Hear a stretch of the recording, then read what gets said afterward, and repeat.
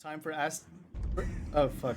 Hey guys, welcome. It's time for the Aztec Spring Games LAN. We're playing Rocket League today. I'm here casting with my colleague Kenio. Yeah. Hello guys. How you guys doing today? And our first match is going to be a group stage match between Long Beach Community College and Poly SLO. Yeah, I think these two teams have, come a long way driving early in the morning. Yeah. So I think today, Yeah. this first game is going to be a little rough for both teams. I think, they're up early. They're here, they're ready to play, and I think, we're good to go. So hopefully it's a good game. What do you think of, how you think it's going to go? Who do you think is going to win today? Well, honestly, I'm not too sure, but when we did the seeding for tournament, they were pretty close in terms of ranks and both current ranks and peak ranks. So I think it'll be a pretty intense match. It's a best of 5, so they'll have a lot of opportunities to adapt to each other. So. Yeah, today's going to be a long day. We got round robin to start. Then we got a double elimination to determine our top 4 teams. And then we have an ending with a single elim semifinals, then a grand finals. So today's going to be a long day for every single team here today. Everyone's going to be playing a lot of matches. And you guys are going to be all here for the ride. So. Yep. Let's get right into it. Our first game of the day.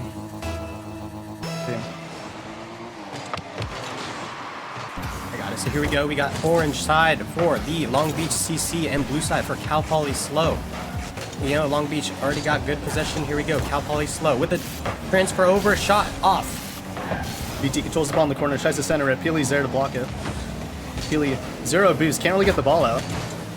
Crispy now initiates some offense, 50s into the corner. And we spent this whole time in the corner of Poly SLO. Yes, Neither team can really do much with the ball as it goes midfield. And we're headed the other way. There we go. Poly SLO got possession. Peely just gets dunked by VT, and here we go back on the other side. SLO taking possession. Slow ball here in the corner. What can they do off the corner? No boost from BZ. Crispy intercepts. And Peely back to his own corner once again. Back in slow corner. And here he goes. Peely up on the backboard. Will he get it? No double tap. VT with the stop. Here we go. BZ taking it slow, getting a re-jump over back to his corner, and like we've seen all game, back in the blue corner. Peely. And the air could go for a flip reset or ups to double in midfield. Riser barely gets a touch, but it's not enough. Crispy beats BZ to the ball. And it seems like Peely's trying to get control. He can't. BT's up. And it just seems like neither team has been able to create any substantial offense. BT takes the ball back, keeping possession. And now he's 100 boost. The world is his oyster. He comes off the backboard. And he's denied. Now BZ is just trying his best, but He's got to watch the demo. Yeah. Peely's doing good with the ball. He's got a lot of possession here today. See what he can doing it, bring his team to the victory. BZ with a good dunk on VT. Rice up in the air for a shot off. Still midfield, waiting. He will take possession here. Off to the middle. And no one there for Long Beach. Ooh, a big miss by VT into the corner with a pass to mid, and BZ is not there for the pass. It's largely been a game of just back and forth movements from each team. Neither team able to create any chances of note.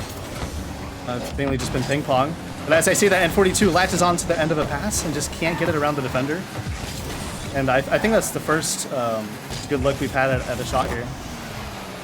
Z from Peely. Yeah, it's looking really good for the orange side here. They've got good possession here. Let's see if Poly SLO can give an answer. But VT with the ball. Full boost. Oh, and he gets demoed. And Crispy tries to get control. He can't, but he puts it up for N42. BZ's already up for it. And now Peely's waiting for the pass. He's there to receive it. Well, not quite, as BZ goes for it as well, but he misses. And now N42 pushes the ball into BZ. BZ's 100 boost. VT puts it mid, but no one is there to receive it. Yeah, seems like the first game, everyone's kind of just testing the water, see what they can get away with. Peely with a good shot, but N42 with a big save for Long Beach. I think this first goal will be very determining of who's going to take it for this. A free double tap for BZ. Will he get it? Off the post, and does not crossbar and out, but Ricer is there to finish the goal. I mean, that's the best play we've seen all day. I mean, it has been 3 minutes, but I mean, that was a really well developed play by BZ. Puts it off the crossbar, but after the save, his teammates started to clean up, and we're now seeing a lead of 1-0 as Peely goes again. Peely looking for a bump, does not get one there. Rice is now on the attack. Now we're in the corner of Long Beach. Will Crispy be able to do something? Good 50 out to the midfield. Peely is there. Peely's all over the field, taking control of everything. We got N42 up in the air. No one there for the orange team. And now Crispy controls the ball in the corner, but Peely says no. N42 now takes it the other way. Cannot use his flip efficiently. BZ puts an end to his attempt. Gets faked. And I mean, VT's just keeping the ball in the corner, 15, faking, doing whatever he can. But it's to no avail as VT now controls the ball in his own corner, getting chased by Ricer up the wall. Puts the ball midfield for Crispy. And it just seems like Long Beach can't really break through right now. I mean, every attempt they've had has been kind of, you know, denied, or like any pressure they've had has just been like kind of diffused in a way. Yeah, I mean, you're seeing Long Beach, they're kind of struggling with the boost here anytime they get on offense. And BZ with a counterattack, and he gets one. That's 2 for Cal Poly SLO with 39 seconds left. I think Cal Poly SLO is going to take this one for their first one. They've been pre-jumping everything that Long Beach has been doing in the air. What do you think about that? Do you think they should be working more on the ground, trying to conserve their boost? I'm not so sure at the moment. I honestly think that either team is really playing their best. I mean, it makes sense because these teams came from somewhat far away pretty early in the morning. They may not be completely warm yet. I feel like they're making some mistakes that are uncharacteristic. But I'm sure as time goes on, these mistakes will be cleaned up. And we see a shot from Long Beach, the best one all day, or all match. But again, it's denied. They can't really seem to find a way past these Cal Poly SLO defenders. That's a good chance. That's a good chance for Crispy, and he gets one for Long Beach with 9 seconds left. Maybe we'll see a kickoff strat coming in. BT with a fake flip reset. Peely just not able to get up there with enough boost. And yeah, so Long Beach brings it in 1 with 9 seconds left. Let's see if they have a good kickoff here. It's Crispy versus Peely. Out to the corner for Rice. He's up in the air. Will he make it 3? No, he does not. He gets it controlled, which is good for them. SLO with 1 second left. Will they be able to keep it up for Long Beach? And no, BZ will put it down, and SLO will take the first game. Honestly, I'm not so sure what to think. It was all just back and forth, and neither team really had like concrete possession. You know, like it's like it just felt like the ball was just kind of pinging back and forth. But like towards the end, we saw like a bit more control and composure. But I mean, I don't know. Just looking at this first match, what do you think's gonna be the series score? I think Cal Poly might take it 3-1. I think Long Beach needs to wake up here. Crispy seems like he's the only one doing anything. And they got Peely. I mean, for SLO, Peely's on the bottom, but I mean, I felt like he was kind of all over the map. Rice and BZ getting the 2 goals that they need for them. And, you know, I think Long Beach just has to do better. They're getting pre-jumped out in midfield. They're not controlling the ball enough. And so hopefully they can wake up and bring something back. Yeah, I see. I feel like it's a little hard to win this as Long Beach, but we did see some moments of mechanical brilliance. VT getting a pre-flip into a reset, which set up their first goal, or their only goal. And we saw a few chances when they took the ball off the wall and had decent control. So I think as they get into the rhythm of things, they might be a bigger threat moving forward. Absolutely, I think SLO will be doing good.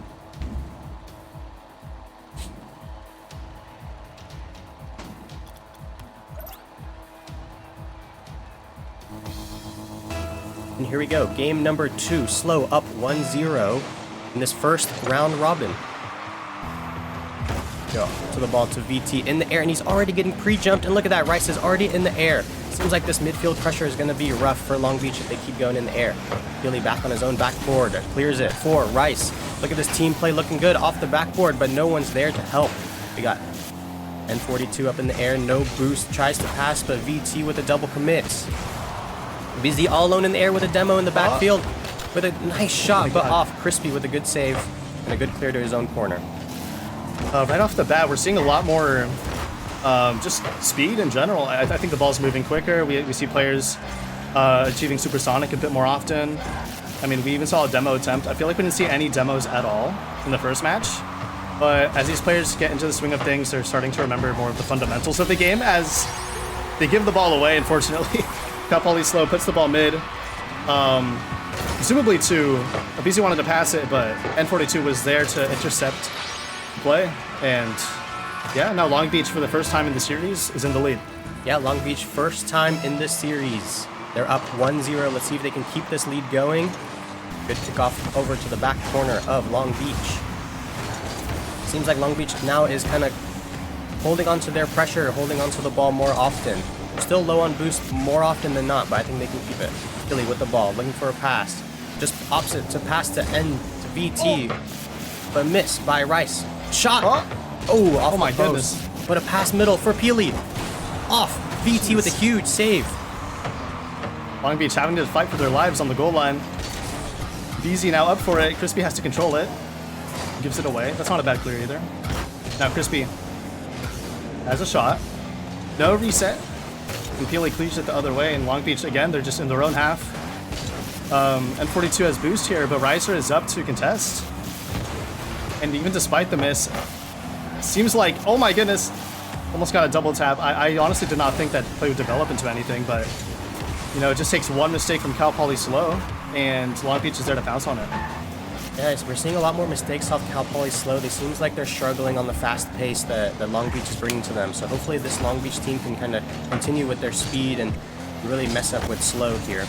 But ball right now is in the corner for Poly SLO. Pass, flip reset, pass to Peely in the midfield. Fakes one, takes a shot, and 42 with a big save. They're keeping up the pressure in the corner. SLO with the ball, messes up there. Crispy with a air dribble out to his midfield, but Rice is there with a pre-jump block. Peely with the ball. Doesn't look for the mid, can't find one, and 42 keeps ball. Over pass to VT. VT to the corner, looking for something. Mid pass, over.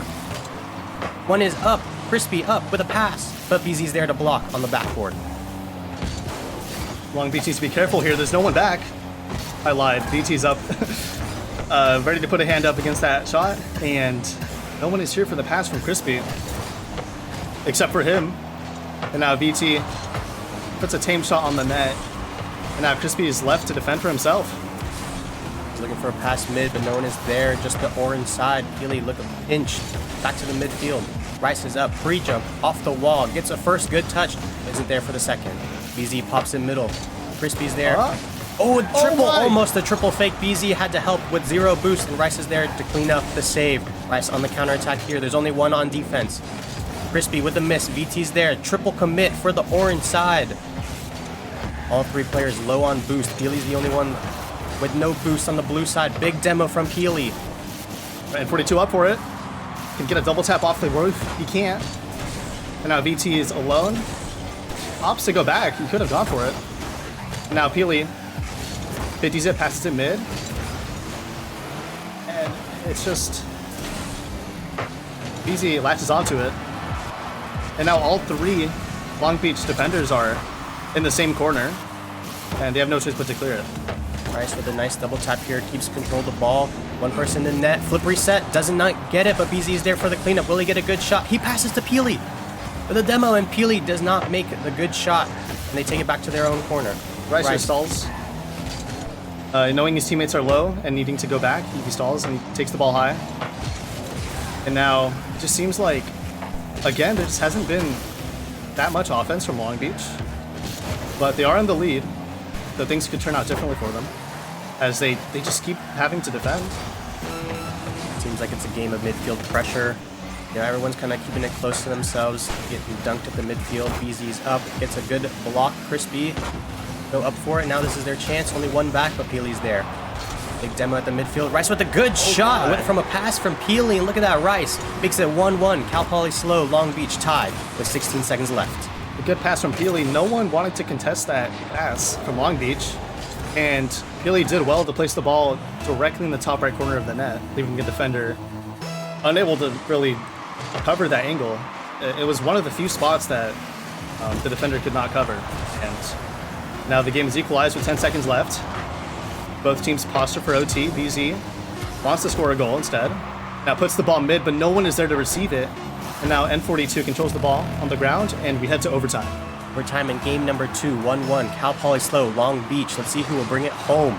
Will it be Poly SLO to bring this game series to 2-0? BZ up, gets bumped. Rice to a pass. Double tap. Does he have it?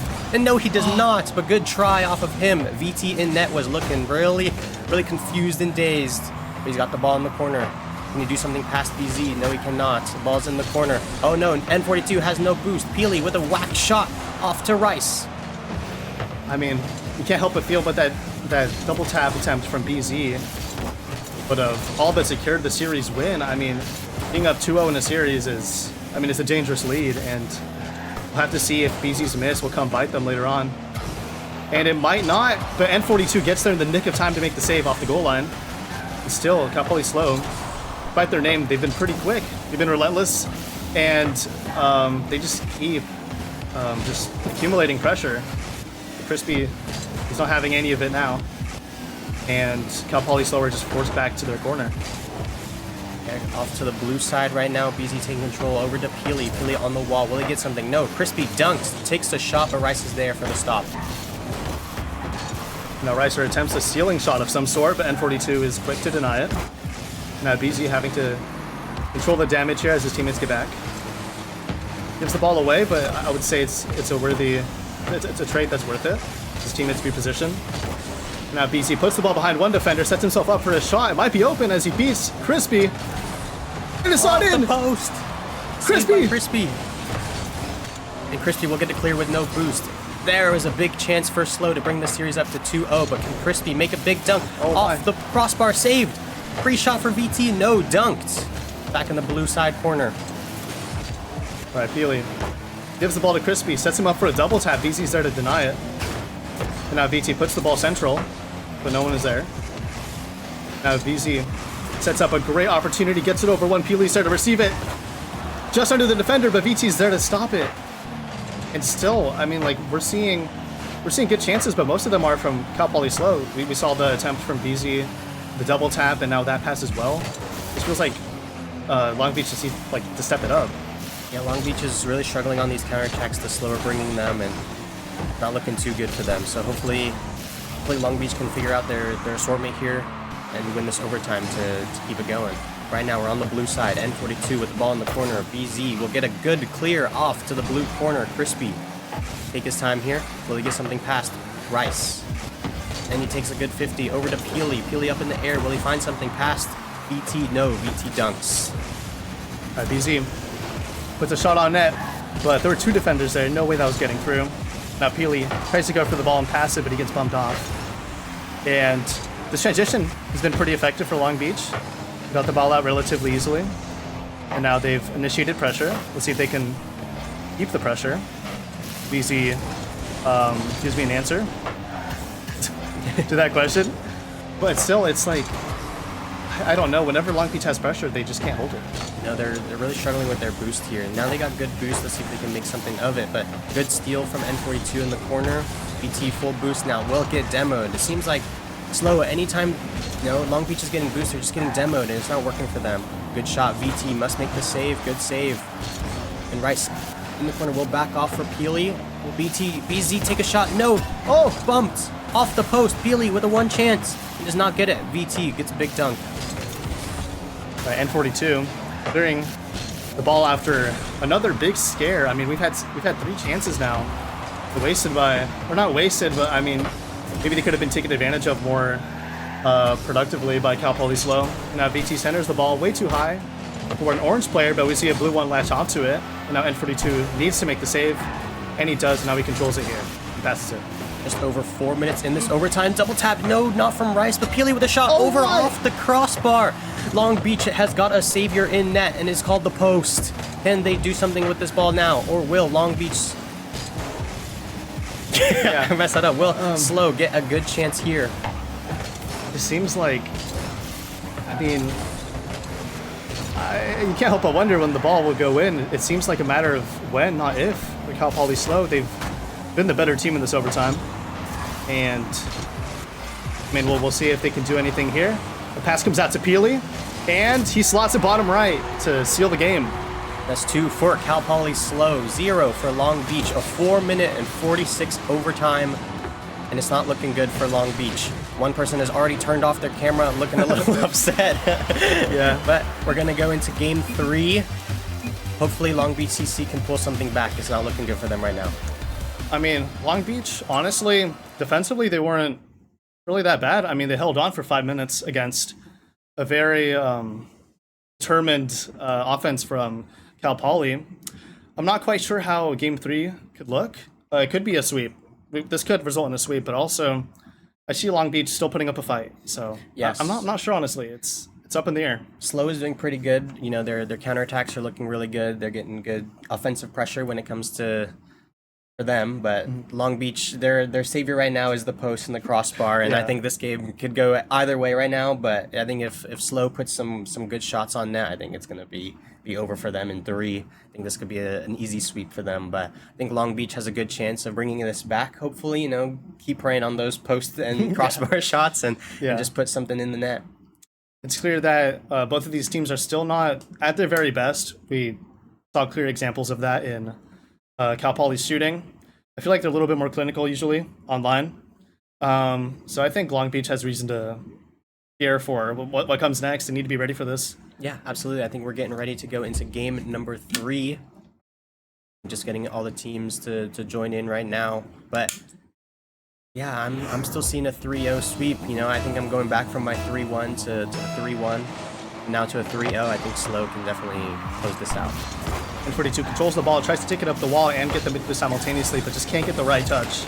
VT controls it, puts the ball mid. It's a dangerous position to be in, but he does well. Icer can't get a good shot. Now Peely's bumped out. N42 cannot latch onto it. He's low boosted. Now BZ puts a shot on net. Crispy now under some pressure. Peely keeps the ball in the corner. He can steal the boost there, which he can't in time. Now N42 tries to get up, but he just can't make contact. But luckily the shot leaves much to be desired. And now, again, we're in the same corner. He tries to 50 it, and it just seems like we might spend eternity in this corner. I mean, not much has really occurred yet. Easy with full boost up in the air. The defender is looking shocked, but a pass over to Rice, and Rice will clean it up. It's looking like this BZ-Rice combo all series long, and Long Beach has nothing to counter it. It's a nifty play by BZ. He jumps into the ball to pop it, and then he wave dashes to get to the ball immediately. Beats a defender, gets a reset as a pass, and well, his teammates there to clean it up. And now we already see Cal Poly doing what they could not do before, and that is, you know, to score with a reasonable amount of attempts. But now we have to see what Long Beach does in response. Yeah, Long Beach is looking for some boost grabs and some demos. Maybe they'll be able to get something going here. BT off the corner, fake to N42, but nothing for the response. It seems like their offense is very lackluster here, and SLO is doing really good on the backboard to keep it in control.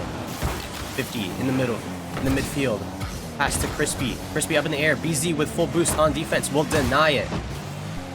Now BT fakes it. It's a good option. N42 has full boost. Tries to put in mid. Now Crispy, I just can't get enough of a touch on it. The ball again headed into the right corner of the orange team. But it's not kept in this time as N42 puts a good shot on net. BZ is there to save the top shelf shot. And now pressure goes the other way, or so I thought, as Crispy latches onto the ball in time. And we're just going to have the midfield kerfuffle here in the air. As N42 finally puts the ball back into Cal Poly SLO's side. And BZ with a good control, beats 2, but can't beat the 3rd. Peely getting bumped all over the place, but he's up in the air. Will he be able to do something? No. BT up before him. Pass to N42. Tries to fake. It does not get it. Good enough fake. BZ takes good control. Pass to Peely. Peely with a shot. VT's there for the save. Pass to N42. No, he'll take it himself. Beats 1. Up 2. BZ with a big dump at the midfield. Crispy pops it for Peely, the other team. And Peely will take control of it here in the corner. Now, good look from Long Beach, but they just can't stuff the ball into the bottom right corner of the net. And now BZ controls it. Both the defenders back off. Crispy gets beaten, and BZ just can't get the bump in time. But still, there's pressure from Cal Poly SLO. They put it central, but Crispy's there to deny it. And now we see a good pass and a good shot.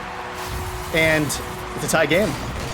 Yeah, that Crispy VT combo looked really nice. VT upfield looking for a bump, does not get one, but he's up for the pass, and he gets a shot off Rice.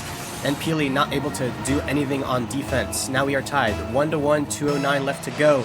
Can the Long Beach bring this to the next point, you know, bring it to 2-1 in the series, or will it be 3-0 for Cal Poly SLO? But the Mustangs have been dominant all series, and BZ shows exactly why. it was a good display of mechanics, but it just wasn't enough to get around all 3 players. And now Reiser pulls a shot from out of nowhere, narrowly makes the save, and now they just keep possession of the ball. I feel like in these moments when there's not that much action going on, Cal Poly they're just better and more efficient at keeping control of the ball and just dictating the pace of the play. And something that Long Beach needs to work on. I'm not sure if they have enough time to do it here, but if they want any hope in winning the series, then they have to work on it. Yeah, absolutely. SLO is looking really dominant here in game number 3, but Long Beach is holding on with their skin of their teeth. Can they get something here? VT off the ceiling, tries to pinch it to the net. PLE pops it up, but no one's there. Rice is up for a pass, flip reset, doesn't get anything, dunked by Crispy. Everyone's kind of low on boost. Will they be able to make something of it, or will it just sit in the midfield? You see here, no one's up for the backboard read, and VT almost gets a shot off, but Billy's there to make the save, and N42 is a little awkward. He gets a soft touch. Both Long Beach defenders panic, and it seems that the crisis has been averted, but what cost? BZ steals N42's boost. Another shot on target. Both defenders have no boost, and they are just not able to get to the ball in time, and now Cal Poly has reclaimed the lead, and they're on match point. BZ with a good shot there. 2 of the defenders had no boost, couldn't really get up for the ball, and they make it now 2-1 for SLO. Will this be the dagger in Long Beach's heart? A favorable kickoff for Cal Poly SLO. Not much can be made of it just yet, as possession is given to N42. Comes off the ceiling, tries to make something happen, but ultimately gives the ball to BZ. BZ gets absolutely bumped off the ball. Now we're just witnessing a weird play here as the ball just lingers in the midfield. No team really able to impose their influence very well. Now VT fakes the reset usage, sets the ball up for N42, but he just can't get a shot off, and it's looking grim for Long Beach. Go Crispy up with no boost, passes to mid. N42 gets dunked by Rice, but VT with a chance here gets bumped, and he gets it in with 0 seconds left. At the death, Long Beach recovers, and after the genius play, passing play, and a bump, Long Beach is able to equalize, and we head into overtime. Long Beach backs against the wall, and they look for a great chance with a triple commit from SLO on their defensive line, and they get a good look there. Brings it to overtime. Will SLO close the game and the series, or will Long Beach still have a chance to bring this back? VT opts for a reset, can't get it. 50's BZ in the midfield. Now the ball again is in the corner of Long Beach. All hope lies on Crispy as he tries to get the ball out, but can't get another touch. BZ clears it the other way. And now, with that demo, they're in a precarious situation. No one is back to defend. And narrowly misses the save, but it's going to be a Cal Poly sweep. Yeah, Cal Poly, BZ with a good dunk, puts everyone off the tracks, and BZ had a whack shot and could have been saved by VT, but Cal Poly SLO takes this game 3-0 in the very first round robin. Despite the scoreline, it was pretty close at times. It's a close sweep. We saw 2 overtimes, and I think the first game was won by 1 goal, if I'm not mistaken. It's a good showing from Long Beach. Despite the loss, they were seeded 5th under Cal Poly seed, which is 4th. So this was definitely ought to be a close one, but again, Cal Poly was pretty dominant, and they just could not. Long Beach just could not get through them. Yeah, Long Beach really struggled on defense, struggled on offense. They couldn't get anything going for them. Hopefully, it was just a first game jitters for them, and they can get to it for the next game. But I think now we're gonna go into the next game here with a short little break.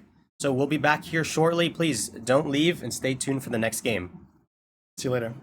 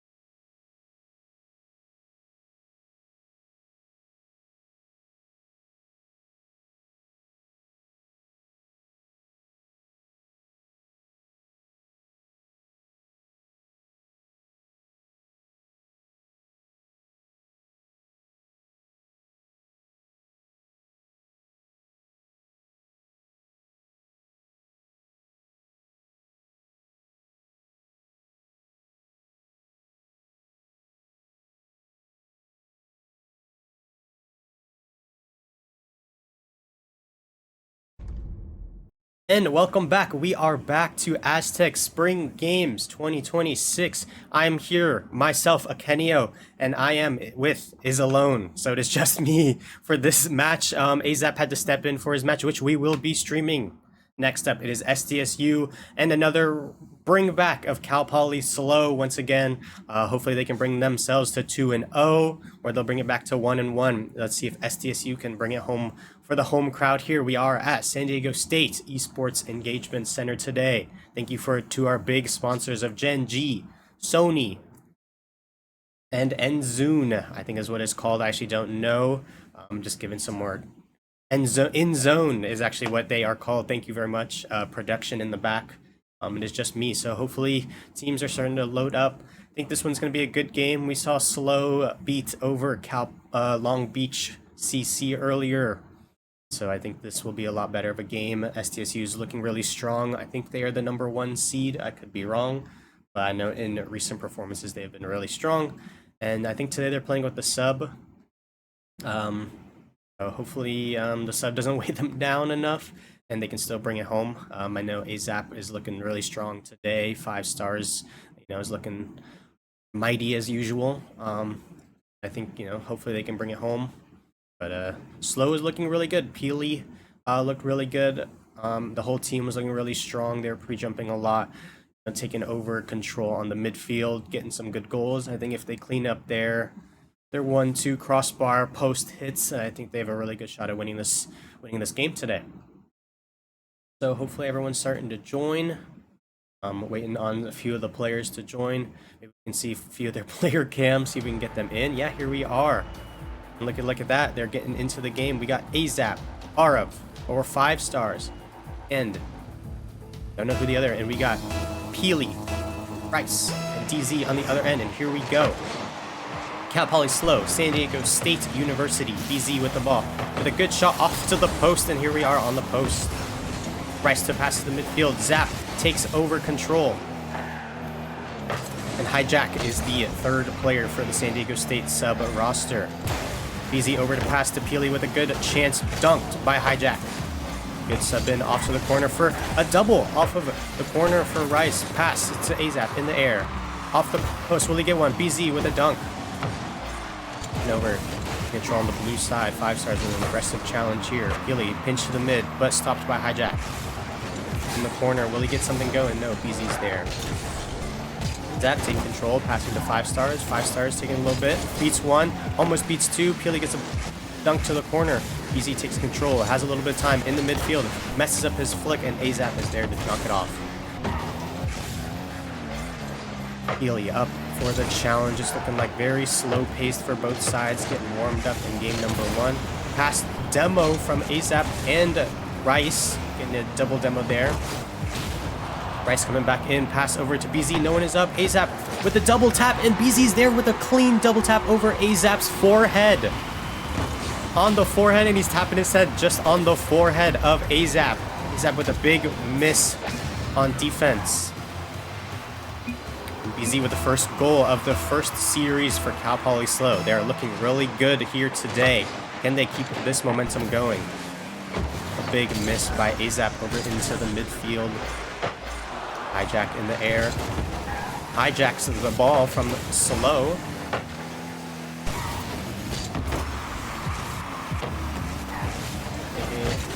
Five stars with a big miss. Rice still in the midfield. Watch him getting bumped from Hijack on defense. BZ slows the ball down in the midfield.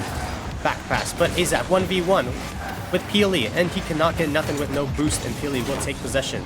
Dunked by 5 stars with a big demo from Azap. Will he get another demo? No. And 5 stars with the shots. Nothing there.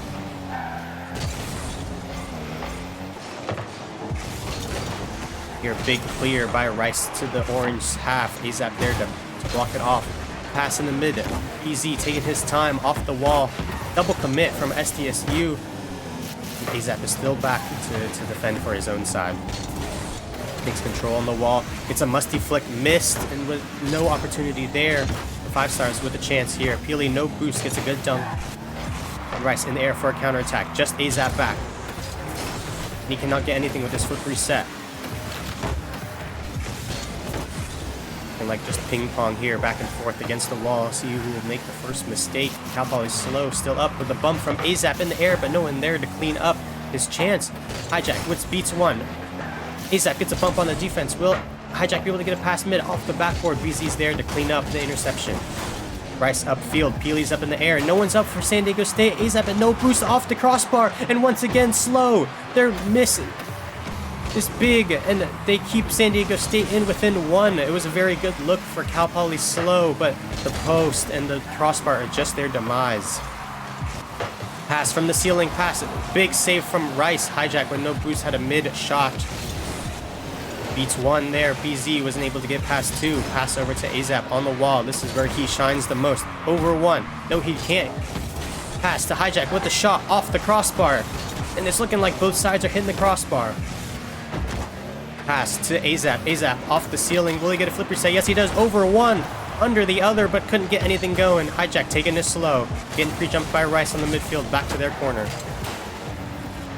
BZ up. Getting beat by 5 stars. Peely on an awkward post, but gets the save. BZ full boost. Midfield. Will he get something going? Takes a direct shot. Hijack is there. The save for San Diego State. SLO is keeping good pressure here, but their teammates are really far behind. Just Rice here and upfield. 5 stars clears it out to the blue half. Z off the ceiling. Double jumps off the ceiling. Doesn't get anything going for him. Hijack past the 5 stars. Skim off 5 stars, but saved by Peely. They're rushing back. Huge boom from Cal Poly SLO. Back to the other side. Looks like we're playing back more. Bang and boom. Zap taking it slow. Gets over one. Can't do anything. Past the 5 stars. 5 stars with off the wall with nothing. Peely with about 80 boost up in the air. Back down to nothing. Off the post, but nothing. Azap is there for the save. Hijack controlling the ball in his corner. 5 stars passes over to Azap. Azap sticks the shot. Nothing good for him. We're back in the other orange half with 15 seconds left. Can San Diego State make something from it? Nothing off the midfield. A huge dunk from Hijack. Azap's in the air with a free double tap. Will he get there? No, he misses his 5 stars is there for the shot. BZ huge save. No boost. Well, Hijack gets something. Azap with no boost pops it up. All they need is to touch it down, and yes, they do. Cal Poly SLO takes game number 1 in this best of 5 series. Cal Poly SLO, despite their name, like Azap said before, they are playing relatively fast. You know, back with me, Akenio is alone. That's how it is today. It's just going to be me for a little bit. Hopefully, you know, someone wants to come and cast with me would be nice. But Cal Poly SLO takes game number 1 over San Diego State. SLO is looking very dominant, but San Diego State didn't have a warm-up game before this, so I think that was just their warm-up game. I think they'll get better with their sub. I think hopefully they can bring it back in game number 2 as we get loaded in. Hope you guys are enjoying the content. It's looking really good out there, and I think this was probably one of the better games that we're going to be seeing today. So hopefully San Diego State can pull it back in, you know, regroup themselves and get ready for game number 2. Here we go. Cal Poly SLO, San Diego State, game number 2. It's best of 5 series here. Rice with a good first touch. Pass, flip reset, no one there. And dunk. Azap takes control of the ball there. Full boost. Will he get a good 50 up to the midfield? Peely takes possession.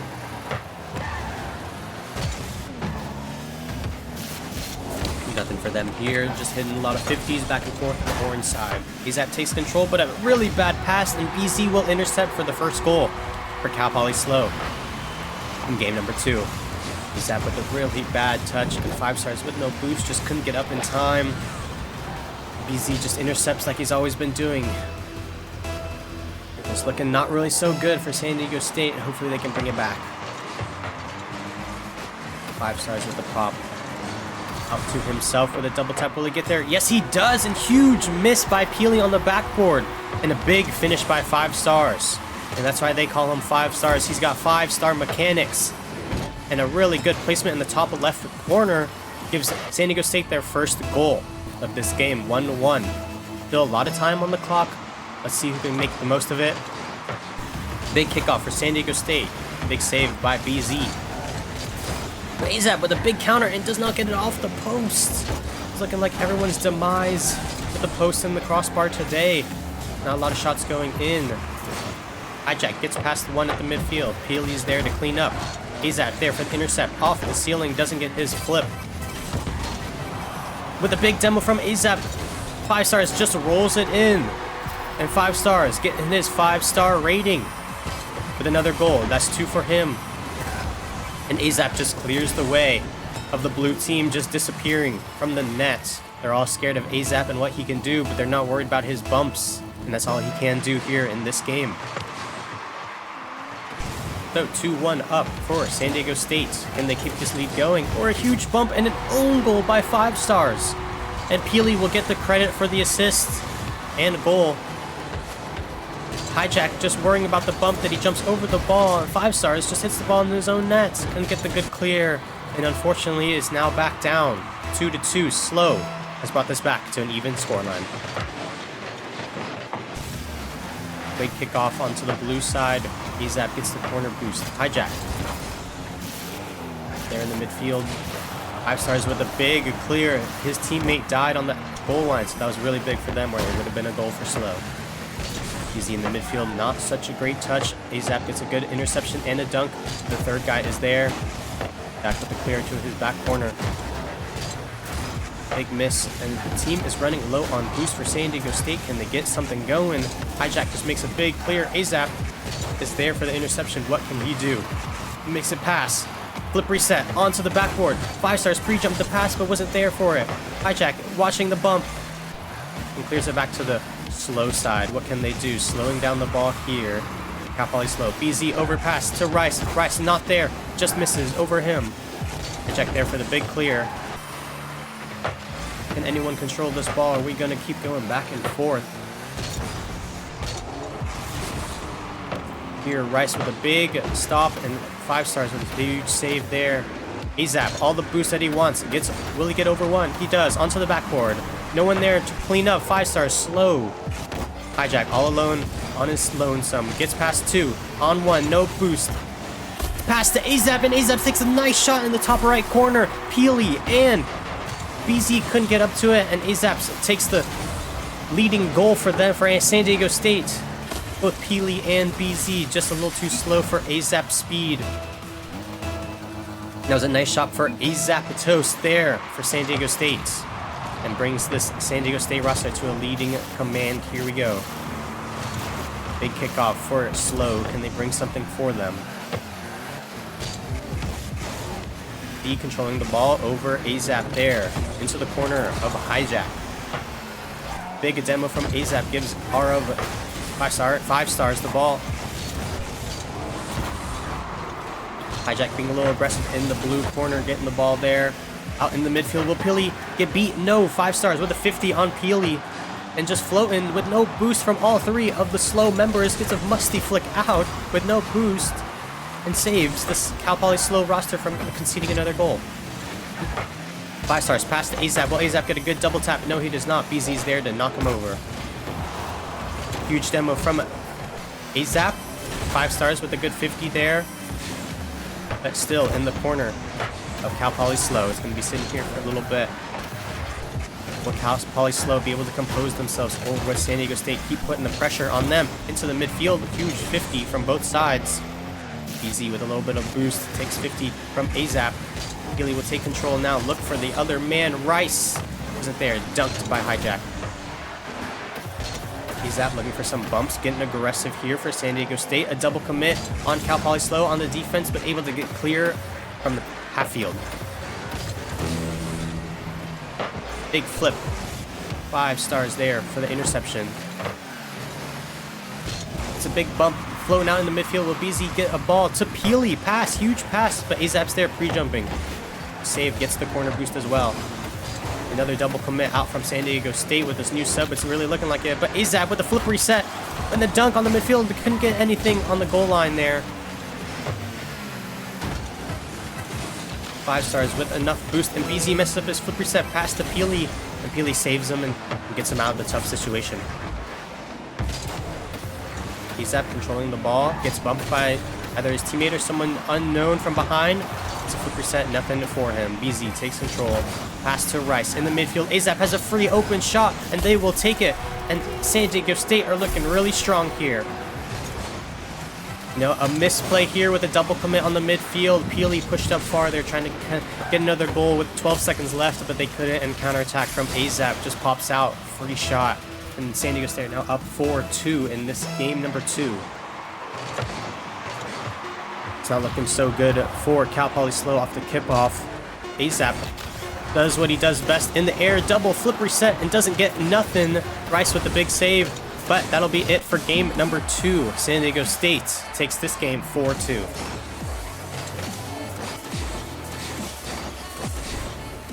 Seemed like a really good game for 5 stars, and Azap putting in together 2 goals each.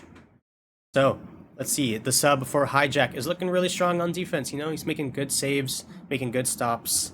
And Cal Poly SLO aren't responding really good as they should be. So hopefully they can do something here in going into game number 3. So now right now it's tied series 1-1. Me, myself, is alone as per usual. And here we go. Game number 3. Cal Poly SLO, San Diego State. In this round 2 of the round robin. Hopefully Cal Poly SLO can make a better appearance for them, but it seems like San Diego State are now starting to wake up. Their speed is becoming faster, their strength is becoming more, flip resets and mechanics are coming out from 5 stars. Cal Poly SLO are slowing down here. Let's see, can Azap get something going for himself? He's already got 2 in the last game. 5 stars got 2 in the last game as well. Let's see if they can make this combo keep going. If Hijack the sub can bring something out from him. Let's see if he can shine. And these 2 superstars that he's playing with, all he knows is he's just, you know, being the supporting character here for them. Huge bumps. Pass into the midfield. No one there for him. Azap gets a good cutoff on the midfield. Tries to follow, but can't. Peely is there for the block. Pass back into the orange side now. We got Hijack in the corner. Pass, but over to Rice with a pass to the midfield. No one there. Now it's a 1v1. Azap takes it to the wall. Where he shines the best, shines the brightest for his team. Will he get a double tap? No, a huge clear from BZ back to the orange corner. 5 stars up in the air. Gets a first touch past the midfield. Can't get anything more than that. Runs out of boost. Hijack with the free jump. Gets faked underneath Peely. Gets past Azap as well, but 5 stars there is there for the cleanup. Popped up midfield. Hijack low boost. Peely up first. Huge save from Azap. Azap now controls it on his backboard. Tries to avoid the bump there. BZ dunks. And stopped by Rice. 5 stars in the corner. Going supersonic on the wall. Gets a good pass down mid. Who'll be there? 5. No one there. The 5 stars pass. In the midfield from a pass from the blue half and nothing going. We're back into the Cal Poly SLO corner. Still 0-0, 2 minutes gone. Cal Poly SLO holding on with their skin of their teeth. Can they get something going here? Well, San Diego State find their magic as they always do. Big pop from Hijack to get this ball cleared out. Big pop for Azap. Gets a flip reset over 1, but can't do nothing more than that. Gets bumped off the ball. 5 stars keeping the pressure in the corner. Looks at the ceiling. Will he get something over him? No. It's nothing from Peely. Easy, taking it slow. No boost. Gets over Hijack. Can't get over the second. Azap with a big demo in the midfield. But Rice is there for the cleanup.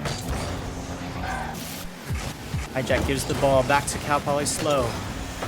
But gets dunked by 5 stars down to Rice. For Rice is there with, and it's an open net. Hijack and everyone else is nowhere to be seen for San Diego State, and Cal Poly SLO gets an open net shot. And it's BZ with a nice finish to give them the lead, 1-0 in game number 3. We saw this before. Cal Poly SLO always takes the first goal. Can they keep the lead this time? Will San Diego State have an answer?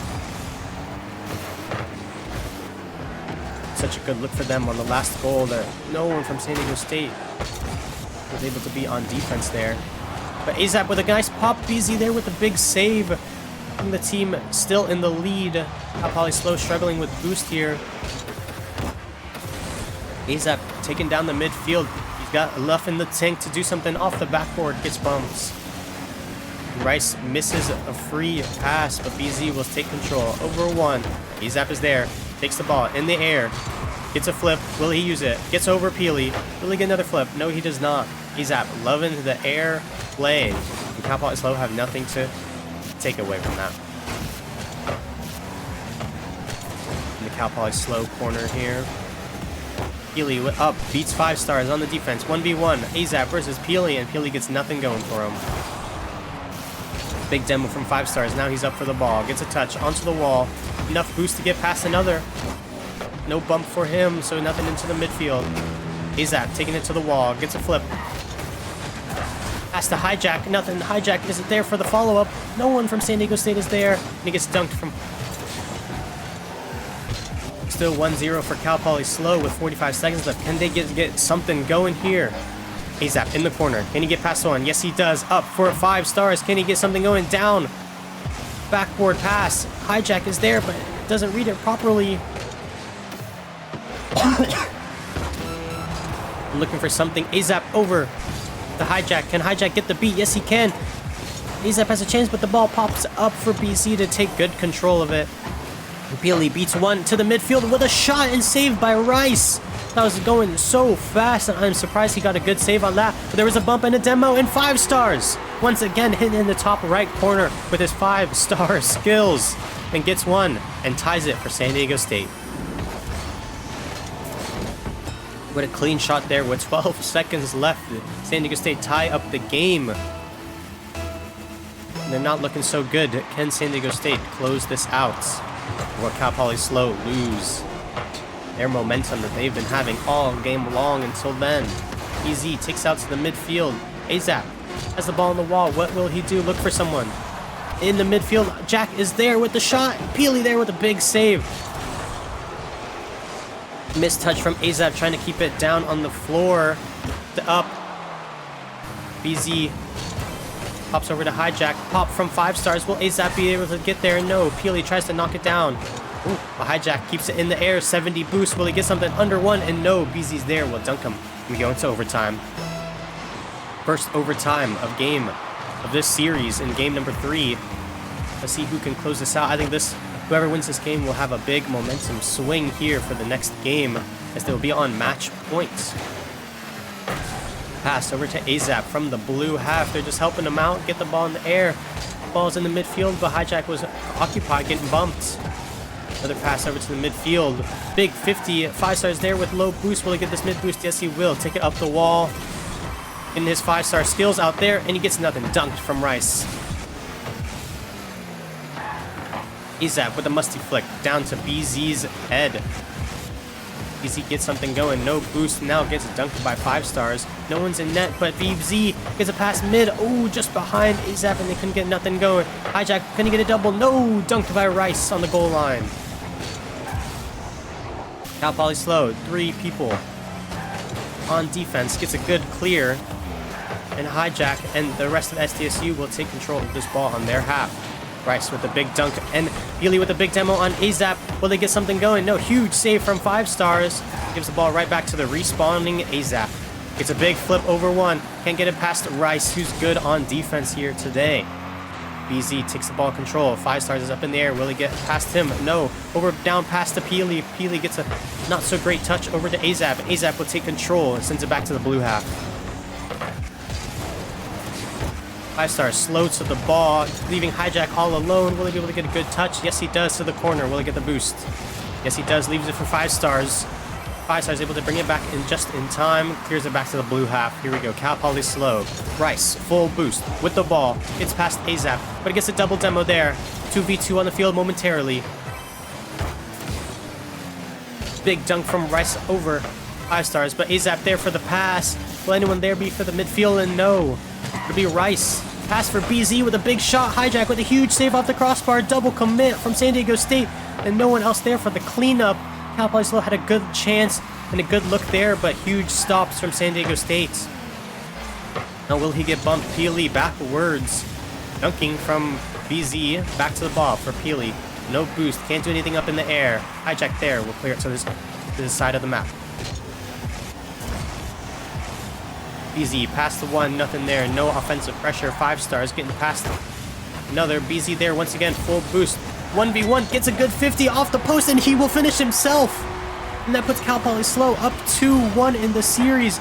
Huge dunk from AZAP that he couldn't get past, and BZ off the post and crossbar and just gets it back down for himself. Cal Poly SLO will get game number 2. Like game number 3, and take the series up to game match point for Cal Poly SLO.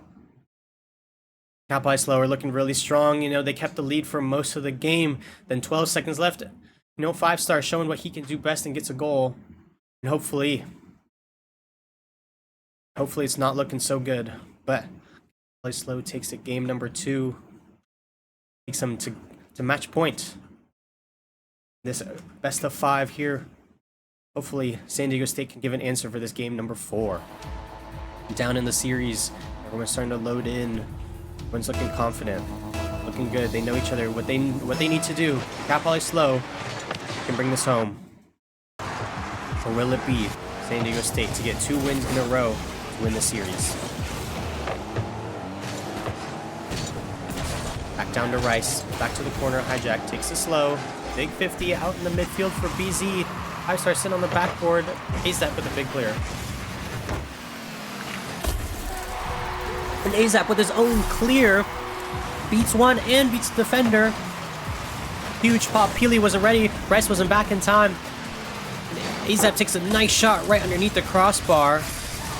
And Rice just couldn't get back in time. And now San Diego State takes their first goal and the series. And they keep this lead now. This is the first time they've been in the lead in a really long time since game number... This is the game that they won in game number 2. They've always been trailing here. Can they keep this lead? San Diego State. Ball pass 2, still in the orange half. AZAP pass, but no one's back but 5 stars now. Can they make a good counterattack? No. Cal Poly SLO gets nothing going for them. Back in their own corner. Rice gets dunked by AZAP. Can he get a good double? No. BZ's there to help clean up the save. BZ pops it, takes it to the San Diego State corner, takes the boost, beats 5 stars, but AZAP is there with a big dunk. 5 stars all alone. Taking up huge pinch, but Peely is there for the save and gets dunked. Goal line. AZAP putting pressure on the corner, gets bumped out. BZ will take this ball. Flicks sort of over one, but 5 stars is there. Rice is there for the cleanup. AZAP with a huge 50, keeps himself with the ball. Another 50 and can't do anything in the air with it. Ooh, really gets faked past one. BZ up in the air with a big whiff, and the net's open. Can he be AZAP with a double tap? Will he get there? No! 5 stars cannot clean up, and Peely and Cal Poly SLO are there for the cleanup. Get this ball out. This score is still 1-0 for San Diego State. Hijack, no boost, opts for the pass to AZAP. 5 stars is up instead. AZAP taking his time, gets a good control on his first touch, but gets dunked. Hijack passes over to the blue half, can't get anything going. Still stuck in the San Diego State corner. AZAP with no boost, takes control of the ball. 5 stars with full boost, gets demoed. Hijack now full boost, bangs it upfield. It's just Peely. Can he get there? Yes, he can. Passes it down to BZ in the corner. BZ flicks over one, but not past AZAP, who gets a good pass mid. Hijack with a good shot off the wall. AZAP there with a follow. No, off the post. 5 stars off the post as well. And they've got the Lord and Savior, the post and crossbar for Cal Poly SLO. Back on the orange half. 5 stars. Gets dunked by BZ, but nothing. BZ can't make anything of it. Rice clears it out for blue half. Bang by Hijack over to BZ on the backboard. It's a pop mid, 5 stars. Pops it up for no one for the blue side. Hijack with the big miss. 5 star struggling in net. Will they able to get something? No follow-up for Cal Poly SLO. And San Diego State still have another life left in them. BZ takes control only to as far as AZAP. AZAP gets past another, looks for a bump, and he gets one on Peely, but BZ is still back. BZ has been all over this field looking for the defense. A shot, and it just goes in. A 50-50 from Arav from 5 stars in the corner leads to a goal. And no one's able to get back on defense for Cal Poly SLO, increasing their lead to 2-0 San Diego State in game number 4.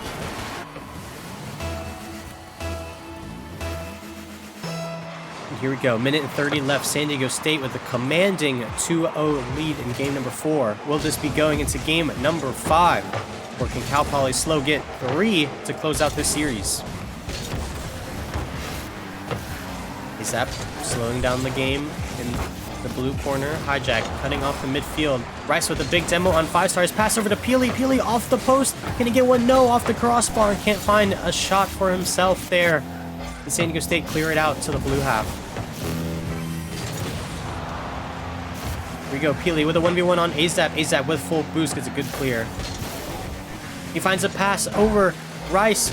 5 stars is there with an open net. Will he get there? Yes, he will.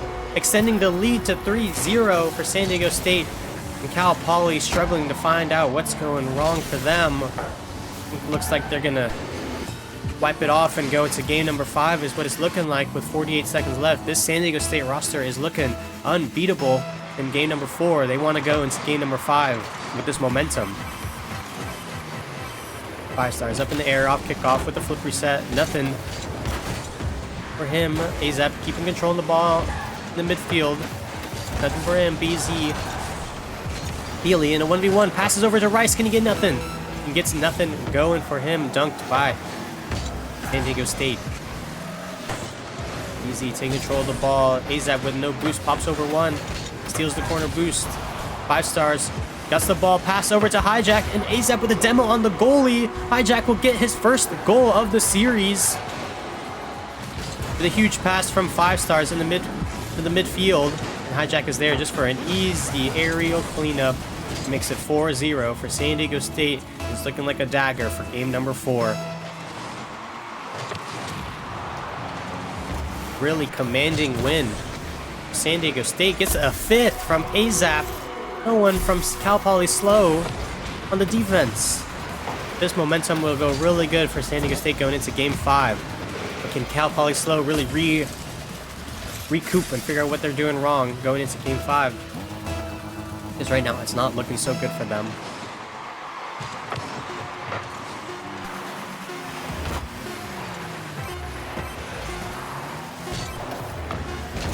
Here we go. Azap close it out.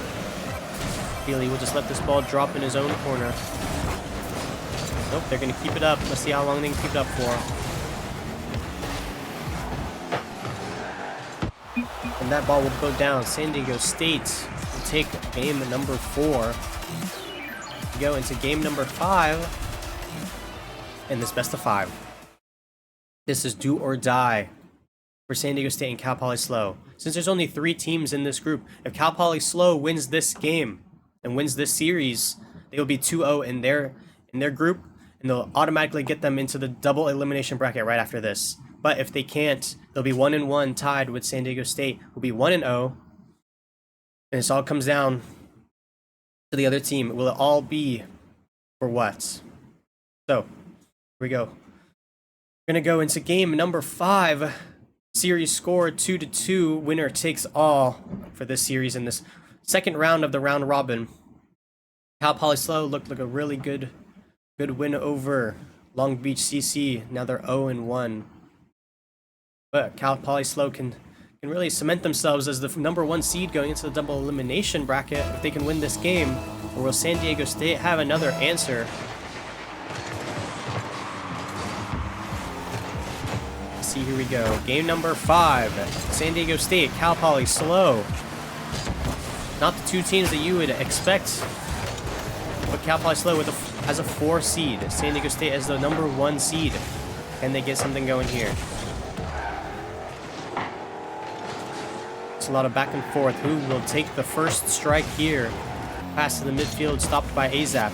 Rice to the midfield for BZ. No, blocked by Hijack. Double commit from San Diego State. 5 stars. And Hijack. Hijack will keep control of the ball. Let his teammates come back to recoup. Shot for 5 stars. Just off. Big demo to BZ. Azap, no boost. Miscontrols the ball. Passes over to Hijack. He doesn't get anything going and gets his teammate killed. Rice gets the ball, but Azap controlling it in his corner.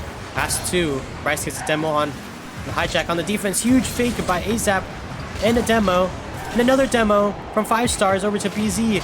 Now there is one person on the field as they all start respawning, but San Diego State couldn't get anything of it. They had 3 demos there in the span of 4 seconds. But couldn't get a goal off of it. They didn't have good control over the ball. Healy looking for a bump. Hijack gets into their corner. Rice looking for something made. A double commit from San Diego State on the goal line pass, but Hijack misses. Rice is there for the shot off the post. Pass to back to BZ. BZ takes a shot. Azap, no boost, gets a half clear. Rice is there for the shot. Big dunk and save by 5 stars. And Azap will get a big clear out. Only it's a half field. BZ there. Cal Poly SLO looking really dominant here in game number 5. Can they get something going? San Diego State holding on in dear life on defense, but they have a good chance here. Can they get a look? No, they cannot. Hijack up. Then he beat Rice 50 out to 5 stars. Will 5 stars get something going with his 5-star skills? No, he cannot. Azap takes one, over one. Has another one to fight. Can't get over BZ. And Rice will take control of the ball. Takes a good shot for 5 stars. And Hijack did another double commit on defense. BZ off the backboard. Can't get nothing. Hijack getting a little counterattack. Can't get nothing going. We're just over 2.5 minutes remaining in this game. We're at halftime. Still 0-0. Healy with a nice shot. Hijack is there. Azap with a boom. Can BZ get back? And yes, he can. Uses all his boost to make the save. Keeps Cal Poly in this game. And still at 0-0. I think this first goal will be the commanding goal here for this last game. Pass from Hijack over to Azap over BZ. And Azap will get the first goal of game number 5. Huge pass and dunk by Hijack over to Azap, and BZ can't get nothing going with no boost, and Azap just does a nice little pop over him. Gets the first goal. Will that be the dagger that San Diego State was looking for and ruin the chances for Cal Poly SLO to go 2-0 in their brackets? Big dunk by Azap in the corner. Jack looking to control the ball. It's hijacked by Healy. Out into the midfield. Azap really beat BZ. No, still popped. 5 stars still has a chance. He can't get nothing. Peely there to stop him.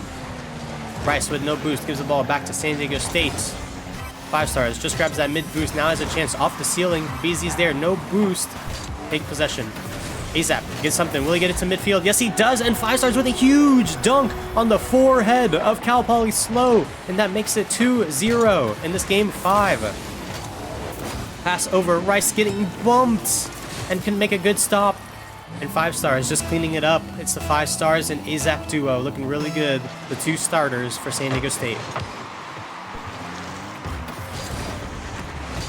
And Cal Poly SLO get an answer to this dominant fashion San Diego State are bringing in this game 5. Pass shot on the post for 5 stars. Pop back to Azap. BZ versus Azap. Azap beats BZ. Passes to 5 stars, but Peely with a big backflip save on the goal line. Peely now has a 1v1, 50 boost against the 5 stars. Can't get nothing for it. Hijack gets a big save with a small shot on net. Cal Poly SLO trying to speed up the game, trying to catch up to San Diego State's pace, but it's not looking so good here. 1v1, Peely versus the sub. Hijack pops over him, but Hijack gets a good pop. They get there, 5 stars helps him out and gets the save, and Hijack gets a good clear out for San Diego State. This will be a huge clean sweep. This game number 5 with a clean sheet here. Hijack with a big 50-50 over from Peely. Pass to BZ, gets stopped. Rice up in the air. BZ blocking Zap from getting a save. But Hijack, the man who's doing it all for San Diego State on defense, will also get a counterattack goal and increase this lead to 3-0 for San Diego State. What a close fashion of a goal. And just like that, with 14 seconds left, it's looking like it. San Diego State win over Cal Poly SLO. What a dominant faction San Diego State in these last 2 games. They really stepped up here to show them who they really are. Hijack just missed off the backboard. Peely with the save. And it's looking like that. San Diego State will take this game in game number 5 in the round 2, the round robin. Cal Poly SLO will now be in this with their score of 1-1. San Diego State with a 1-0. They will now play Long Beach. Can San Diego State cement themselves to 2-0 in their group? But a big win for San Diego State. Cal Poly SLO put up a really good fight against the number 1 seed. It's just me once again here. Hopefully I'll have someone in the next game. But San Diego State closes out the series in game 5. What such a close game for them. It looked really good for Cal Poly SLO when they went up in series point, match point, when they were up 2-0. 2-1 in the series. But here we go. Going to start closing it out. San Diego State will take that win, and we'll be back for round 3 of the round robin. Not sure who's going to be on stream, but we'll be back very soon. Thank you very much, guys.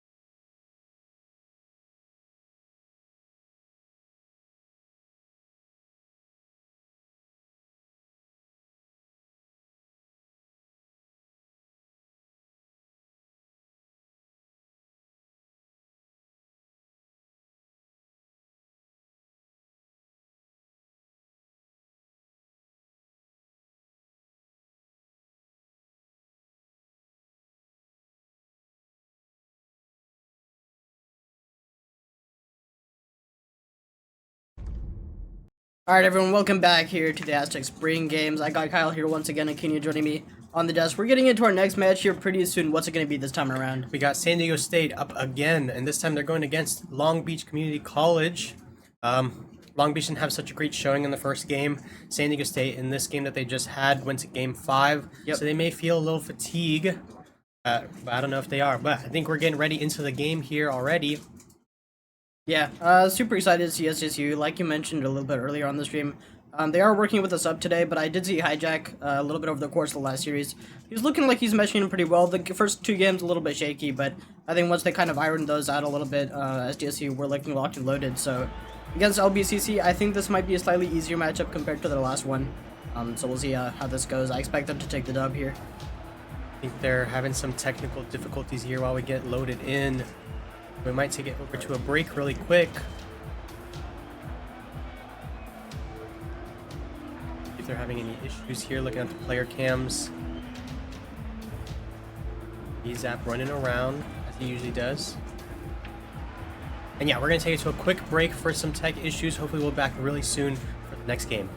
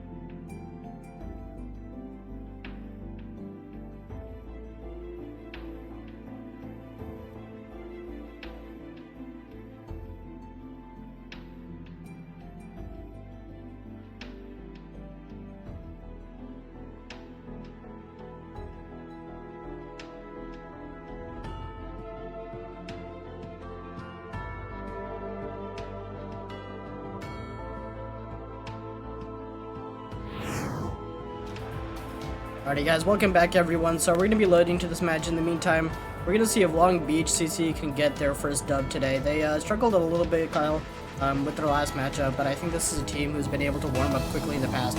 We've seen them in some previous lands. They've got some experience going their way. I'm looking at one player in particular, VT. We'll see if they are able to come up big for this match, a lot on their shoulders. VT was definitely a strong suit in their game in the first one, so hopefully he can stay big, and hopefully his two teammates, N42 and Crispy, can get him some assists here. Here we are, underway in game number 1 for round 3 of the round robin. This is the last round robin game. We had the other games off stream, so you guys are stuck here watching San Diego State and Long Beach CC, but hopefully this is going to be a good one for us today. Alright, then we're going to be starting off here with some SDSU offense. They've done well in the past to get it going quickly off the kickoff. Their kickoffs in particular have been a pretty strong suit today, but that is only the case when it's either 5 stars or Zap taking the kickoff. Hijack has not quite had the best start, but this one's going to find the back of the net as Zap sneaks in from the near post. Hey Zap, looking really strong, starting out in 45 seconds. Zap with a huge dunk in the corner, no one else to help him. VT couldn't get back in time, and Zap puts San Diego State 1-0. His first game. And you know, that's just what you expect here with SDSU, one of the leading offenses in the nation. Once they get possession off the kickoff, that's just what they're going to do every time. They're going to bring the heat. Now we got another bump here from Zappies. He looks to open up the door for Hijack. A lot of time being spent here on the near post for 5 stars to get up. Zappies in a really tough spot here. You got to find a shadow to challenge with, and he's eventually going to get there. A little bit of space here for Long Beach to work with, but quickly cut down by SDSU. Yeah, Azap was struggling in that 1v1, but VT couldn't get anything going on his flip reset, ran out of boost. Now we have N42 with the ball on the 50. Hijack there, jack the ball. 5 stars with a nice shot, but saved by VT, bringing it back for his team. And yeah, you know, I thought Long Beach was going to be the heavy underdog, but so far they are kind of holding their own here. They've been stuck on the defense for more than I'd like, but at least when they are on the defense, they're making clean touches. They're not double committing too much, which is a pretty big point of contention when you're in these sticky situations. 5 stars trying to get a midfield. He's notably got Hijack kind of lurking around on this left-hand wall. Hijack has been in a position to take up some of these passes many times, and once they are able to connect, it's a disaster for LB, and now saved away by Crispy on the goal line. 5 stars with a huge fake on his flip reset. He did get it, but managed not to use it. 5 stars with a close shot off the post. Azap taking control of the ball. Low boost. Getting dunked by Long Beach CC back in San Diego State corner. Hijack looking for something big here. Gets bumped off the ball, off to the ceiling. But N42 takes possession of the ball for Long Beach. Yep, and SDSU, they just have all the room here inside this midfield. They got a clean boost advantage. N42's got absolutely nothing to work with, and he's going to be the last man here on this backboard trying to get there. It's just up, but Zap cleans it up. It's a 2-0 lead just past halftime here in regulation for Game 1, and so far Long Beach haven't been able to put together the pieces just yet. On the defense, they're doing fine, but once they get into the midfield, Aquino, it's not gone a whole lot their way. Yeah, Long Beach really struggling on defense there. They got caught off guard with Zap's first shot. And it seems like Zap just had a free shot right after that, cleaning up his own mess that he made. Off the kickoff though, Long Beach CC having some good pressure here. Azap with a big save pass over to him off the backboard. He has a free double. Will he take it? Yes, he will. Off to the crossbar. And no, and 5 stars off the post and can't clean it up for them. And you know, it wasn't a necessarily open net, but you gotta feel like that's one that should be going in for SDSU. Now Long Beach, they've got a little bit of breathing room here inside this corner, but they're struggling as far as the boost goes. They are kind of all circulating at once with one corner boost. Finally, Crispy has a clean getaway inside the midfield, and he's able to put one down.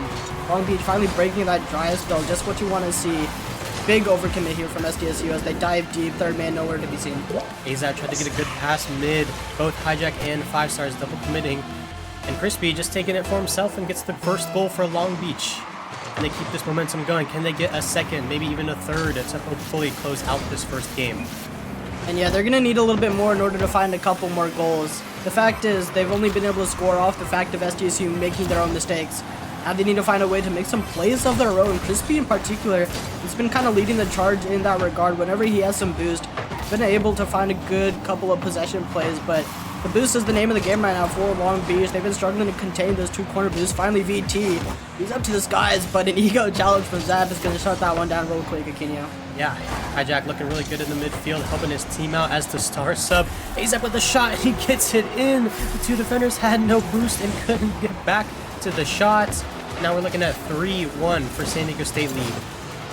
Yeah, this near post has been really dicey here for Long Beach. We saw it with the first goal as well, you know, when Zap was able to sneak it in past the near post, and it's more or less the same story here, Aquino. So we'll see if Long Beach can wrap their heads around this particular problem for now, off this kickoff. A little bit of time here, but Long Beach in a very awkward spot inside this corner. Jack turned away by Crispy, and he's looking for a follow-up, trying to get VT back inside the rotation, but VT's suffering on his own there inside the half, Kyle. He's been knocked around here and there. Now he's finally able to get himself back into a second man position for the shot. Turned away by Hijack. San Diego State is really strong with their offensive pressure here. Can Long Beach do something about it? Now they're struggling to sit on defense most of the game. Not getting any looks here on the offense, but now they get a chance. Crispy to the midfield. Big whiff from Azap, but BT couldn't get a good shot. N42 takes a shot off the crossbar, and this has been their game. And Long Beach finally puts one away, closing down the series by 1. Yeah, once again, it's Crispy who's going to put home the final shot, but realistically, it was that touch off the backboard which did it. Once SDU was caught off without any boost, not a whole lot of momentum going their way, no one on the backboard. It was as good as an open net for Long Beach. You know, despite being the heavy underdogs in the matchup, they are proving that they have, big dunking from Zap, but nevertheless, they are proving that they have what it takes to make this series an even one. Yeah, absolutely, and looking like now 20 seconds left. Can Long Beach get another goal? Or will San Diego State cement their first game here? We're to the corner. BT by himself, no one to help him for Long Beach. Big clear by Azap with 10 seconds left. Crispy in the corner of his own. Gets the boost off the ceiling. Can't get past one of Hijack. And Azap, big whiff with N42 in the midfield. They have to keep it up if they want to keep this game going. And they're keeping it up. Long Beach in San Diego State's corner. Azap with the ball. He can just kill it. And that's exactly what he does. And San Diego State takes game number 1. Yeah, you know, they started off strong and they kept it that way the whole time, Aquino. The fact is, LBCSC, they had some opportunities to come back. In fact, when they were able to get it inside the box, they were able to execute more often than not. Crispy, every time he had a possession play, every time he was able to get a dribble going, he was able to make it work for the most part. There were a couple times where LBCC were able to find some open backboards, and every time they did, Crispy was there to put one away. He got the second goal as he saw both the goals there for Long Beach, and we'll see if he can replicate. Yeah, absolutely. I think Azap is having a game right now. He's got a hat trick in the first game, so hopefully he can keep it up. And I think that's what Long Beach needs to do, is shut down this Azap aerial play. And if he can get that, I think Long Beach can have a good chance, because right now they just need to shut down Azap. And I think he's got control in his hands, and he's doing really well with it. Yeah, but you know, much easier said than done. VT has been doing his best to kind of get involved every time. He's changed his name in between games here, by the way. But VT has tried his best to get involved inside the net, try to get Zap out of position whenever possible. But this kickoff, exactly what Long Beach was looking for. Right off the rip, getting one. Yeah, hopefully they can keep this momentum. First goal for them in this game with only 3 seconds. Great kickoff for them. Hopefully they can get something. VT Zapatos. If he can get something going with his name, maybe we'll give him a little extra boost, like a little superpower that he's got with the name. But Azap, you know, does Azap things, and he's always the best at it. Stars the ball in the midfield. Can't get nothing by VT Zapatos at the midfield, but a big clear by Azap. Now Long Beach with the ball in their corner. N42 gets demoed by Azap with a shot from Hijack, saved by Crispy, but he's up again. 5 stars with a shot, top right corner, and he gets it in. Ties the series up. Well done here from SDSU. It all started off with this demo on the near post. Forced Long Beach to take off quickly when they didn't really want to, and even though they had the boost, they didn't quite have the angle. Clear didn't go their way, and SDSU were able to strike pretty cleanly and quickly. An equal game. An interesting kickoff here as this one flows towards the SDSU corner. A bit time here for Crispy, who once again has been leading the charge. In 42, VT's going to be lurking around, but I don't know if he's going to find an opportunity to challenge. Crispy will though, and that's a floater towards net, turned away by SDSU once again, who've been doing fine on the defense. They've not really had a whole lot threatening here in game number 2, so they've been looking a-okay. Big challenge from 5 stars to get this offense going once again, Aquino. Yeah, Azap getting beat by N42. N42 taking it far, but he can't get past Hijack. Now Hijack with low boost takes it up in the air. Missed by VT, but Crispy's there for the cleanup. This man is all over the field doing what he can, hoping Long Beach secure a win for them in this series. 5 stars is up, looking for an offensive pressure, can't get past blue half.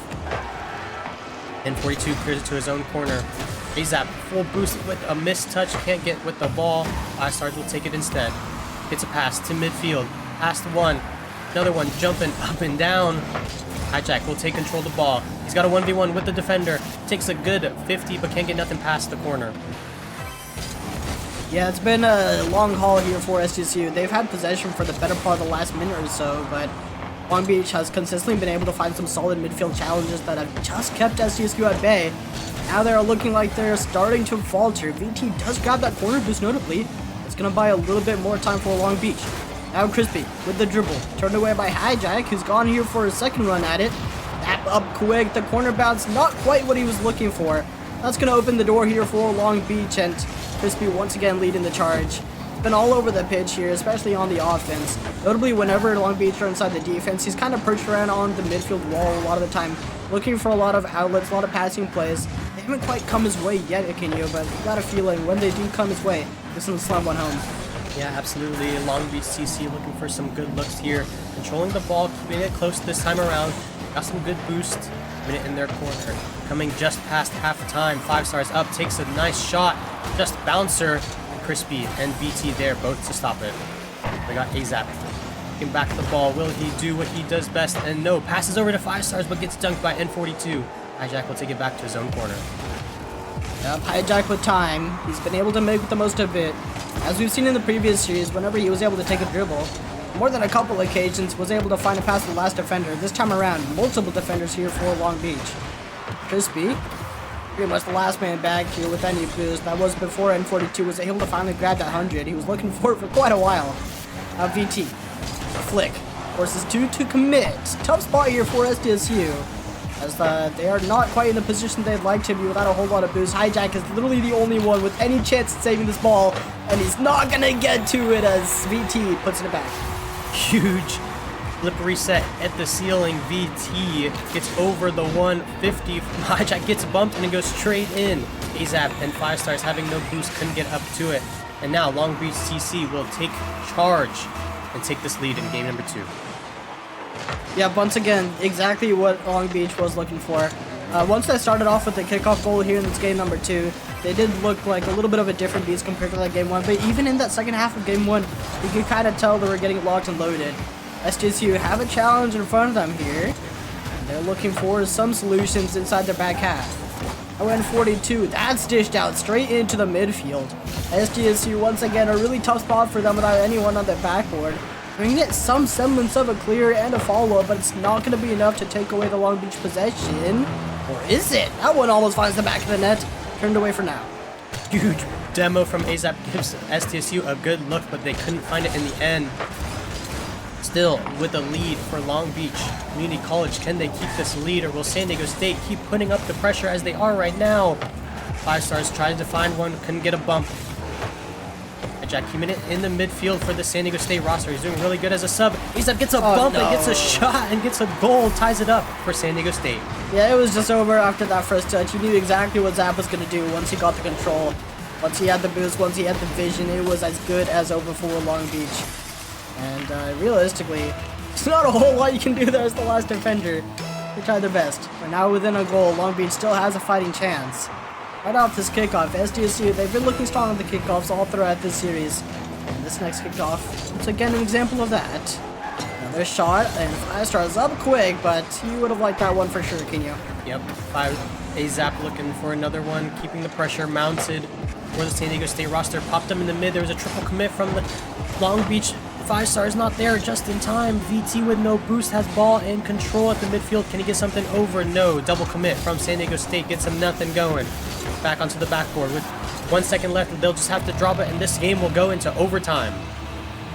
Yep, our first overtime for this series, and I dare say Long Beach are actually looking a little bit stronger. I feel like once they have possession, once they get inside the box, they've been able to execute a little bit more often than SDSU. The one thing SDSU has going for them is that anytime they are in a 1v1, they're probably going to win it. Saw that with Zap just a few moments ago as he was able to find that second goal. Now a big dive here from N42. He was looking for a big challenge to open up the door for Long Beach, get them a little bit of room to work with. As of right now in this overtime, they haven't had a whole lot. Zap's been on the ball pretty consistently here, denying Long Beach of a ton of room, and now he's chasing around for the demos as well. The big clear out is looking to change that story, Cunha. Yep. 5 stars now with the ball in the corner. Can he get something going? No. Gets dunked by VT.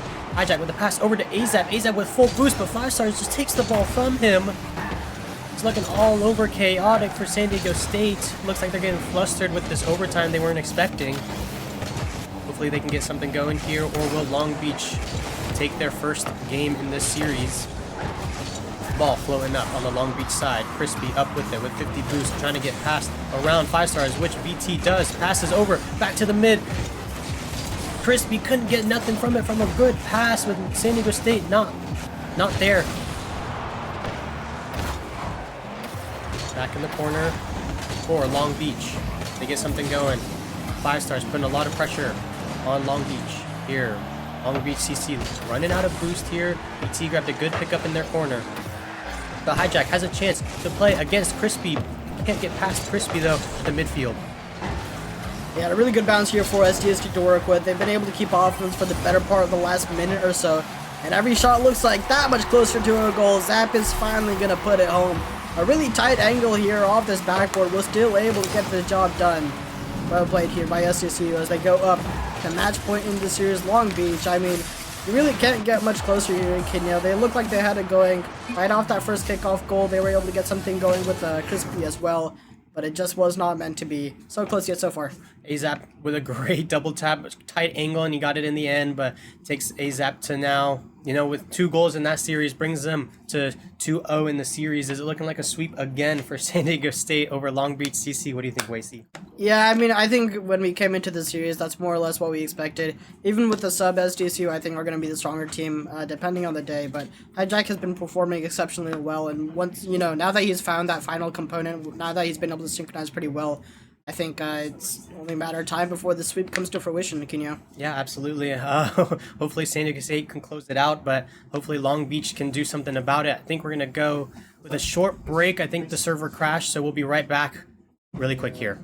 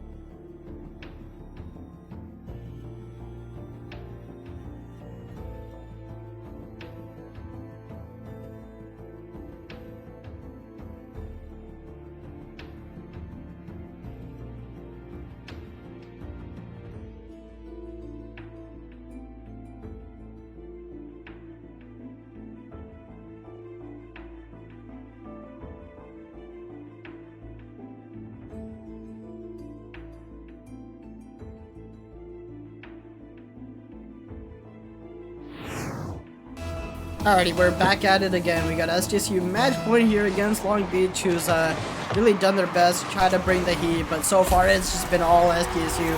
Right off this kickoff, they pick up right where they've left off. Yep, and AZAP looking for a good kickoff here from Hijack. It's just like the story written.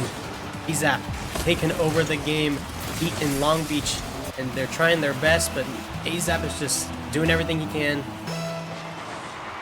And San Diego State now up 1-0. They're now in series point, match point.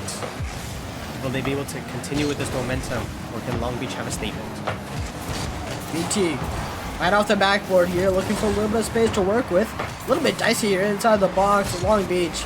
They've had a big speed advantage here inside the box, but they're trying to do what they can in the defense, and it's not going to work out. Zap with a ton of room here to get this dribble going. The whole time along, threatening the hook shot, meant that Long Beach couldn't commit on the defense like they would have wanted to. Forced a pretty easy dunk here for 5 stars. Yeah, five stars got a good dunk right on VT, and VT can do anything on the goal line. Brings the score now to 2-0 for San Diego State. It's not looking so good now for Long Beach in this game 3. Can they get something going? Good kickoff for them here, but AZAP taking command for this team here. 5 stars, full boost, takes it up the wall, past the one, can't get past Crispy though. Hijack pass over behind AZAP, but AZAP gets a good touch, but VT will take control. Here back on the orange side for San Diego State. AZAP in the air. 242 gets beat. Crispy also gets beat. AZAP was still with the ball, but VT back from the orange side back to his own corner to help out the team. Yeah, so far Long Beach, I mean, they're doing what they can here on the defense, but without a whole lot of boost. It's forcing some awkward situations like we saw. Also some double commits as well. That's put SDSU in a very strong position. Now Zap off the ceiling here with a little bit of boost to work with. Not enough to get any significant play going. 5 stars. I find some variant of a midfield pass here inside the corner, but it's looking like it's going nowhere for now. Long Beach trying to find a way to break out, but they're burning all their boost here inside this corner. That's not going to do them a whole lot of favors right now, Kenya. Yeah, absolutely. Long Beach finally gets it cleared out past the midfield. They were struggling to get it through, but Hijack with a demo on N42. AZAP in the air, gets a flip reset. Can he get a bump pass? No, he can't. Gets bumped off the ball. Now Crispy on a 1v1 against Hijack. The sub gets the demo, but can't get past him. Stuck in the corner. N42 misses the corner boost and can't do much. AZAP looks for the midfield pass over to Crispy. No. Almost had an own goal there, which could have been dire. Yeah, I mean, I got a little bit nervous here when I saw Crispy dribbling it towards his own half, but he was able to just barely wrap his fence around it. For now, Long Beach still stuck inside their own half here, and it doesn't help at all this while Zap has been running around inside the corner looking for a bump on every rotation outwards. And speaking of the devil, he's going to find a big touch here, but he was hoping to grab the midfield boost to keep that play going. turned away once again by 5 stars and a big demo by Zap. He takes out Crispy.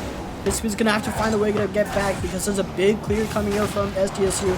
Once there's a little bit of boost, SDSU is gonna have a big possession play, and Long Beach don't quite have the speed to rival that for now. BT is able to get just a piece of it, but I don't think it's gonna be enough as 5 stars sneaks it home. Yeah, Long Beach not looking so good. They got demoed here halfway through, and 5 stars just pouncing his way through and gets the goal, stuffs it in the back of the nets. And now San Diego State up 3-0 on their match points, series points. Will this be the close that they were looking for? Yeah, it certainly looks like that's the case, Aquino. I mean, just not a whole lot going here for Long Beach. Every possession play they've had has more or less been stifled by the fact that they've not had a whole lot of boost to get any sort of shot going. Every time they are inside the midfield, they get a couple of midfield challenges, but that's really about it. I mean, there's case in point right there. A challenge, and that's pretty much all she wrote here for the Long Beach offense. Now they're stuck here on the defense once again. The bounce goes horrifically for Long Beach. They're once again going to be stuck as San Diego State bears down. Absolutely, AZAP looking for a chance, but couldn't get one. Hijack with a good shot with his speed. Crispy there for the save. Now Hijack looking for a bump. AZAP with a missed touch back over to 5 stars. Will he get a chance here to show off his 5-star skills? Gets 2. Gets past 1, but can't get past the other. Gets Oh, you're kidding me. backflip, and VT makes a bad touch on the goal line and gets a free goal. 5 stars. Yeah, you know, 5 stars did well to threaten the bump the whole way around. That forced one to go high, one to stay low. VT in this case was the one staying low, trying to cover every possible option, but when there's that many options, there's just only so much you can cover, and VT did his best to try to get one touch and maybe a 50 on the goal line, but even the 50 option was dicey at best. That's just what you see here from SDSU. Every time they are able to make those plays, every time they are able to put LB into those awkward spots, they've been able to capitalize. Well, Long Beach here looking for a little bit of a redemption.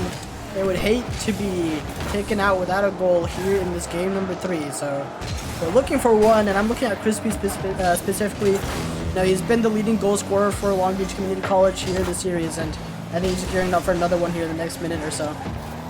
Pass from Hijack over to AZAP with a double tap, and yes, he can, increasing the lead for San Diego State in this game number 3. AZAP is just doing it all. San Diego State, great pass from Hijack from the wall, pass to AZAP with a free, clean double tap. And AZAP is looking really good here today. Yeah, he's been on point with the double tap specifically, excuse me, as every time he's been off the backboard. Even if it's a tight angle, hasn't really had too much of an issue slotting it home. A couple opportunities here and there are left on the table, but you know, you win some, you lose some. In SDSU right now, they're doing a whole lot more winning than losing. Long Beach, we'll see what they got here in the next 30 seconds, but as of right now, not a whole lot. Inside this corner, it's all SDSU. VT comes up empty. Crispy, a big one out towards VT, and finally a rocket downfield. Not going to be enough to punch one home this time around. That's just off the woodwork. Hijack with a big save, helping out his team, cleaning up the mess that's been made by Long Beach, but Long Beach can't find anything going with 10 seconds left, down by 5 goals. It's not looking so good for them. Hijack with the ball, taking control in there, the blue half corner. With a double commit from San Diego State, but that is the game. GG's for San Diego State as they take the series win 3-0 for Long Beach Community College. Yeah, you know, that's a tough pill to swallow, Kenyo, because even though Long Beach were certainly the underdogs, I imagine that they had a fighting chance, but we'll get back to you real soon in just a quick moment. And yeah, we're going to be going to a short break here. Thanks, Wacy, for joining me today. And hopefully you can continue the reign that's going. Next up is going to be double eliminations. Then it's going to go into the single elimination like we explained. So we'll be back soon. Hope you guys have been enjoying.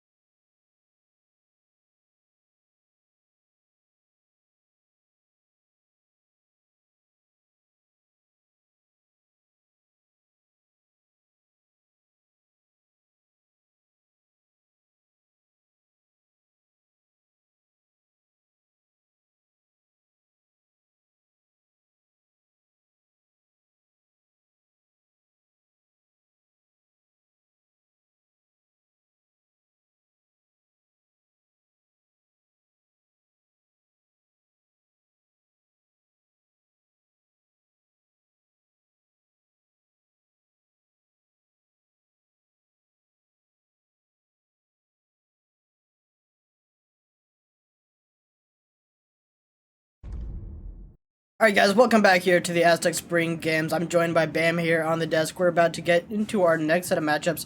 And just a reminder, we're getting into the double elimination part of our bracket. So we should be getting some good gameplay from here on out. We got 4 teams on the top side of the double elim. We got 2 teams on the bottom. Joined by Bam here on the desk. How's it going, man? It's going good. First time casting, a little nervous, but let's see how it goes. That's chill. We got a good matchup for you for your first time. We're going to be taking a look at UCLA versus Cal Poly SLO. These are 2 teams who I expect to play phenomenally well. The last time we saw SLO on stream, they were able to take it to Game 5 versus SDSU. And so I imagine we're going to get a good showing out of SLO. UCLA, they've been a good team in the past. They've had multiple showings on LAN, and so I imagine they're going to be putting out some good, strong performances. Bam, there's one player I'm looking at right now. His name is Darwin as we get into this game. I mean, they already started strong. And kickoff goals are always like the hardest thing to, like, I guess, get past, because sometimes it's just you feel like you have a very good, like, strong kickoff, and another team can just read you so easily. And then when that happens, sometimes your mentality is like, I mean, what am I supposed to do on kickoff now? Yeah, you know, UCLA has had some interesting kickoffs. As we get deeper into the series, one thing you'll notice from UCLA, they've done it in the past. They'll go for a fair amount of Spanish kickoffs. They like the double kickoffs quite a bit. So we're going to see some of that for sure. SLO on the other side of things, maybe not as creative, but they have strong fundamentals, and that's all that matters. Peely in particular is the player I'm looking at when it comes to SLO. Really fast-paced player, super mechanical, and Bees is going to take this first one, as SLO is able to find an equalizer. Bam. I don't think they were expecting that at all. He looked like he was, but I think he was just a little too nervous to push up. Yeah, Toon was in a weird spot, you know, he had 2 options there. One was either find a way to get towards the backboard, and the other was go up quick and over the best, and at the end of the day, he kind of ended up making really neither decision. I'll open the door here for SLO. A little bit of time inside the midfield as Darwin takes to the skies.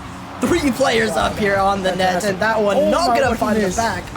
Gotta think that one should have been put home, and now potential counterattack here for Cal Poly SLO. I mean, you got to be able to, like, shoot those. I mean, those are the type of goals that will, like, make or break the entire, like, game. Everything happens like a domino effect. You make that one goal, another team might have to start thinking of what they need to do differently. Having those thoughts in game really, like, cost a lot of time. Hey, you know, for players of UCLA caliber, you expect that one to be going in either way. SLO's going to be happy that this one is held equal. A big one downfield as Darwin had 2 and getting involved here inside the corner. A little bit of boost here for UCLA to work with, but they don't quite have the space. It seems like as SLO are all over it inside the midfield. BZ now, a little bit of space. The bump here from Darwin doesn't find a connection. And once again, SLO looking to march on, trying to find this second goal. They've gotten so close, but haven't quite found a shooting opportunity here, Bam. Well, one of the main players I'm looking at is Inferior, because I remember at Grim Cup, he was doing really good against, like, all the teams. He's, like, pretty much the main player I know from UCLA.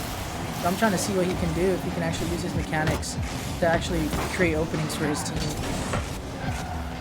We'll see if that comes to fruition here as we get just into halftime in regulation for game number 1. So far, Cal Poly SLO struggling a little bit on the defense here. This one's tough off the backboard. Now, once again, UCLA gonna be tuned with boost, with time, but not the touch whatsoever. And still, no shot to be found. It is chaos in front of the net. SLO barely keeping themselves alive. He's gonna try to take it out as much as possible. He's trying to just create, like, relieve pressure for his team. Is that a nope? Okay. Nope. Wow. I was speechless. I really thought I was gonna say, is that an open net? But then I see that's not going in. I mean, that's just, yeah, you can't afford to be able to do those. That's just insane. Yeah, you know, it looked like Cal Poly SLO had the same thought process. They were positioned on the back post. They were kind of thinking that one's going to roll up towards the backboard. When it didn't go up, they were in complete shambles on the goal line. And so UCLA take a commanding 1-goal lead now into the midfield. Potential shot. Peely was kind of looking there for Cal Poly SLO. UCLA taking the long way on the sideboard. Now Toon, he was hoping to grab that corner boost, but he's going to have to let go of it for now. UCLA continuing to march on here inside the corner with a big challenge. Darwin backboard, potentially looking for 2 to get involved, and the shot isn't there just yet. Neither is the follow-up. So far, so good here for Cal Poly SLO on the defense, but they need to find this 1 goal back.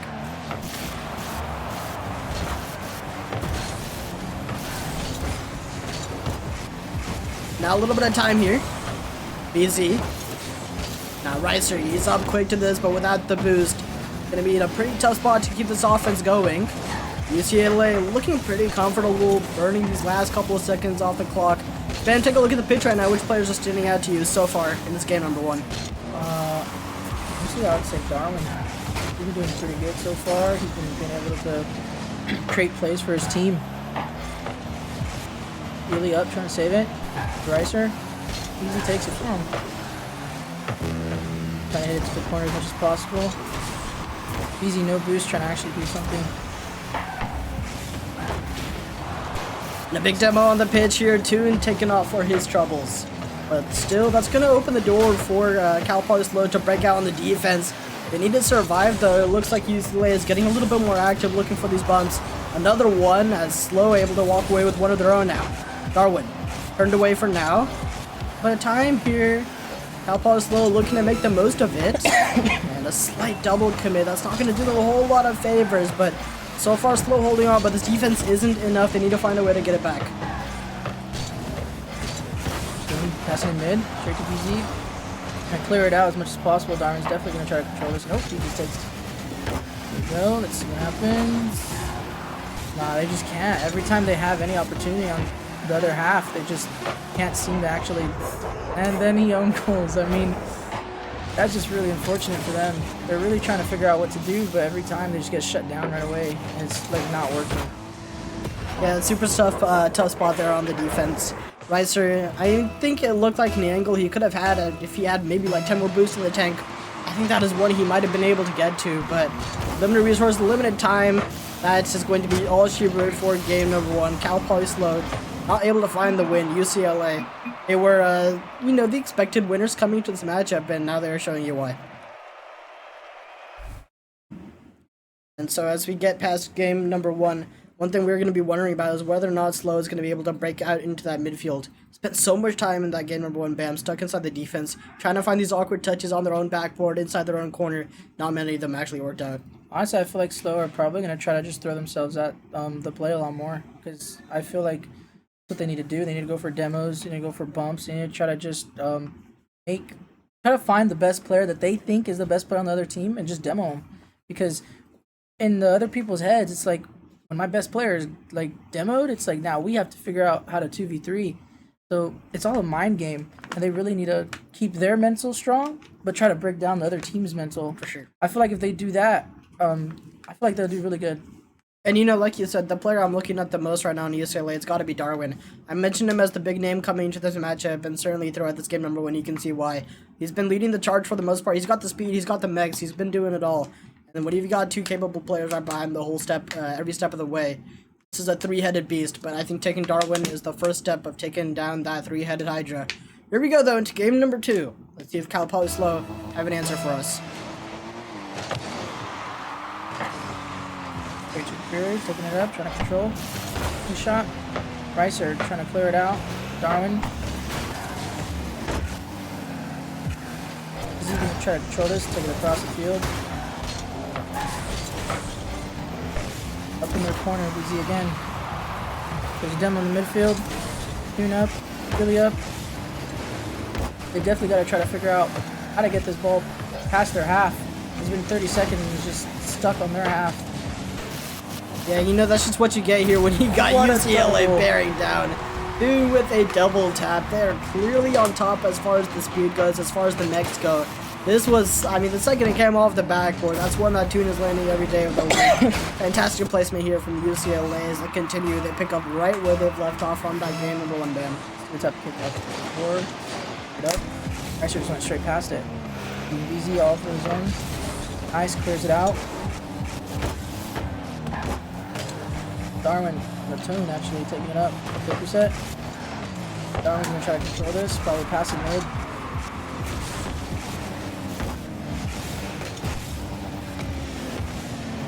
Down. Corner.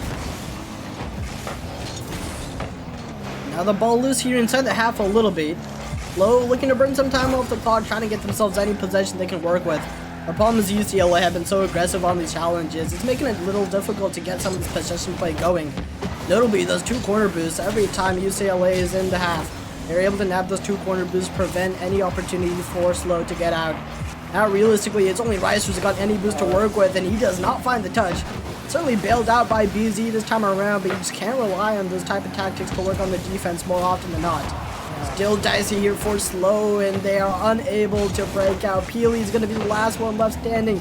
If inside the corner into the midfield, this shot should be going into the back of the net pretty soon, the way UCLA has been looking then.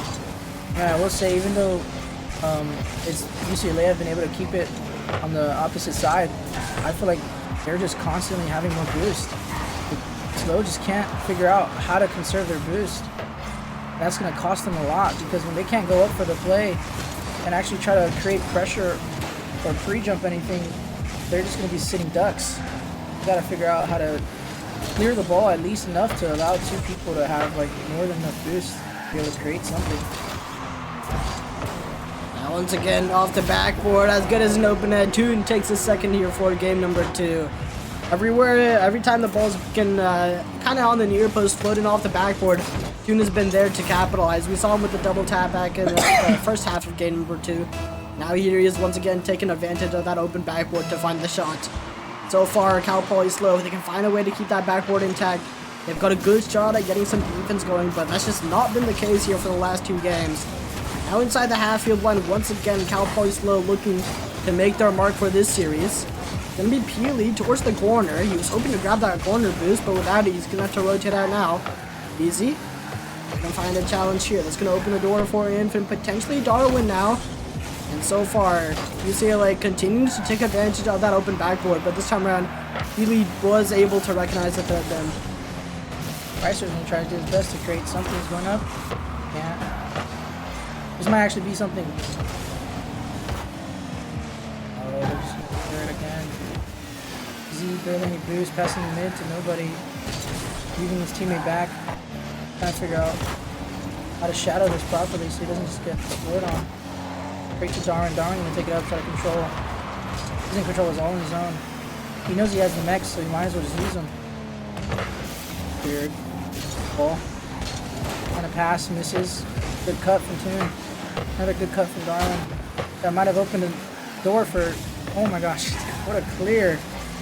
Yeah, I mean, even when like barely any boost, I mean they're just clearing like everything. I think the problem is Slow is just not going for any bumps or demos. I feel like if they would have gotten those, especially as on the 3rd man, they might have already scored. But yeah, you know it's tough when so far, every time you look for any variation of a demo, the threat of a counterattack always remains. Now dicey inside the half, here is UCLA able to keep that one out. Darwin dives deep, and a fantastic challenge from him. Gonna open the door here for a potential shot. Darwin. Once again, the early shot, putting Slow in a very tough spot. Toon, a tough angle, turned away by Ricer. Infant's gonna look for a big corner challenge here, but he wanted the corner boost as well. And huge towards the backboard. BZ able to poke that one out, but it's not gonna be enough. Almost finds the back of the net to UCLA. Non-stop offense here for the last minute or so. Gonna try to do a pass. That was a very good pass. See? Really? You read this? Wow.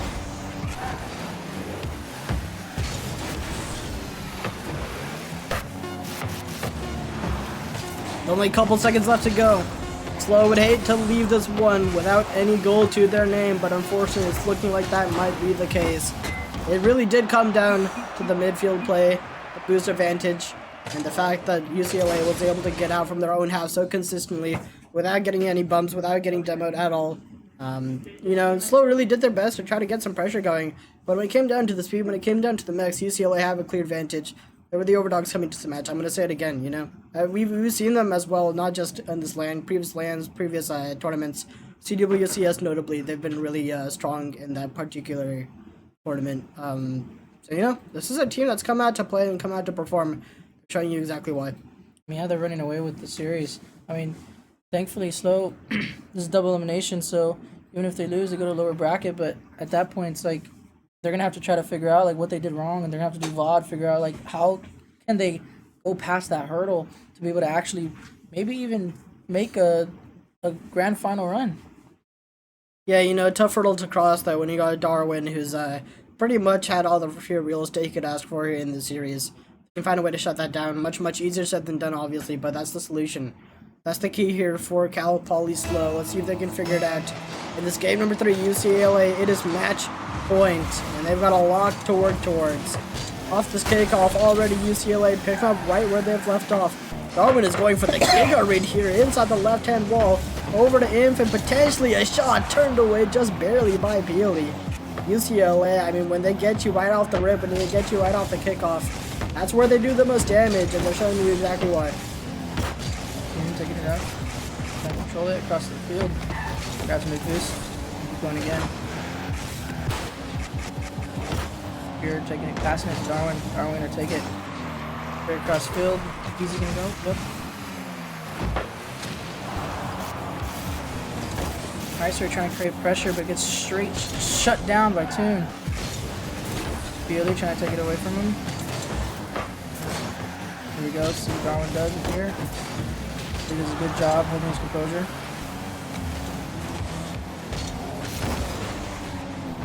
Beat. Fear, Toon.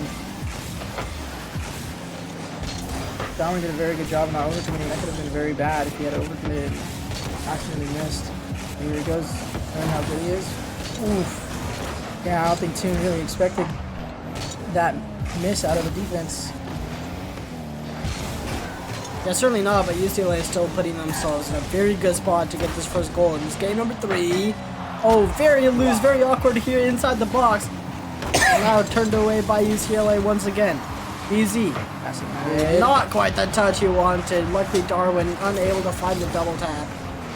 And so far, UCLA here have had pretty much free real estate inside the box, inside the half. Darwin is going to continue hammering down. Toon, a tough angle turned away by Ricer. Cal Poly SLO. Same story as before. Been stuck inside the half for what feels like an eternity at this point. Without any boost, they are struggling to break out. UCLA, they've given up a couple big opportunities though. And this one feels like it can't go to waste, but towards the backboard and stifled once again by the near post. UCLA can't find a way to get the first goal, but you got to imagine, bam, it's coming sooner rather than later. Yeah, I'm seeing a lot more double commits from SLO. It seems like they're really trying to figure out what to do. There we go. Straight away, Darwin just shoots. I mean, what happened here? BZ just did a wide rotation. He just turned a little bit too wide and just cost him. See what they do on the kickoff here. Okay, Ricer, good second man. Darwin taking it all on his own to the backboard. BZ clearing it, trying to clear it. Straight to Darwin again. Wow, okay. BZ trying to do as much as he can to keep the ball like in front of his net. Really pre-jumping so early, misses it. BZ gets demoed. So many bench from UCLA. That's 2 people in the same half. Good job of BZ for actually being able to keep it on their side. Misflip from Riser. Is that an open net because of the misflip? Oh my gosh. That's so unfortunate. Yeah, really tragic moment here from Ricer, who had pretty much a free possession opportunity off his first touch, looking for the ground to air dribble, and that's just never going to cut it, unfortunately. Easily capitalized on by UCLA. Now, these kickoffs have been particularly strong for UCLA. So once again, Cal Poly SLO is going to be in a bit of a tough spot, but right off the kickoff, are able to find a little bit of possession. Ceiling pinch, double tap. No way, Darwin is able to find the follow-up. UCLA having their way. This is an absolutely ridiculous moment for Toon if he found that last touch. Oh my goodness. Would have been a goal of the tournament right there, Bam. I mean, Toon's just, I mean, he's trying to be the star now. Creating those plays, I mean, he's doing really good the whole series. Darwin from this could be an opportunity. Nah, he didn't shoot it hard enough. Put a good cut from Darwin. Toon up, gonna pass it to his teammate. Toon misses. Really with the chance to be able to do something. Toon loses it right after. Ricer with a good cut. Straight to BZ. Pass. Oh my gosh, no way. Really look over one. Trying to take it himself. 50. Ricer. Trying to pass it mid high, but couldn't find the angle. Dude, that's a very good second man. Seems like they're actually trying to just rush in there and just get in their face. Here, trying to take control, passing it. Darwin, backboard. I mean, there's 45 seconds left. I mean, what much more can they do? I mean, even if they get a goal, it will mainly just be for like momentum for like the next series that they have to play. Yeah, I'm afraid this one is as done as it'll ever be. UCLA, they've pretty much dominated this series from the get-go. I'll probably slow some flashes of brilliance here and there. I think in particular came up really huge with a couple of defensive saves over the course of the series. But the defense is not going to be enough. There's a good pass. BG's going to be able to put one home off the pass from Poly. Finally they get one going, so this game number 3 is not going to be a clean shutout. Not going to be enough though with only a couple seconds on the clock, but I'll probably slow. I mean, this is the same team that went to Game 5 against SDSU. Yeah. You got to imagine that they've got more in the tank here for the next series. I think that series might have got to them a bit. Seems like they've been playing a little bit off since then. And they got the goal, but what was that, like the first goal of the whole series for them? More or less. I mean, it's not quite the first, but you know, it was one of the more notable ones for sure. They did have a kickoff goal to work with, but not a whole lot other than that. As UCLA, other than that, those 2 handful of goals, absolutely ran away with it. Darwin, and I mean, you got a shout out to him. Like, give the guy his flowers. What a phenomenal series from this one player. You know, we normally when we cast UCLA, we look at Darwin, but I think this time around, Toon showed why he's on the pitch. Some fantastic mechs, some great speed. Overall, some phenomenal plays from this player. Yeah, honestly, that was really fun to watch. I mean, I thought the same thing. I thought Darwin was going to take control, but Toon over here just actually trying to, like, use his own mechanics to create the plays for Darwin and just, you know, shoot it in.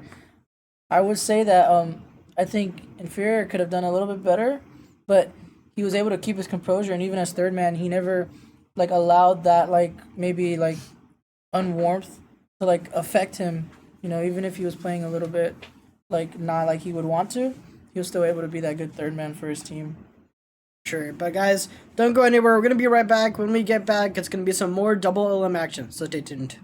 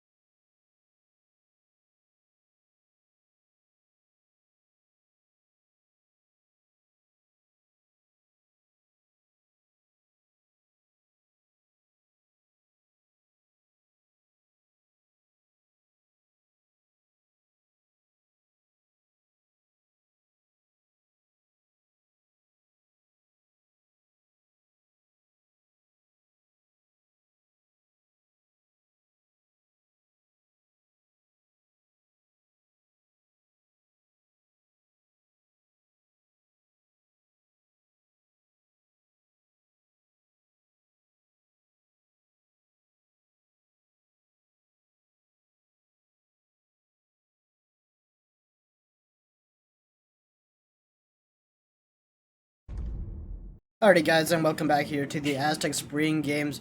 We're gonna keep chugging along here with our double elimination, and now I'm joined by Zap here on the desk. How's it going, man? Hey guys, it's going pretty good. We just came off of a sweep against UCR, I believe, so we're in good spirits. Awesome. So the next match we're gonna be taking a look at, I believe, is going to be UCLA? Question mark? No, it's going to be... God. I think it's Long Beach Community College versus... someone. Oh my god. How do we not know this? Let me check.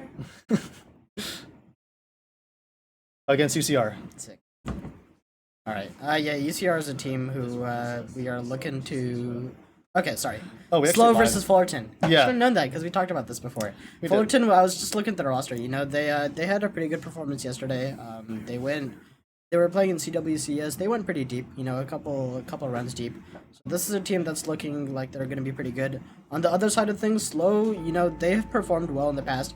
They took SDSU to Game 5, but in their previous years, they weren't quite as strong as what we'd expect them to be. So we're looking for a big bounce back here from SLO as we get into game number 1, Zap. Immediately off rip, we get a goal from CSU Fullerton. Jarda puts it off the backboard. The defenders can't clear it, and Nebula just gets a wide open look at the net and just places it top right. Beautiful stuff from him. What we did see from SLO in the previous series, they certainly struggled a little bit once they got inside the half. Once they were stuck in their own half, they were unable to keep control of the 2 corner boosts, and they just got stuck there so often. I mean, UCLA ran them down in that previous series again and again. They had offensive possession for a solid 2 minutes at a time, UCLA did, and SLO just continued to suffer. So hopefully that's not the case here as we get into this series. SLO needs some redemption and a big one downfield, but a dunk from Vaz, and he's looking to go the whole way, and he does. A second here for Fullerton. Yeah, I mean, Vats does well to get up pretty quickly. He beats Peely, or more so just pinches it into the ceiling, and I guess the 2 defenders just couldn't read what was going on. Vats kind of faked it as well. Just all around a really confusing kerfuffle for the players, but it's a goal for CSU Fullerton. Yeah, hopefully SLO is able to remedy some of this, stem some early bleeding. Now a big bounce inside the midfield as the ball is loose.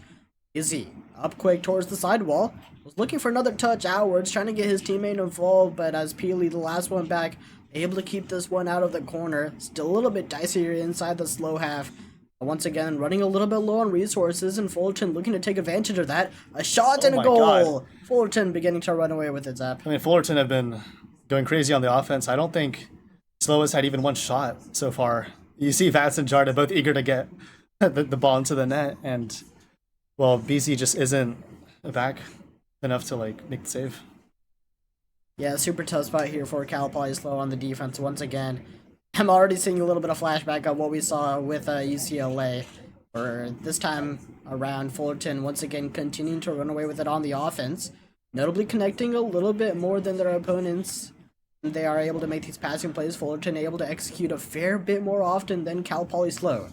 Now big ball inside the midfield here. It's going to be a race, and Rice are likely to be there first.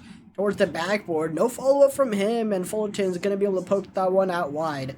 They've been able to make good use of these really big clears, Zap. Every time they've been able to buy a ton of space, get inside the half quickly. Poly SLO haven't been able to do quite the same thing. It's true, and now we see they try to break through from their own half, but Nebula is there to deny it. Now Jarda tries to put a ball mid. He can't, but Nebula's there to catch it, or more so give it to Vats. Opts not to go for the solo play, just puts a shot on net. BZ can pick up the ball pretty easily. And it's one of the first moments we've seen that Poly SLO has some good pressure. They're stealing boost. Now Ricer just can't really get anything done, and now Poly SLO gathers the ball in their own half, trying to reinitiate some offense. Yeah, and they've had a tough time getting by with some offense so far. BZ's looking to start it off now. Once again, lack of resources means he's not able to get more than one touch on it. Same with Ricer, and now Peely as well. He's running on absolutely fumes. Finally, BZ has some boost to work with, and they are able to get it downfield, but at what cost? BZ's only going to be able to get one touch towards the midfield. It might be enough. Fullerton in shambles here on their own goal line, but just able to keep that one at bay. So far, Poly SLO, they are starting to build up some opportunities, much more now than they did at the beginning of this game number 1. Still not quite enough, though, as they continue to dive looking for these big challenges. None have connected so far, but at this point, it is full send or go home. BZ up, tries to get a nice reset, but he can't really get under the ball there.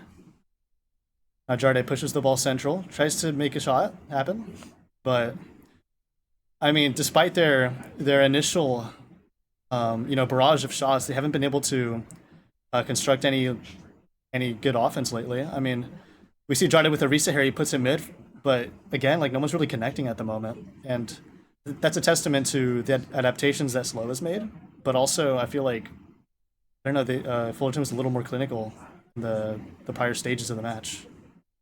Yeah, Fullerton, I mean, you could certainly tell they've slowed down a little bit here, trying to burn some time off the clock, and I don't think they mind poking it out away from them. Not really playing a possession game, just continue to burn this next minute and change. Now Nebula's going to do exactly the same thing as he sends this one high and wide. Gonna steal that corner boost from under the nose of BZ, but this time around BZ able to keep a hold of it. Now Peely gonna be the second man up to this and looking for an initial shot on target. Gonna be a 2v2 for a quick second here as we got Reiser and Jarde over on the left hand side of the pitch engaged in a rule 1. We'll see if SLO can take advantage, but I'm afraid Zap, it might be too little too late, even if they score a goal here in the next 30 seconds.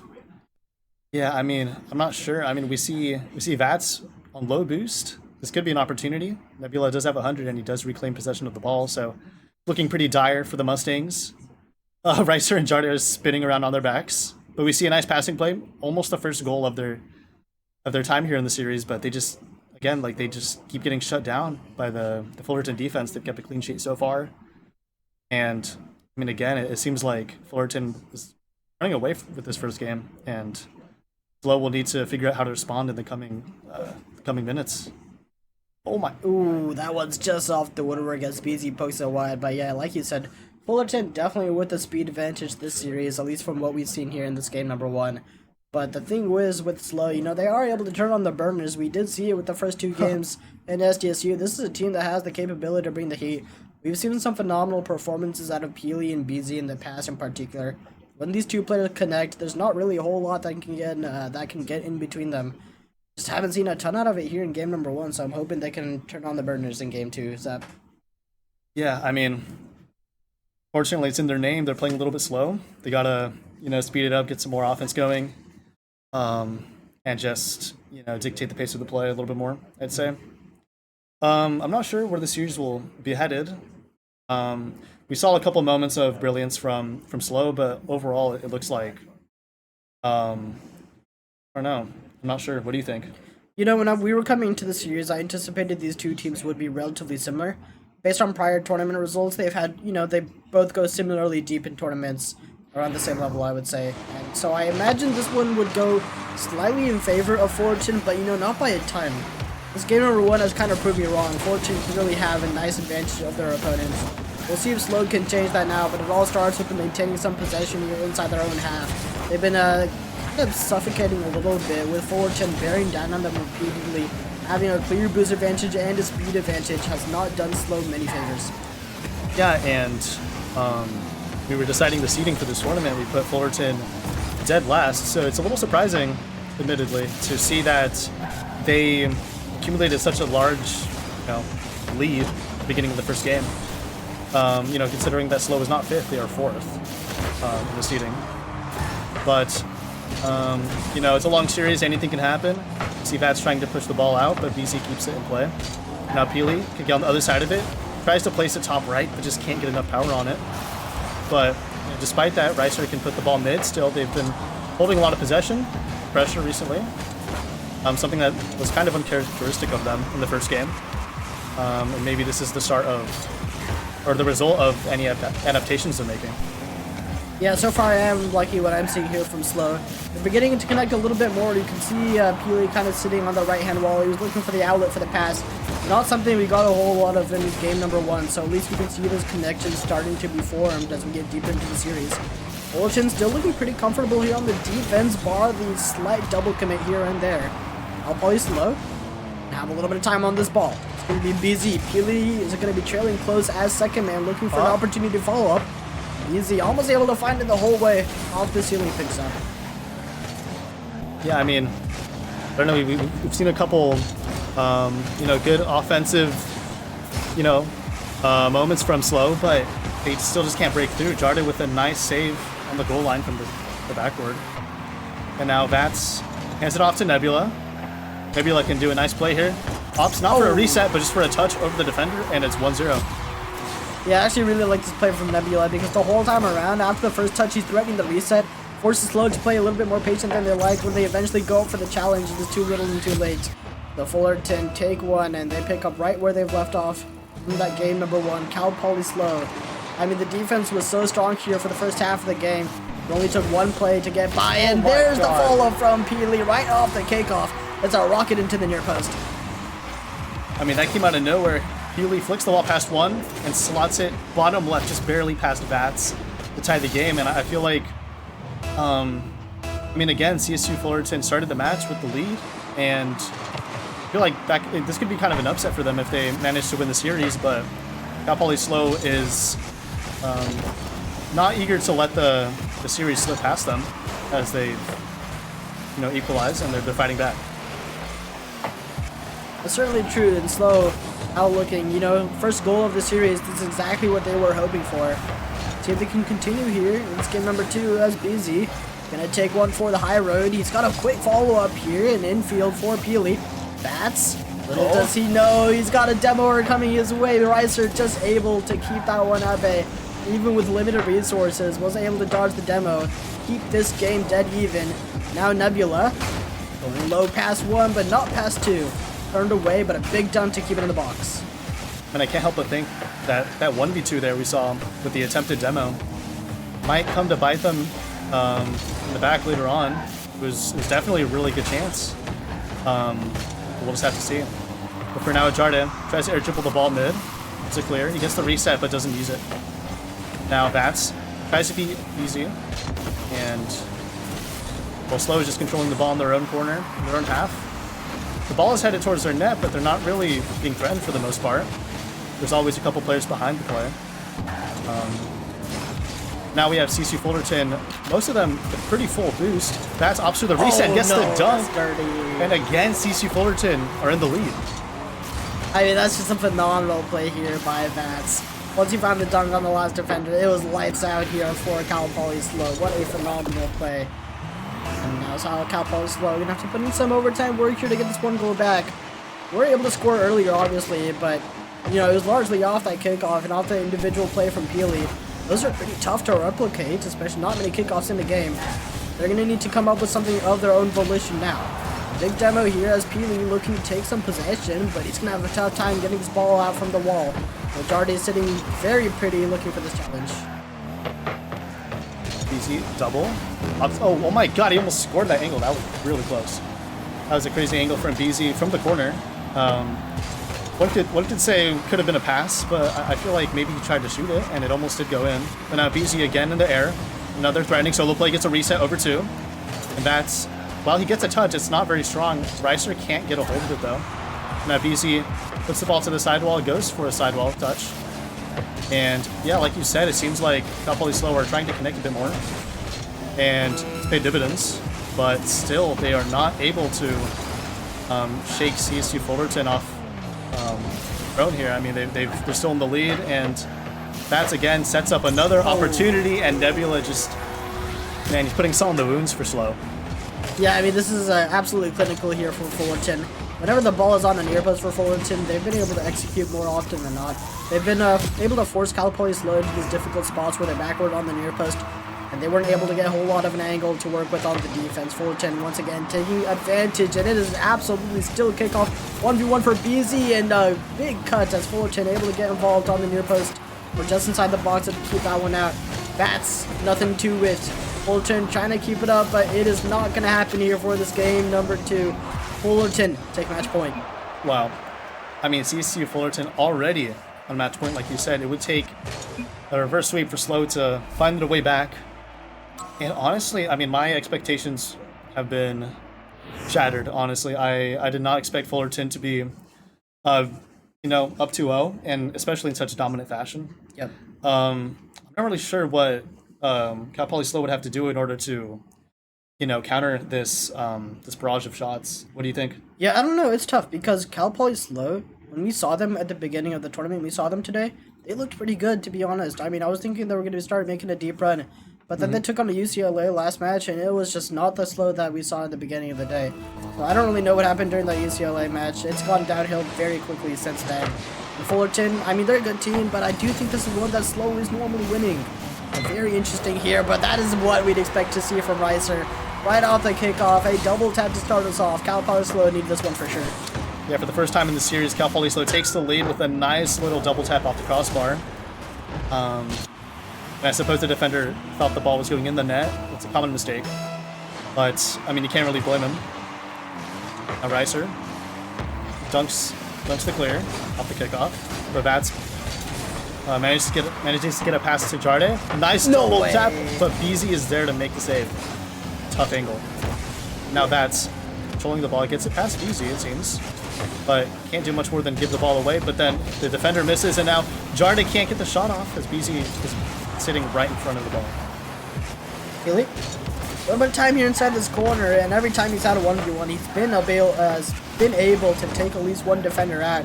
You saw earlier back in that game number 2 as well, so he's always a threat to be reckoned with inside the half. Be Ricer down towards Peely, a shot turned away by Bats. Cal Poly SLO making the connections, and even though they've not scored their second goal, they're doing well to keep the offense going and hold on to this 1-goal lead. Peely turned away by Jarda in the midfield, and it's going to be a race. It's all up to this midfield play for now as 2 players coming inside the corner. A big bump. It is a world of pain for CSU Fullerton inside the box, and still no goal here for Cal Poly SLO as they hammered off the woodwork. Cal Poly just trying to get the ball in the net. They've had a couple looks in the past 10 seconds, but they just can't seem to put the ball past the defenders. Now Peely centers it once more. The ball is given to BZ. Nebula is there to put a stop to it. Ricer. Nebula is having none of his shenanigans. And now, it seems like, I mean, both teams have equal boost. It's looking tough for either of them to make a breakthrough in the next few moments, but we see Peely passing the ball to Ricer. Ricer controls it. He opts for touch past Jarde, but Jarde is too quick for him. And now BZ again in the air. Just one more player to beat. Vat is up quickly. And again, CSU Fullerton is having the defense on lock. There's nothing they can really not letting through. Yeah, super tough here for Fullerton, who at the beginning of this series looked like they had everything going for them as far as the offense. But Cal Poly SLO had turned it up a different notch here in this game number 3 on match point. CSU Fullerton looking for some redemption here as we had just passed halftime in regulation for game number 3. A big 50 into the midfield, and BZ was looking to get there in time, but didn't realize Vats was all over it. Fullerton able to find the equalizer now. Seemed like a little bit of a miscommunication. We saw 2 Cal Poly SLO defenders in the same spot in net. Neither was covering the midfield, or mid, I should say, area. And just a simple mistake like that, however small it looks, can give CSU Fullerton the edge. But as I say that, Cal Poly SLO is back, and they've retaken the lead. Yeah, these kickoffs have been very interesting for Cal Poly SLO. We're talking 3 straight kickoff goals, basically. We had 1 last game. We had 2 effectively this game with a double tap to start us off at the beginning of game number 3. Now this one's just in right off the rip, so CSU Fullerton gotta figure out what's going wrong with these kickoffs because they've been a pain point. That's gonna try to remedy that situation now. Inside of midfield, he's gonna be looking for a follow-up challenge and hoping for one of his teammates to get involved here off his 50. But it looks like Peely is all over it for now. Jarda, midfield touch for him. I don't think he's going to find a whole lot of a follow-up here. With the bump, there was some attempt at getting Fullerton involved in the offense, but it's not meant to be this time around. They're going to have to retreat and figure out another way out this time around, Zach. Jarda does good to control the ball up there on the ceiling in the corner, but can't really hold a grasp on it to make a very convincing play. Now Peely goes the other way, ups her at 50. Vats has having none of it. Ricer tries to put the ball mid, but Jarda is there to pinch it out. And BZ's here controlling the ball in the corner. And, I mean, for the first time this series, it seems like Cal Poly has the upper hand here in a match. I'm not really seeing too many weaknesses, or at least any weaknesses being taken advantage of. And as I say that, CSU Fullerton is stealing all their boosts. They're all huddled up on the goal line. But, again, I mean, CSU Fullerton isn't able to do much. Well, on one hand, I'm inclined to agree, but on the second hand, Fullerton They've been able to make their own plays inside the box time and time again. There's Nebula who's going to be able to punch in the second goal. The thing is, with Cal Poly SLO, like I mentioned earlier, both their goals are pretty much off the back of bad kickoffs from Fullerton. They haven't really been able to make their own plays necessarily, while Fullerton, once they are inside the box, they are able to make those connections, they are able to get the shots. And I don't think I can say the same for SLO right now. We'll see if that changes here in the next minute and change, but as of right now, still liking Fullerton's chances over their opponents. Now Vats, he's looking for the backboard, he's low, double tap for him. Just barely taken off the aerial with the bump. And so Fullerton gonna have to cheat on the defense now. It's gonna be a floater in a race. Vats gets their first out. Try to just put it mid, but he gets a mistouch. Now Peely forces the ball into the opponent's half. And I mean, no one's there to really latch onto the ball. At least not quickly, but Reiser is afforded the time to make it. And it's looking, I mean, like you said, Cal Poly SLO hasn't been able to make any plays on their own. They've only scored 2 goals from kickoffs. But, I mean, they've had some chances. But still, I mean, the firepower Fullerton has at the moment, I agree that it's looking pretty grim for SLO, despite the even scoreline we see right now. Yeah, you know, CSU Fullerton already had a couple 1v1 plays there outside the net. Some fantastic pre-jump saves was what it took to keep it out, but, you know, you just can't rely on those to be that consistent. As we're looking towards overtime potentially for this game. Number 3, it could be all over. It's just out of the world. Nebula dives deep, and it's going to be a floater for BZ to work with. Ball stays alive. Vats, no boost, but a dream, and maybe Jarda can get there to keep it up in time. Nebula up quick. It's a shot. Oh no my way. God. Fullerton take it down in 0 seconds at the tail end of regulation. They complete the sweep. And a heartbreak for Cal Poly SLO. I mean, that is definitely an upset, and what a way to do it at the death. Fullerton just sink the ball into the right side of the field, and I mean, that was pretty unexpected, for me at least. Well, I mean, they were projected to be eliminated, but they got the sweep. That's incredible performance from them. Yeah, I mean, I don't know. I can't help but feeling like Cal Poly SLO, this is a rather unexpected day for them. You know, we've seen better out of them in the past. We've seen other tournaments where they've had some phenomenal runs. I mean, at the beginning today, they looked really good. So I'm hoping they can kind of bounce back a little bit. But, I mean, kudos to Fullerton. Even yesterday, they were playing phenomenally. They had a pretty deep run there in CWCS. So I'm not too surprised to see them come out today swinging. Yeah, and, well, next up, we're going to have the semifinals. This is a single elimination format. And, well, first, SDSU Black is going to be playing against Fullerton now, the winners of this match. And how do you think that will go? It depends. There's been some on and off moments with SDSU's sub. There's some moments where the sub is clicking, there's some moments where the sub isn't. It's just going to be fully up to that. Obviously, 5 stars Zap to 2 players who've been on the team for a long time. So I anticipate no problems there, but yeah, it's just going to be up to Jack. Hi, Jack. Yeah, Jack has been doing... Well, at first he was being a little, I mean, his first performance was being a little rocky, but over time he's been adapting and he's been performing pretty well. And, you know, 5 stars is, he's always solid. You know, he's a rock. You can always depend on him. He's a Pato, he's like, yeah, he's kind of mid. He's okay. Yes. He's not great. All right. But yeah. We'll be right back. We'll be right back. Don't go anywhere. Stay tuned. Cool. Sweet.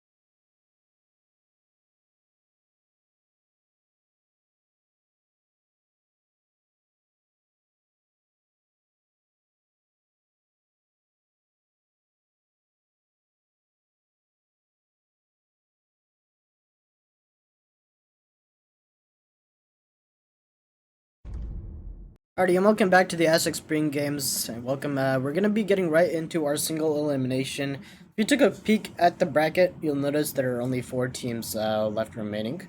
We're gonna be taking a look at SDSU and Fullerton. On the bottom half, we got UCLA versus UCR Blue. These two matches are happening in series, so after this SDSU CSU Fullerton match, we're gonna be watching the other one. But for now, we should be getting a pretty intense matchup. From what we just saw of Fullerton, I anticipate they're going to be bringing the heat. SDSU, of course, one of the top dogs here in this tournament. So we're going to have a whole lot of firepower. Since it is just me. Oh, also, this is really funny. Thank you to my producer for putting this is alone. That's awesome. Since it's just me, I prefer like when I'm alone to do more of a watch party style thing instead of going in like solo casting. So we're gonna do a little bit of that. For now, let's talk predictions. I'm 50-50. So, on one hand, SDSU, very strong team. A very strong team when they have all 3 of their players. They are, of course, playing today with a sub. Sub has been playing particularly well, so I'm still inclined to go in favor of SDSU. That being said, I can see the argument for Fullerton. We did just see Fullerton, they came out with a sweep against their opponents. And so, I think this one is going to go... weighing the odds. I think 4-2 SDSU. I think each individual game is going to be close. I think there's going to be a couple games where SDSU run away with it. But I think Fullerton is going to be able to find a game or 2. That'll be interesting for sure. So we're going to see what they're up to here in just a little bit as we start getting into this game. All of the players look relatively locked and loaded. A long best of 7 here ahead of us. Leave. So we are going to be these teams for quite a while.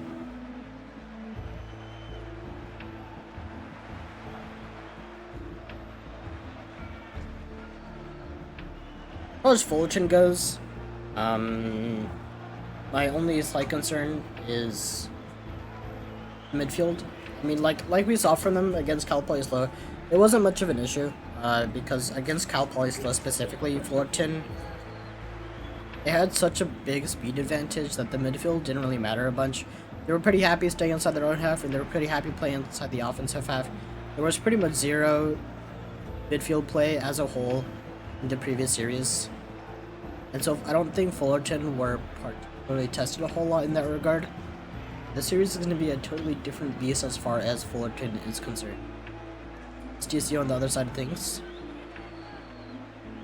Still looking to get locked and loaded in a couple of moments.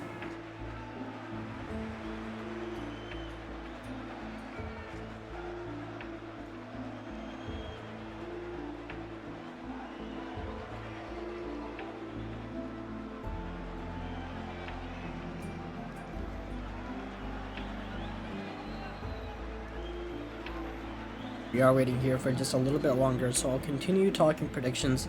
While we're looking at this SDSU Fullerton matchup, we're also going to talk a little bit about the one that's happening below us, which is UCR and UCLA. These two teams, obviously, they're not playing right now, but they are 2 pretty interesting teams to talk about because they're a little bit more closer matched, I think. UCR, they've had periods where they are really strong and some periods where they're not so much. UCLA, on the other side of the things, are interesting as well, but we'll save that discussion for another time. For right now, we'll be right back, solve this tech issue. When we get back, SDSU and Fullerton.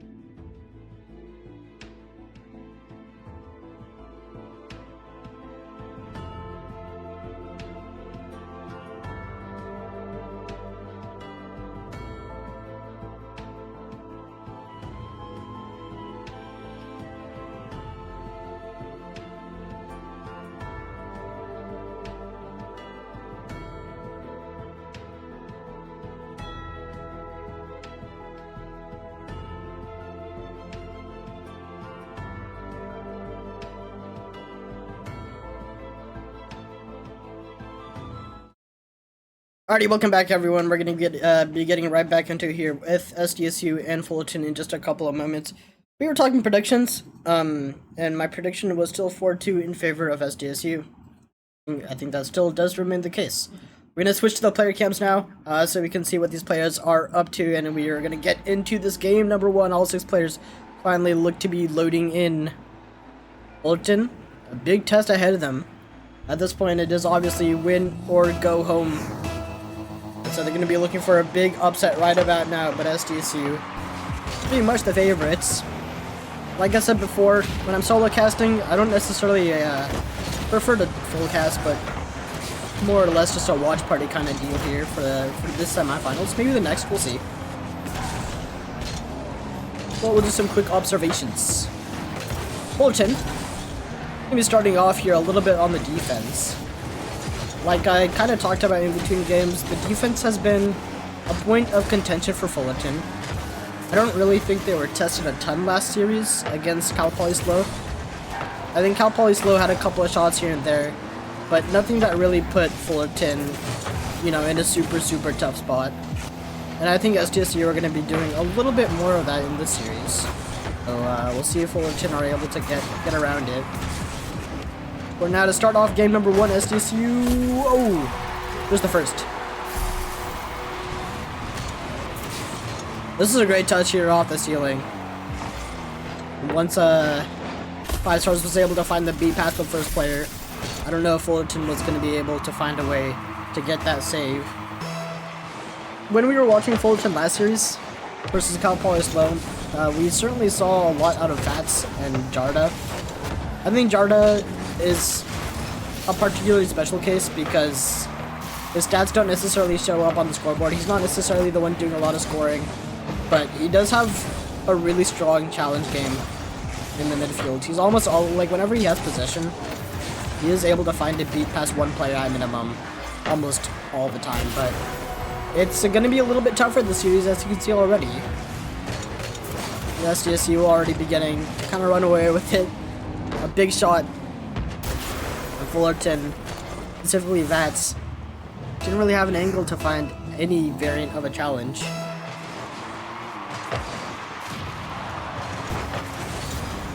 Off this kickoff, we'll see if Fullerton are able to get anything going here, but they've been stuck on their defense for a while.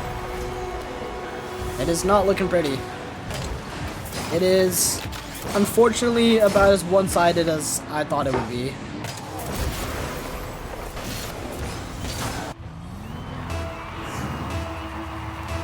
Need a small miracle here from Fullerton, but we've seen some miracles from Vats and Nebula in the past.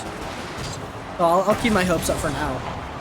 But you know, they've had better starts to series, for sure. And finally, they are able to put a shot on target. One of their first notable shots of this semifinals, I want to say. Check. Now 5 stars, who's been doing most of the shooting, I want to say, for SDSU. I mean, Zap is obviously doing a lot of the work getting it infield or towards the backboard, but I think 5 stars has been there more often than not to clean it up and actually put it inside the net. Oh, that is a crazy angle from Nebula. Very well placed by him. And it's a shame that that one didn't find the back of the net. Now the follow from Jarda turned away by Zap. As they duke it out inside the midfield once again. It's going to be Zap? Nope. Nothing to it. Nebula also going to be handing it off to his teammate here inside the midfield. Fullerton. They are finally able to get something going. For the first time in a long time, I want to say. But the problem with the Fullerton offense is it tends to fizzle out a little bit more quickly than they like. They're doing well to kind of put themselves inside the offensive half, but after that, not a whole lot going for them just yet. That could change, but it's going to be difficult to change that when SDSU are just running amok inside the offensive half of their own. If you're Fullerton here, you're probably thinking, like, why on earth is Hijacker, like, already there? Like, you see the touch coming down from Zap, and it's going toward the far post. And Fullerton's probably thinking, yeah, that's an okay ball to deal with. We have a little bit of time, but to dismay, they find out that Hijack is already right on top of it. So, Fullerton, they can find a goal here in this game number 1. I would say that is a good start, something that you could build on top of. But the fact is, as it stands in this game 1, just hasn't been a ton of scoring opportunity for Fullerton yet. Well, there's been the one double tap from Nebula, so, you know, maybe I shouldn't say there hasn't been a scoring opportunity. There's been a couple. And some good looks here and there, but I think overwhelmingly the CSU defense has been able to hold the test of time.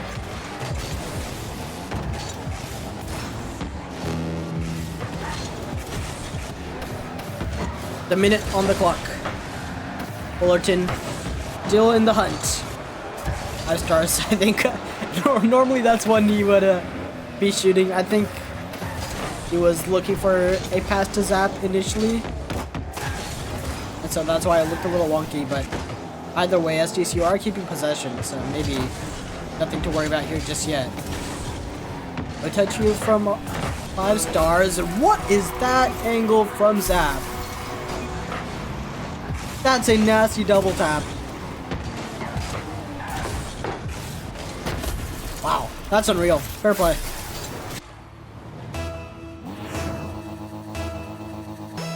Yeah, you can tell they're happy about that one. Zap is looking. He got a smile on his face. He's happy. And a happy Zap is a dangerous Zap.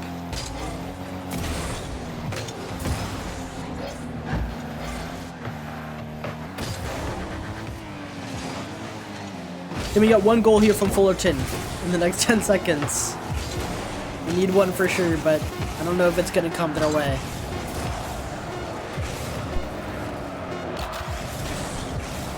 Yeah. Tough start. Tough start for Fullerton.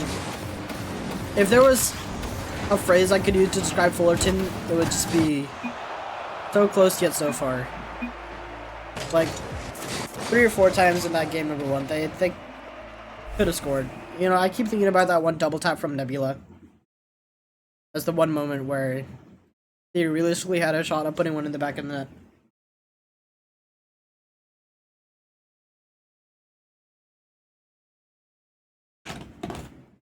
See if that changes. Fullerton, yeah, I mean, it's clear that they're a little outmatched in this game. The best they can do is probably try to find a couple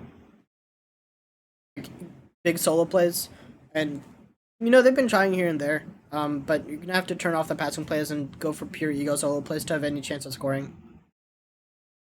That's a tough cookie to break.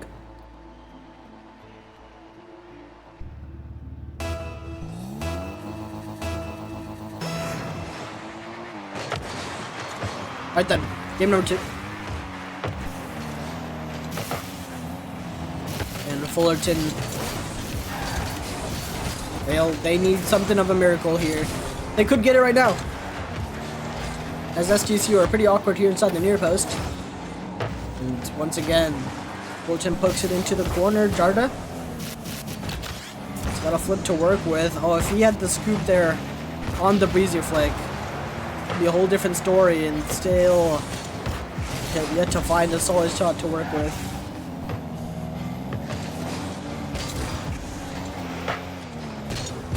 Touchdown heel, Vats would be able to pretty easily take care of this. And he does. Still kind of loose here inside the box. Zap, he's looking to get it out towards Hijack. Hijack poked away on the sidewall. Fullerton look better in this game number 2, I want to say, compared to the game 1. I think already in this game number 2, they've had substantially more offense. And, you know, by just the very fact that they've kept this game even has to mean something, right? Because this time around in game number 1, the scoreline was already, what, 0-2? If not 0-3, I think it was around 0-2, but anyways, my point still stands, right? Fullerton, the defense is looking a little better. Oh no, I've spoken too soon, haven't I? Yeah, this one gets by. It's a good touch by 5 stars. Just weren't expecting him to find the flick so quickly. If they were expecting him, I think they would have had someone on the backboard, but I don't think. Oh, can we get a goal? Off the rebound. We cannot.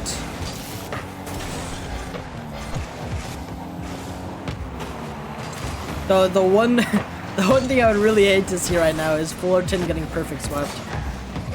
We need a goal here for Fullerton, no matter what it takes. We need to avoid the perfect sweep. But that's not gonna cut it. Need some contact there to get at least some variant of a shot. High stars. Nebula is able to turn it away from the backboard, but Zap is all over it. All loose here inside the corner and hijack. That's a pretty strong 50 that 5 stars is able to work with. Fullerton doing decent here on the defense, but they've yet to find a good counter-attacking opportunity. SDSU in general play a pretty deep third man, and so that's made it tough to find like a big counter-attacking opportunity. Hijack in particular, he's like a really deep third man a lot of the time.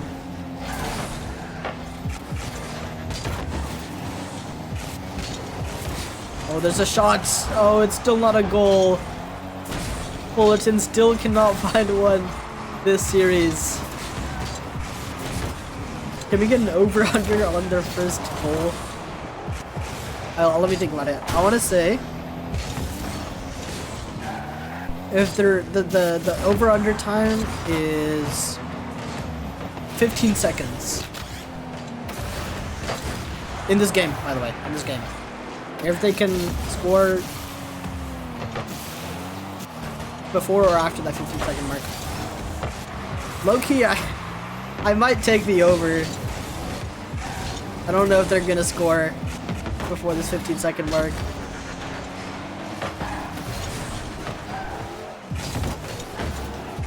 Maybe I'll emo words. Let's see.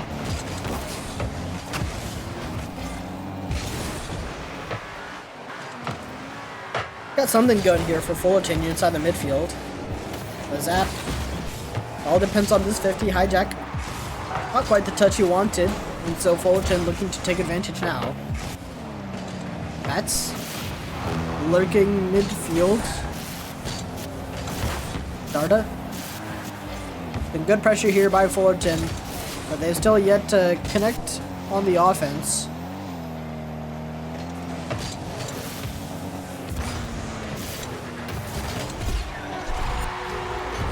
That was a very odd sequence of events. I want to say that the broadcast disconnected for a second, or the server died, because that was not a normal sequence of Rocket League, whatever we've just witnessed. Yeah, we're gonna take a brief tech pause, chat. Be right back once we fix the server issues.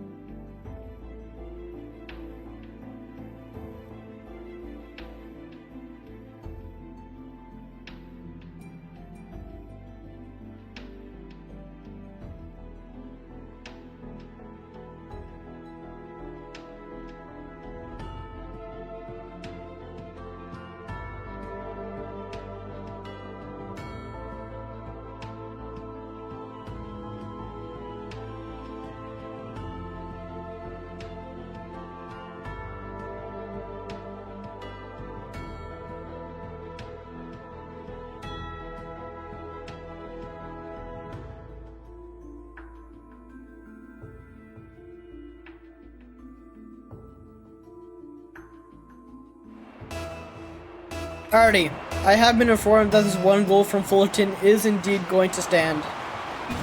So it's a 1-all game here for game number 2. Which means Fullerton are not getting perfect swept. But their first goal has come in rather unfortunate circumstances.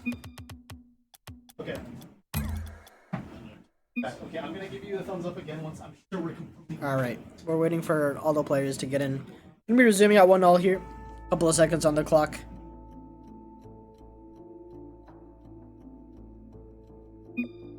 They've set the time to around where the disconnect began. Where around the time where Fullerton scored their first goal of the series. More or less. Sick. Here we go. Game number 2.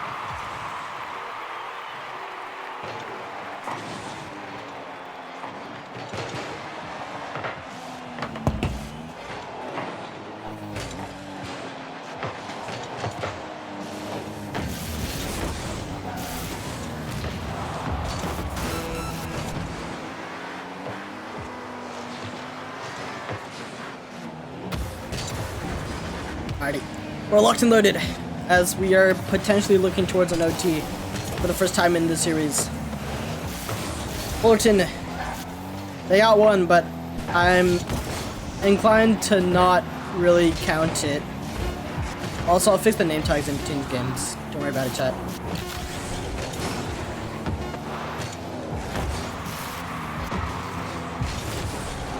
But we're gonna go OT. Oh, we're not going OT. I stand corrected. He's gonna put it home at that tail end of regulation. What a shot here from Zap as he was able to find the beat on the initial challenger.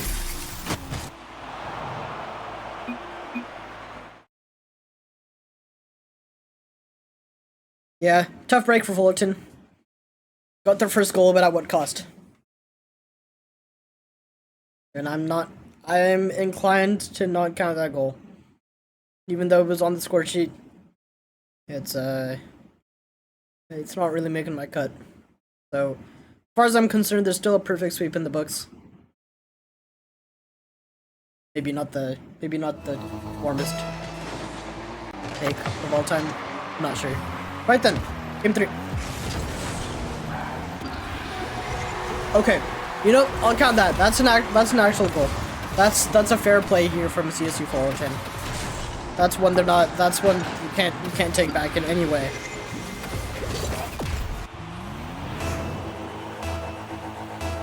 So, actually no perfect sweep this time around. SDSU is still looking like the favorites, obviously, despite trailing a little bit here in this game 3. Hijack. Oh no. He's realized after he made the touch, oh, what are we doing, SDSU? Zap is just able to keep it out, but that was unfiltered chaos there on the goal line. A little uncharacteristic out of SDSU, but you know, they're making it work, so it's chill, I guess, but it's certainly scrappy. Now 5 stars. Ceiling double tap. Good plays all around, and still liking what I'm seeing here from Fullerton. I think when you compare this to their game number 1, they are looking significantly better last game and this game compared to that first game one. That first game one was tough. It was a tough one for sure. This one's looking a little better.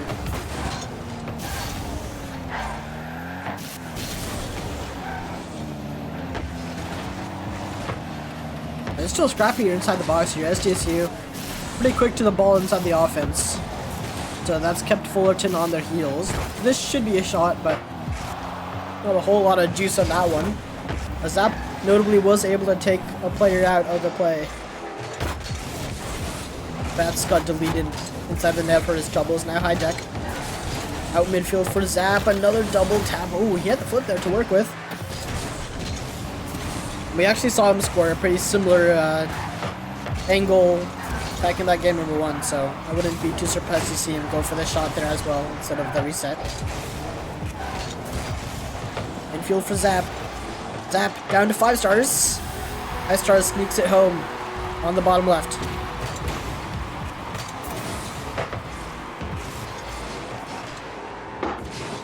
Solid team play all around. All 3 players for SDSU, of course, getting involved.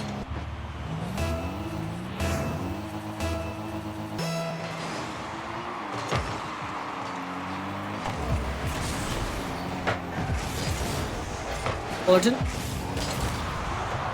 Much like that game number 2, they are even now, but we saw how that game number 2 ended. Ended with the last second goal in regulation time. So if we get another one of those, that would be a pretty sizable heartbreak, I'd say. It should be an open net, almost. Almost was an open net. Bats was unable to put that one home, but there was still a good look.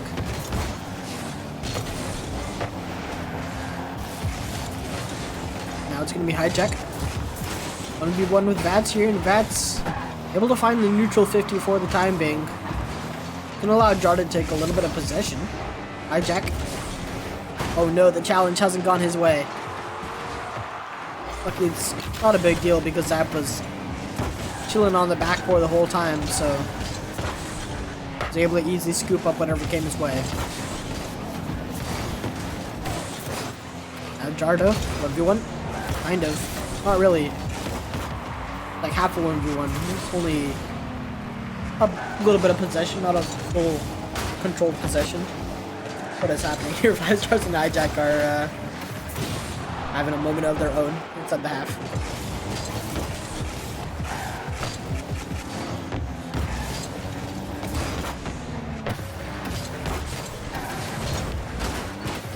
SDSU, I feel like by now they normally would have scored at least a couple of goals, so this is a little uncharacteristic, I could say. It's been sloppier in this game 3, especially when compared to that game number 1, which was a really dominant one-sided performance in favor of SDSU.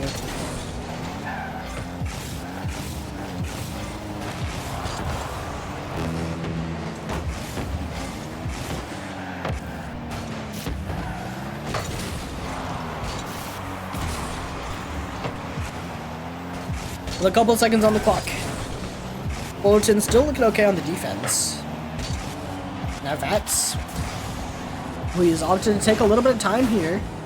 Really interesting because SDSU were all positioned in such a way that they would have been able to cover a big strong touch out to the midfield, but weren't really expecting the possession play. That hijack, that's a great touch by hijack. Very well done there inside the midfield. It's opened up the door for SDSU in such a big way with that touch. Now SDSU looking to bring the hammer down. If they find another goal at the tail end of regulation, that would just that would be simply insane. And as it stands, that could happen. The ball loose. It's gonna stay up a little bit. Hijack gets there. Zap next up to the batting and play, and he's just gonna be able to keep it up, but not for long enough. Fullerton needs something big here to avoid an early match point. Much easier said than done when you're taking on SDSU, but is there anything left to put it up to? Gotta put it up now.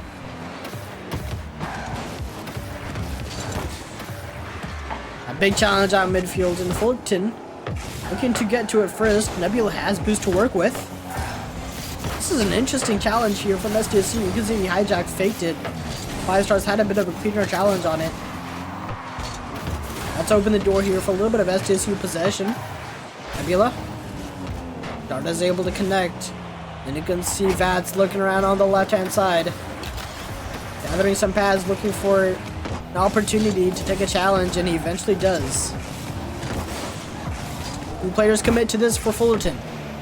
It means SDSU have a potential shot lined up here in the next couple of seconds, assuming the challenges continue to go their way, but they don't for now. Fullerton is able to break out. That looks a lot dicier than it had to be. 5 stars was able to get back to it.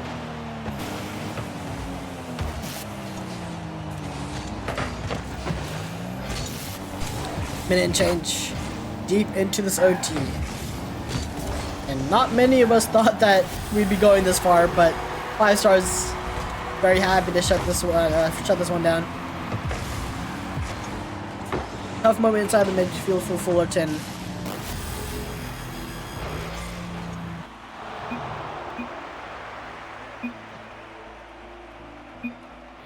we are gearing up for a sweep in this best of 7.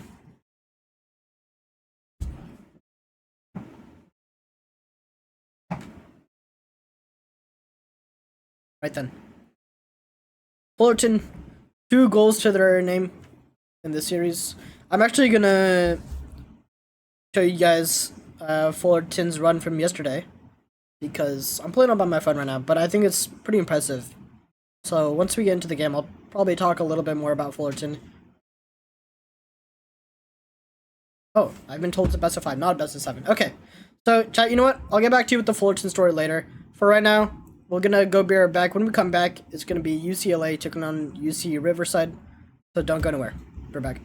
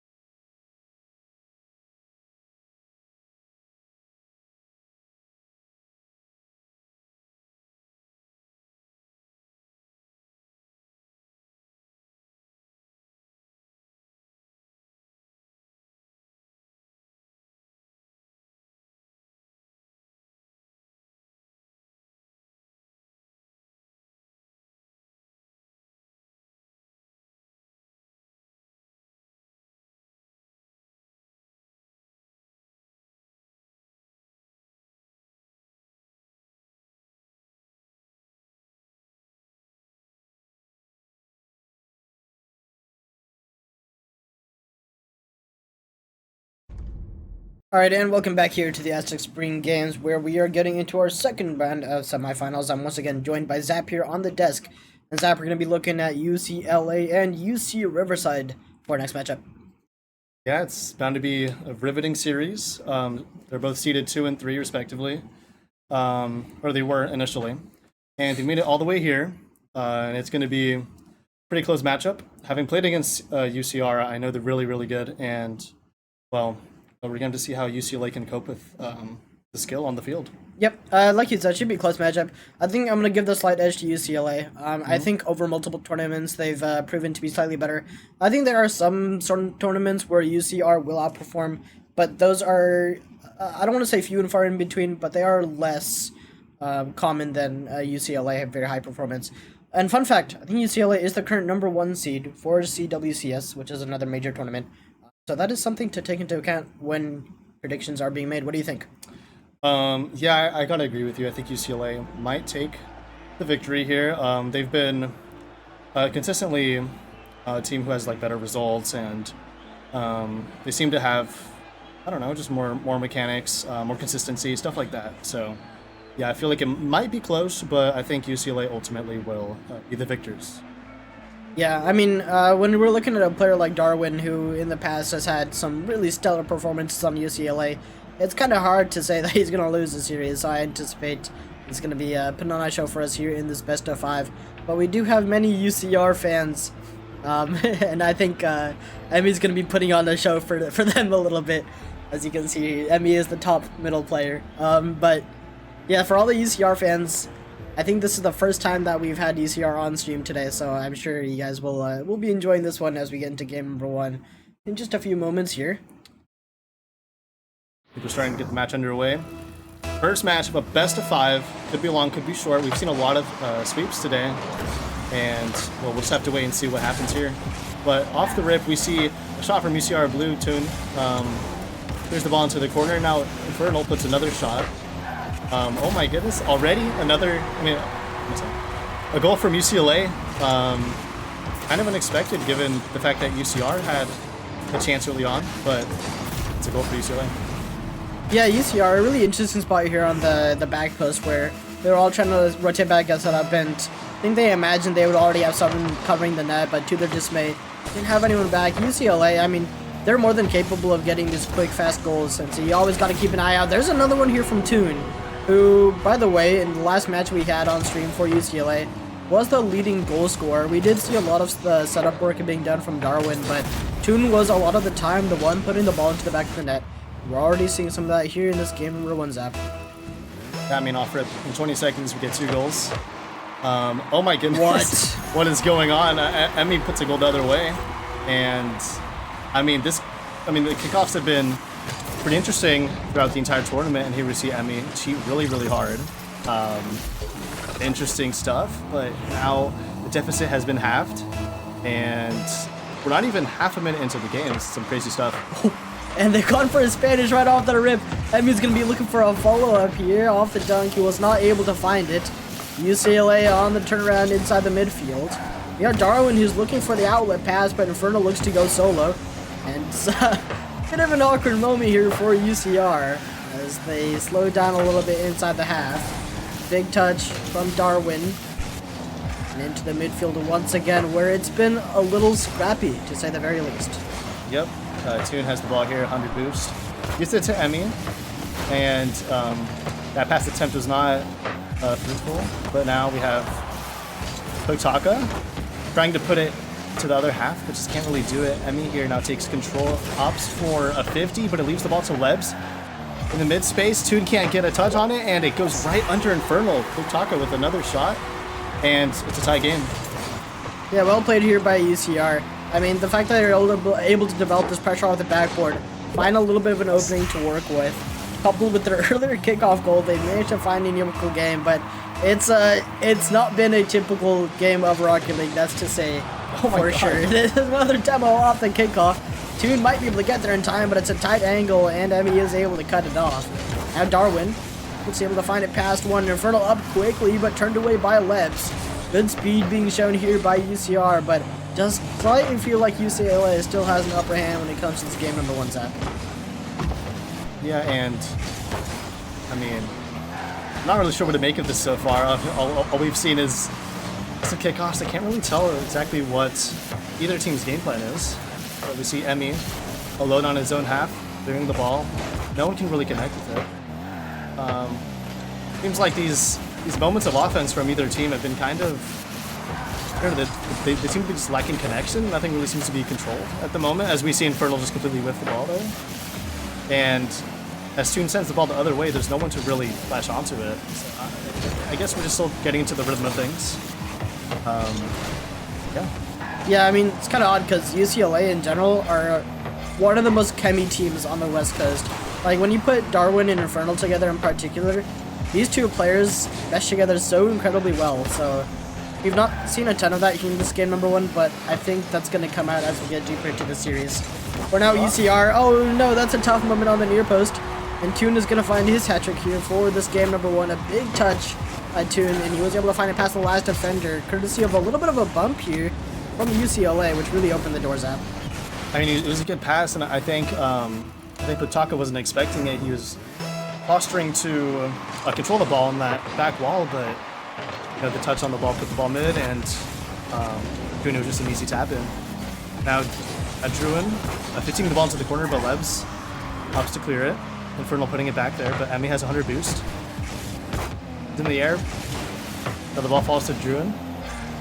Seems to be a 1v1 here. He goes for the bump, but Lebs is quick to deny it. And oh my goodness, they get a chance for Lebs. Infernal just makes the save, and he has a good opening here. We'll see. Oh, and you gotta feel like Infernal should have been able to find something on target there. All 3 players up for UCLA, but it doesn't matter. Darwin able to take it down off the double tap. And it's a good thing he found that angle, because if he didn't, there was just no chance anyone was getting back for UCLA. Would have been the freest counterattack that UCR had seen this tournament. But nevertheless, UCLA going to be happy to take that one down. Solid 2-goal lead to their name. And the gameplay's been scrappy, but they're not complaining. Lebs off the kickoff, turned away by Toon. He's got a little bit of boost towards the backboard. Maybe that's not the touch he was looking for, but bailed out by Pug. No problem yet for UCR, but they still need to find a way to get this 2-goal deficit under control, Zach. Yeah, I mean, moving back to that last goal, I mean, you know what they say, the more people going for the ball, the higher chance will hit the ball. And it certainly worked out for UCLA. But I feel like sometimes they are not that, I mean, like, coordination is one of their strong suits, but we kind of saw them falter in that moment. And I feel like for any of the teams here, whoever's the most coordinated, making sure only one person goes for the ball each time, is like ultimately the team that succeeds. So, yeah, I mean, UCLA have really been pretty strong in that department, but we'll see if UCR Blue can kind of combat that with some superior play. Lebs controls it, or no, he does not control it. He tries to clear it, but Druin is there to put a stop to the clear. Putaka sends the ball towards mid. Druin is there for the pass, and another shot and another goal for UCLA. They've been connecting really well, and we've seen that again here. Yep, UCLA, it's very strong midfield play. The 1-2 give and go, and not much that UCR Blue was able to do about it on the defensive end. This one's starting to very quickly get out of hand, and Emmy, you can see him on the screen. He's looking for some solutions right now. The next 40 seconds, I don't know how much he's going to get, but at least one for the road would have been nice, or would be nice for sure. As Pug is going to take to the skies. Emmy looking around with a little bit of boost to work with, but that's going to go very far over his head. Now Lebs. Oh, he wants a little bit more power off that corner touch. Instead, he's relinquished possession to UCLA. Luckily, Emmy has done well to cut down on some of that space, giving UCR another fighting chance to work with, but with only this many seconds left here in this game number 1, don't think they're going to find it, so UCLA will be starting off this series with the lead. Yeah, I mean, it's all just formality, just waiting for the clock to run down. UCR has no way of coming back. And as most people would expect, UCLA is the team that comes that develops the lead first here in game 1. And, well, I mean, it wasn't really that much of a contest. UCLA, they connected well, they created chances, and they finished them off pretty clinically, whereas UCR was not. As they weren't making as many plays, so we'll see how they adapt in the coming games. Yeah, a lot of work to be done if you are UCR. I mean, the defense was itself okay. Like nothing to write home about. It was just solid. The midfield is where they struggled the most for sure. The fact that Darwin was consistently able to find some passes and beats in the midfield really left UCR in a tough spot again and again. And that's just what it came down to, you know. When it's hard to take down a match when UCLA all three players are just like faster like this. It's as simple as that, you know. Yeah, I mean, it's tough to outpace this UCLA squad. Been playing together for a long time as well. They have, yeah. So not only are they fast, but they're able to connect at these really high speeds. So it's going to take a lot of brilliance from each player on UCR to take down this team. And Butaka tries his hand at a play. Oh my goodness, That's what crazy. a pass and what a shot from UCR. That was stellar. Yeah, very well played here from UCR. Might be one of the goals of the tournament. What a shot here from Pug. I mean, a ridiculous angle to work with. And they're happy about that one for sure. UCLA certainly weren't expecting our Rocket to find their own top ends. But, you know, UCLA has squad with a lot of offensive firepower of their own, so you can never be too careful if you are UCR Blue. This one goal lead early into game number 1. Let's see if they can build onto it now, but first they gotta break out of the defense. Emmy, with space but no boost, and he is able to find it past 1, but not past 2. Darwin, he sets, and there was something to it this time around. If he had a little bit more resources, then there was a world where he found it past the last defender. Right now, it is chaos here inside the box. UCLA just keeping their wits at bay. A double commit from UCLA. Darwin gets a weak touch towards the corner. Leps puts it mid. Emmy can't quite get the shot on target, but Butaka is there. He's quick up to it, and now Emmy just can't reach it in time. Now Leps might want to take control here and stall as his teammates need to come back for boost. And it's looking pretty dire. Toon puts the ball up nearly in the net, and Leps is there to stop it. It was a really close moment there. Now Infernal. Toon off the crossbar, or off the backboard, and narrowly makes the save. Yeah, well done by Emmy there. I mean, it was a bit of an awkward angle to come by. It was sitting on the near post. Was really only covering the single spot and was just able to get to it in time. Well played here by UCR, but they've been stuck inside the defensive half for the better part of the last minute or so at this point. UCLA have a very strong boost advantage to work with, and it's not getting any better as time ticks by. Off the backboard once again, where Butaka is empty. They have a combined 36 boost to their name right now. They have nothing going for them. UCLA on the other side continues to hammer down. This goal feeling like a matter of when, not if. It's off the backboard again. Another 50 turned away in Darwin. Gonna be looking to get involved, but finally UCR break out after an onslaught. Oh my god! Lebs, what on earth? That is ridiculous. I mean, UCR have been struggling to get out of their own half for a while, and owing to an own goal, they've extended their lead. I mean, looking just at the gameplay, it seems like UCLA has been dominant, but UCR finds a way, through some luck, of course. But of course, they'll be grateful for it. Now, Lebs gets a reset, trying to put the ball past the midfield line, and he can't. Darwin, take it off to Toon. And it seems like UCR doesn't have much boost, only Lebs is in possession of Annie, and now Toon tries to put a shot on, but it's not enough height. And I mean, like, UCR is still struggling with the boost. Lebs gets lucky, picks up a pad as he drives over. And, oh, what a fake. Can he put it mid? Nah, I mean, like, UCLA has been clamping down on their defense, and it's looking... I'm not sure, honestly, about the state of the game at the moment. Yeah, I think chaos is an understatement when it comes to this game. We saw it in game number 1, but game number 2 is really a whole different beast. I mean, it also helps that UCR is low-key peaking right now, so that... I mean, we've seen some pretty solid mechanical plays from them. Lebs, of course, that double tap was kind of an own-goal double tap, but still a cool one. Oh and Toon, he finds the exact place to put it home. And it's a good thing you found that one, because after 5 shots, I would have also been a little sad if I didn't find the back of the net. But finally, they take one down. UCLA get one. And that was some perfect placement right behind the defender. And looks like UCLA might claw their way back into this game. It's a 1v1. Butaka does well to stay in front of the ball and get a good 50. Now the ball gets sent the other way. Darwin is there to maintain pressure. And again, UCR does not have much boost here. Only Lebs has boost. Might make it tough for UCR to get the ball out. But seems like they'll manage. They've gotten out of situations like this before. And now Infernal takes control, gets bumped, and it's going to be possession for UCR. Yeah, but not a very long-lived possession, as UCLA, they've always been pretty quick inside the midfield to cut off a lot of the possession plays UCR have been making. There's been a couple dribbles from Lebs here and there, but not a whole lot. Wow, that was way closer than it had to be. It goes just off the woodwork, and somehow UCLA still unable to find their second goal. But that one's high and wide. UCR are going to have a tough time getting to this. They are able to get it just in the nick of time. Infernal wasn't able to find as solid as an angle as he would have liked. And me? Oh man, off the ceiling pinch. Was trying to line up something to get his teammates involved. But with time ticking down, UCLA is still on the hunt.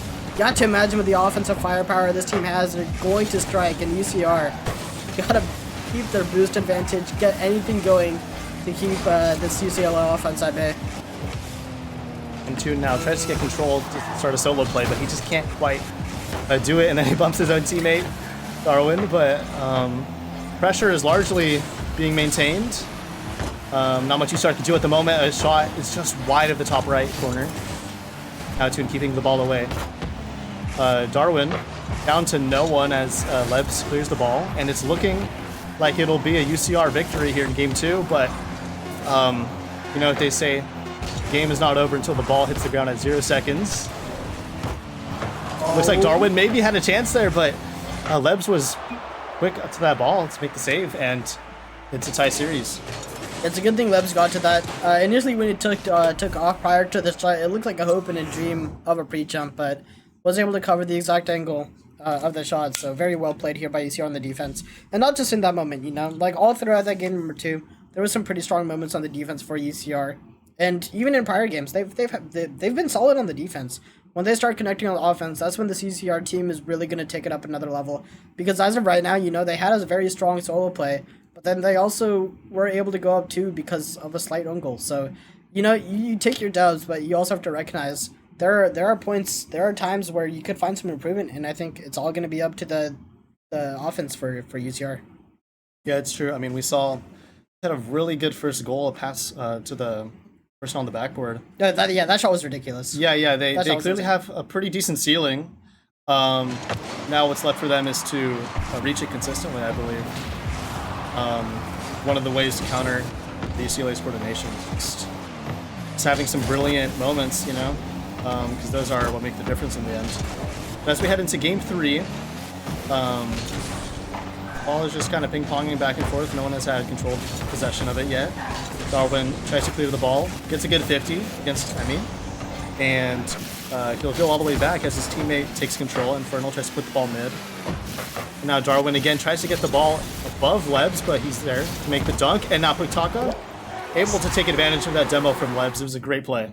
Yeah, Lebs actually just did so much work there. He found the dunk, he found the demo. I mean, there's really not much more you could have done if you are Lebs in that situation. Gifted UCR that first goal, and UCLA, once again trailing by 1. They spent the entirety of game number 2 in the situation. We're not able to come back, and UCR looking to replicate that once again. Secure their berth in the grand finals. Still UCLA looking to bring the heat. It's going to be a big bounce in the midfield. UCLA up quickly, 2 up on the backboard for UCR. Darwin keeps it inside the box, and whifty on either side of the pitch as neither player connects. But it's going to give a little bit of room to UCLA to work with. The UCLA with full boost, starting some offense here. A 50 against 2 players. Neither come in contact with the ball, and now a good pass midfield, and Infernal is very quick to get on the other end of it.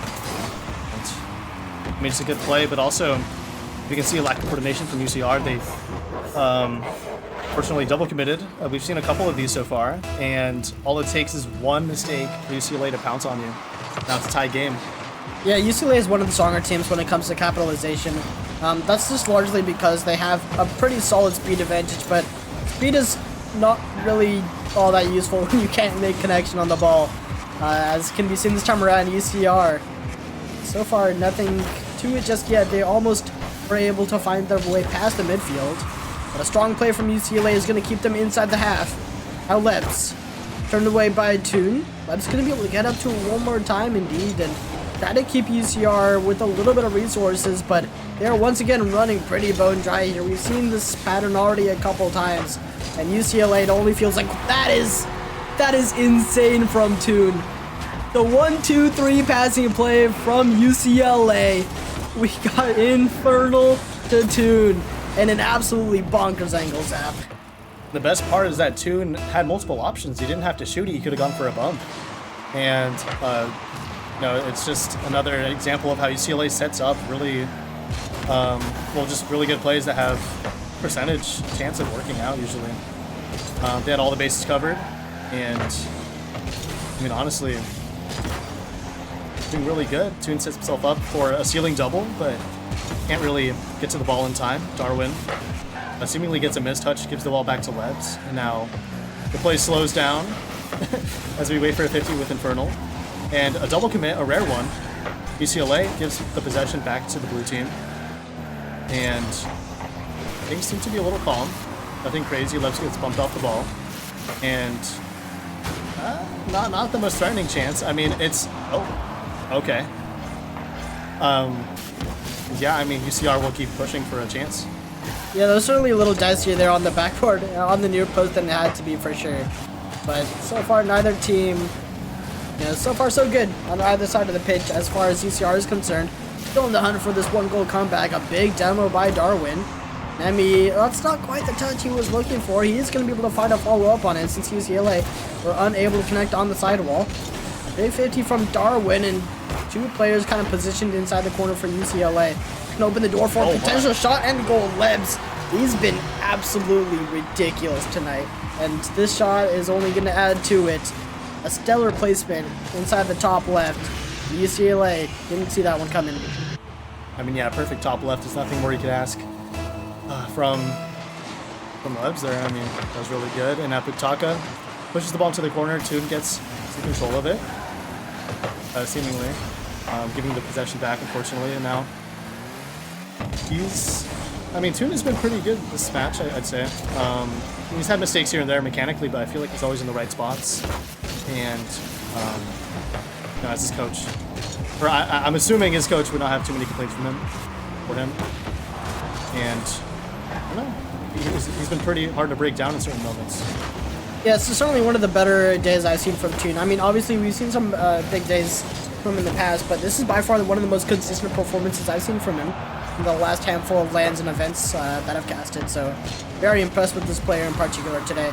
It is normally the Darwin show, and that's not to put anything bad on his other two teammates. Infernal and Toon are fantastic players to each their own right, but this is a special day for Toon. So very well, kudos to this player. And UCR Blue still advancing here inside the half.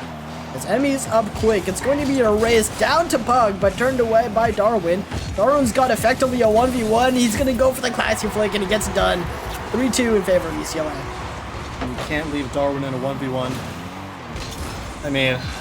He goes for a good flick. It wasn't the most powerful, but it was a good enough direction change to catch Pug off guard. And now UCLA, in the dying moments of the game, claimed the lead. Okay, back the other way we go. Off the kickoff, equalizes. And again, we see a weird kickoff. The ball seemingly going past Toon, and Pug is just there to capitalize. That's interesting. I don't know. Yeah, it's also strange that it's not even the first time that we've seen it this series. UCR have definitely had the upper hand when it comes to the kickoff, specifically the second man who's cheating on the kickoff. Been able to predict it a little bit more accurately for UCR when compared to UCLA. That's a rocket, and it's turned away by UCLA off the crossbar. Oh my. Now the ball loose, and Toon should be able to put this. Oh my god! Oh no, he's not done it. That is that's a heartbreaker for sure. As far as open nets go, that's probably the most open net that we've seen all tournament, to be honest. Yeah, that's a tough one. And now UCR goes the other way. They might be able to find a winner here, and they don't. That was a good save from Darwin. Again, he's been pretty stellar on the goal line, making a few saves in those dying moments. And now UCLA might come to rue that mistake later on, missing that open net. But they're creating some offense. Let's see what they can do. Emmy handing the ball off to Lebs. And And Toon is there to block the clear. Now Darwin tries to get a bump. Not enough. And Infernal keeps the ball in play. So far, UCLA, they've done well, and UCR holding on just by a thread here on the defense. Notably, Lebs has done well to grab that corner boost and preserve some resources to his name, because that's been a really big struggle point for UCR Blue this series. Now Pug is going to be cut off by Infernal, who's not got a whole lot inside the midfield, but opens the door for a shot, turned away by Lebs. Infernal, out Darwin, next up to the batting play. You can see Toon lurking around. He's been a key element of this UCLA offense. Every time he's able to find a shot, more often than not, he's been able to convert. And so UCLA going to be looking for him to get involved here just inside the box. Emmy. And now Toon, a little bit of time, a little bit of boost. He's past one, lining up the double tap. And Pug is able to turn it away, Zap.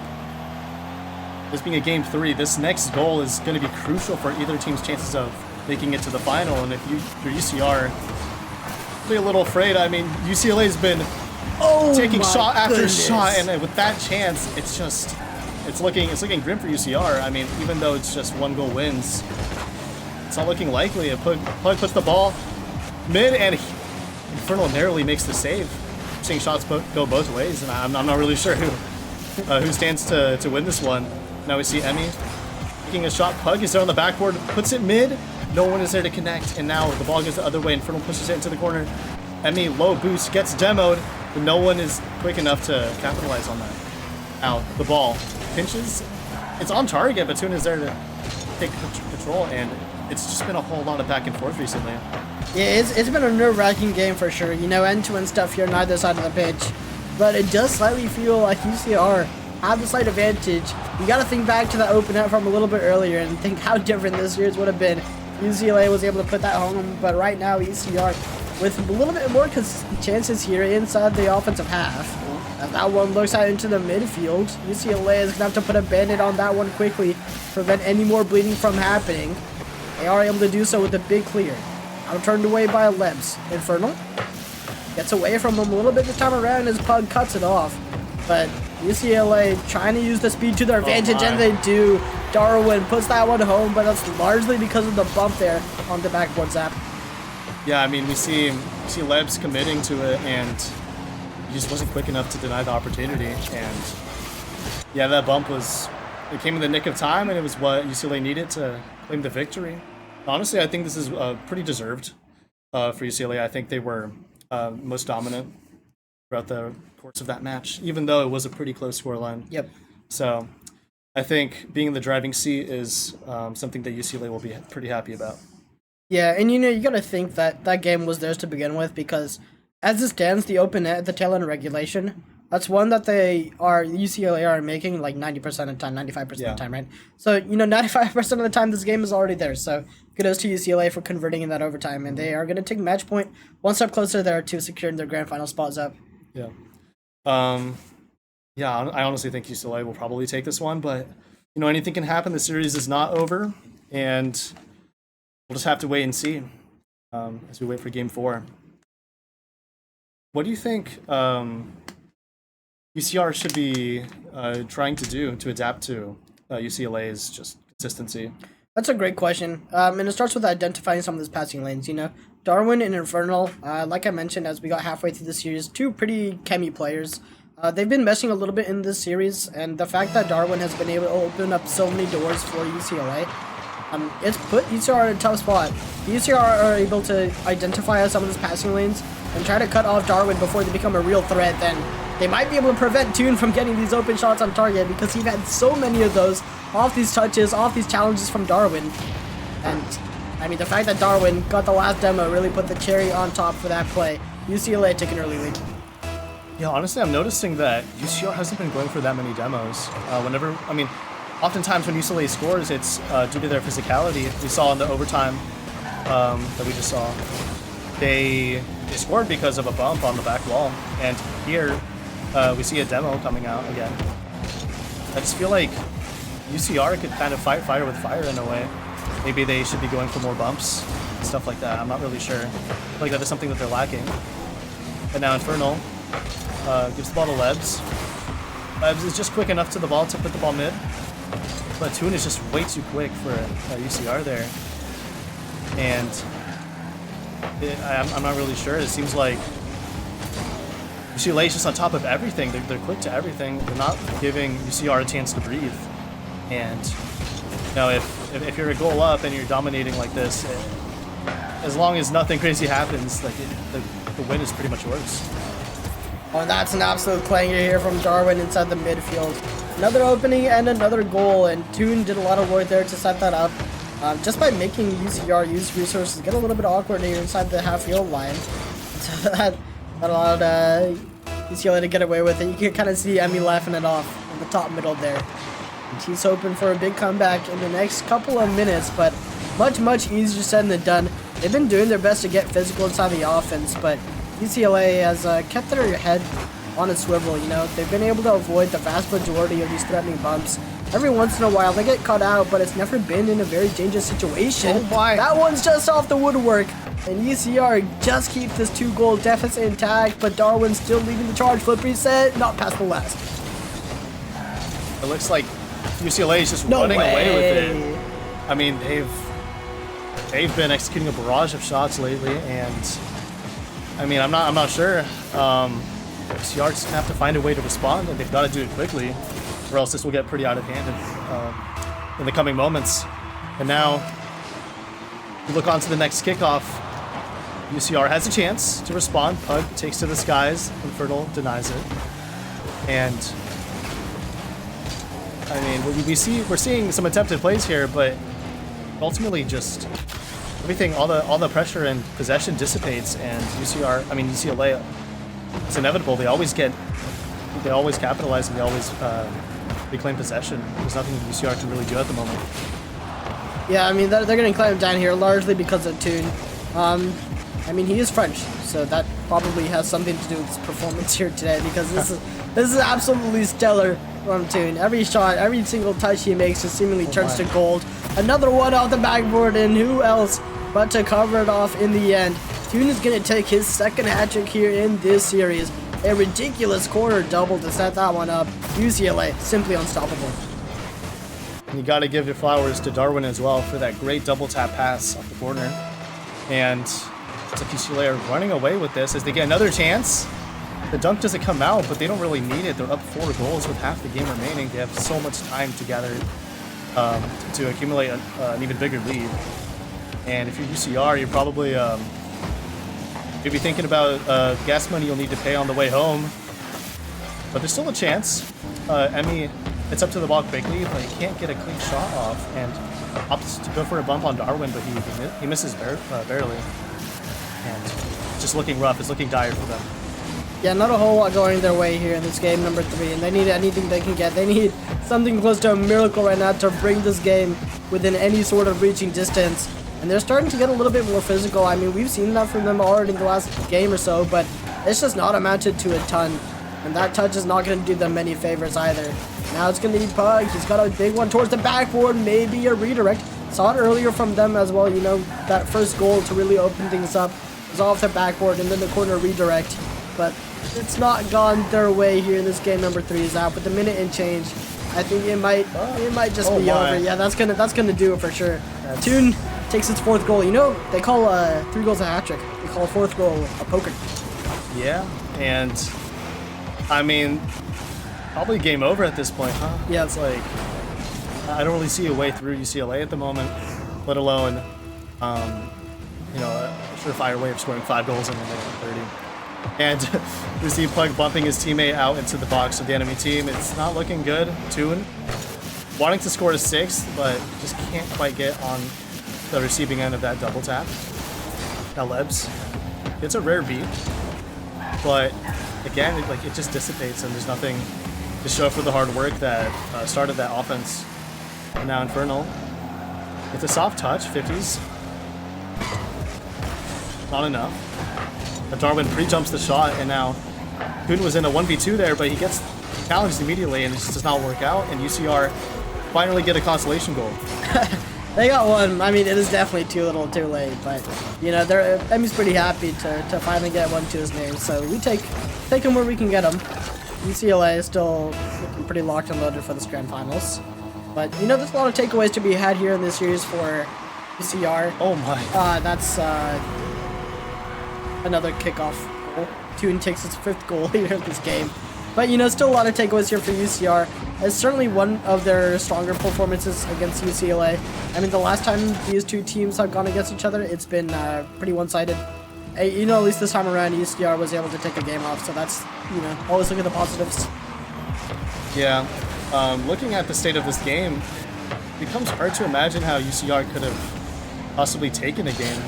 Yeah, like, no true. offense to them, but yeah, UCLA has been doing really Okay. well. They've been in top form, but UCR claw their way back into getting a second goal. Of course, it's not enough to take the victory, but it's a well orchestrated play. Pug puts the ball central for Lebs, and he somehow gets the angle there on the ground pinch into the bottom right corner, and it's all just a formality at this point. Pug attempting to score, but any efforts from this team are unfortunately futile. It's not really their day at the moment, and I mean, UCLA, to their credit, have been playing super well. Yeah, I mean, you know, UCR has had a strong tournament. The group stage was, I mean, you know, this is a pretty strong tournament. There's a lot of very capable teams, but UCR all said and done, they were able to perform particularly well. We will be seeing this team, I believe, in a couple of weeks at CWCS, so I anticipate by then they will have grown and improved, and we'll see some more out of them. For now, we will send UCR home. We'll see them next time. Kudos to UCLA as they take their spots in the grand finals. Yeah, it's true. There's a tournament in CWCS coming pretty soon, May 2nd. It's another lane where UCR can prove themselves, and I think they look over these matches, they can find ways to improve, and they definitely have the potential to be a better team. Yep. But yeah, I mean, it was a good series despite the one-sided scoreline in the end. We saw some close moments. What are your thoughts on it?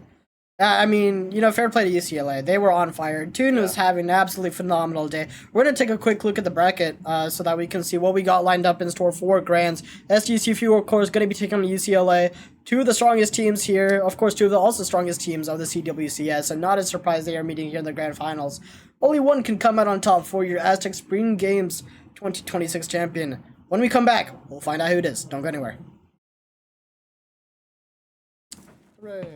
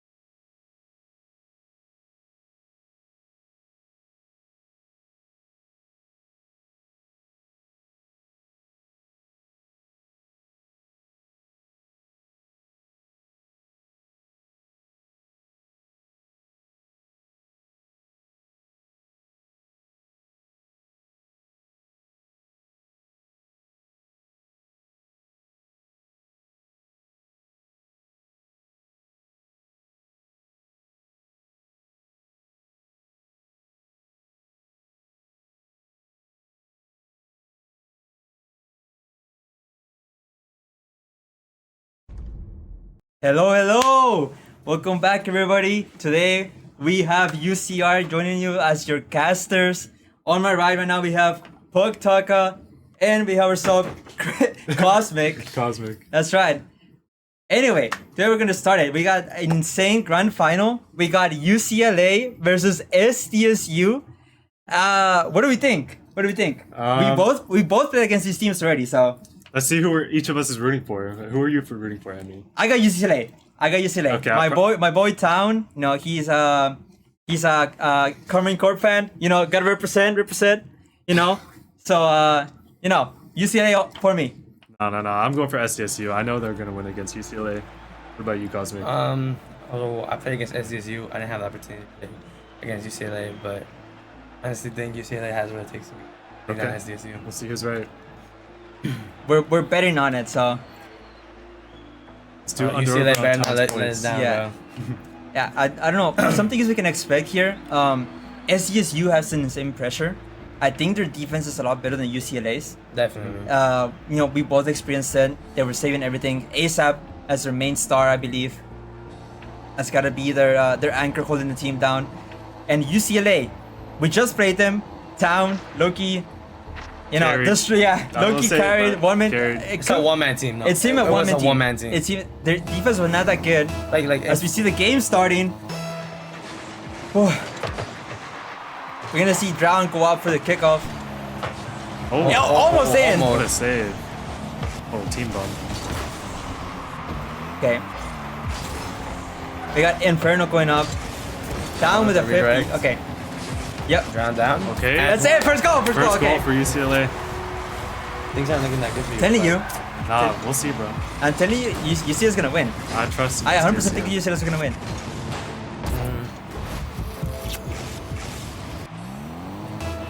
We'll see as the game It is the goes first few seconds though, so I wouldn't Oh, expect this much. one's a- Yeah, and it's the best of 7. out. Yeah, this one's the best of 7.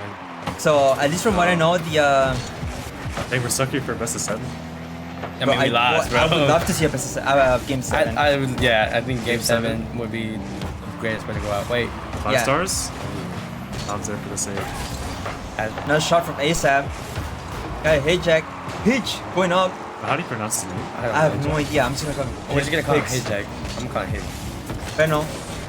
Trying to push up. ASAP going up with a follow. Hitch again with a shot. Hijack. Hi Jack. Okay. Got it. Damn. Right now we're just seeing like SDSU putting all the pressure on UCLA. You know, a couple missed shots, an open opportunity. Open net. That's it. Oh, the save by ASAP. Okay. This is what I'm saying. The SDSU defense is like It's On lockdown. Top tier. UCLA has to put out all the stops again. you see front 5 stars with the go beat. up for the 50. Drown with a low opportunity. ASAP bailing him out. Nice attempt. We're still seeing UCLA struggle to get out of the side slightly. But they are up 1-0. Right, I mean, yeah, they're up 1, but they still have the pressure on them. Boost control so fine seems on the side of SDSU though, just allowing them for those insane saves. As we see the demo the going demo. through, hijack nice. More demos coming in from SDSU. Insanely physical game so far. See Darwin put up a pass middle. Denied by 5 stars again. ASAP following up. Ooh, missed his app dash. Small miss by hijack. 5-star low boost. Zap to build them out. Now we're now seeing the tides around as SDSU is low on boost. With UCLA with all the pressure. You see Zap going up for the challenge. Going. Zap, baby. Nobody there for to follow. Oh, hijack what with the a miss. Is UCLA gonna capitalize on this? Hey Zap. What's the game? We'll see. This in ASAP trying to run. Oh, And opportunity Darwin for Darwin. scored. Nice. Nice. Not looking too good for SDSU so far. We saw ASAP just do a bit of an overcommit there for his team. honestly just resulted in an easy shot for UCLA.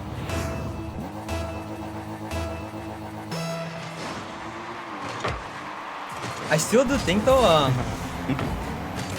I still think SDSU has what it takes to come back. They're making maybe close for the game 7. again, I do want to see UCLA, you know, take this all the way. But you know, SDSU is no easy team to beat. As we saw. I honestly though, I've never seen them play, so this is even a first for me. But I do believe it's definitely not their first encounter even on land. So Yeah, definitely.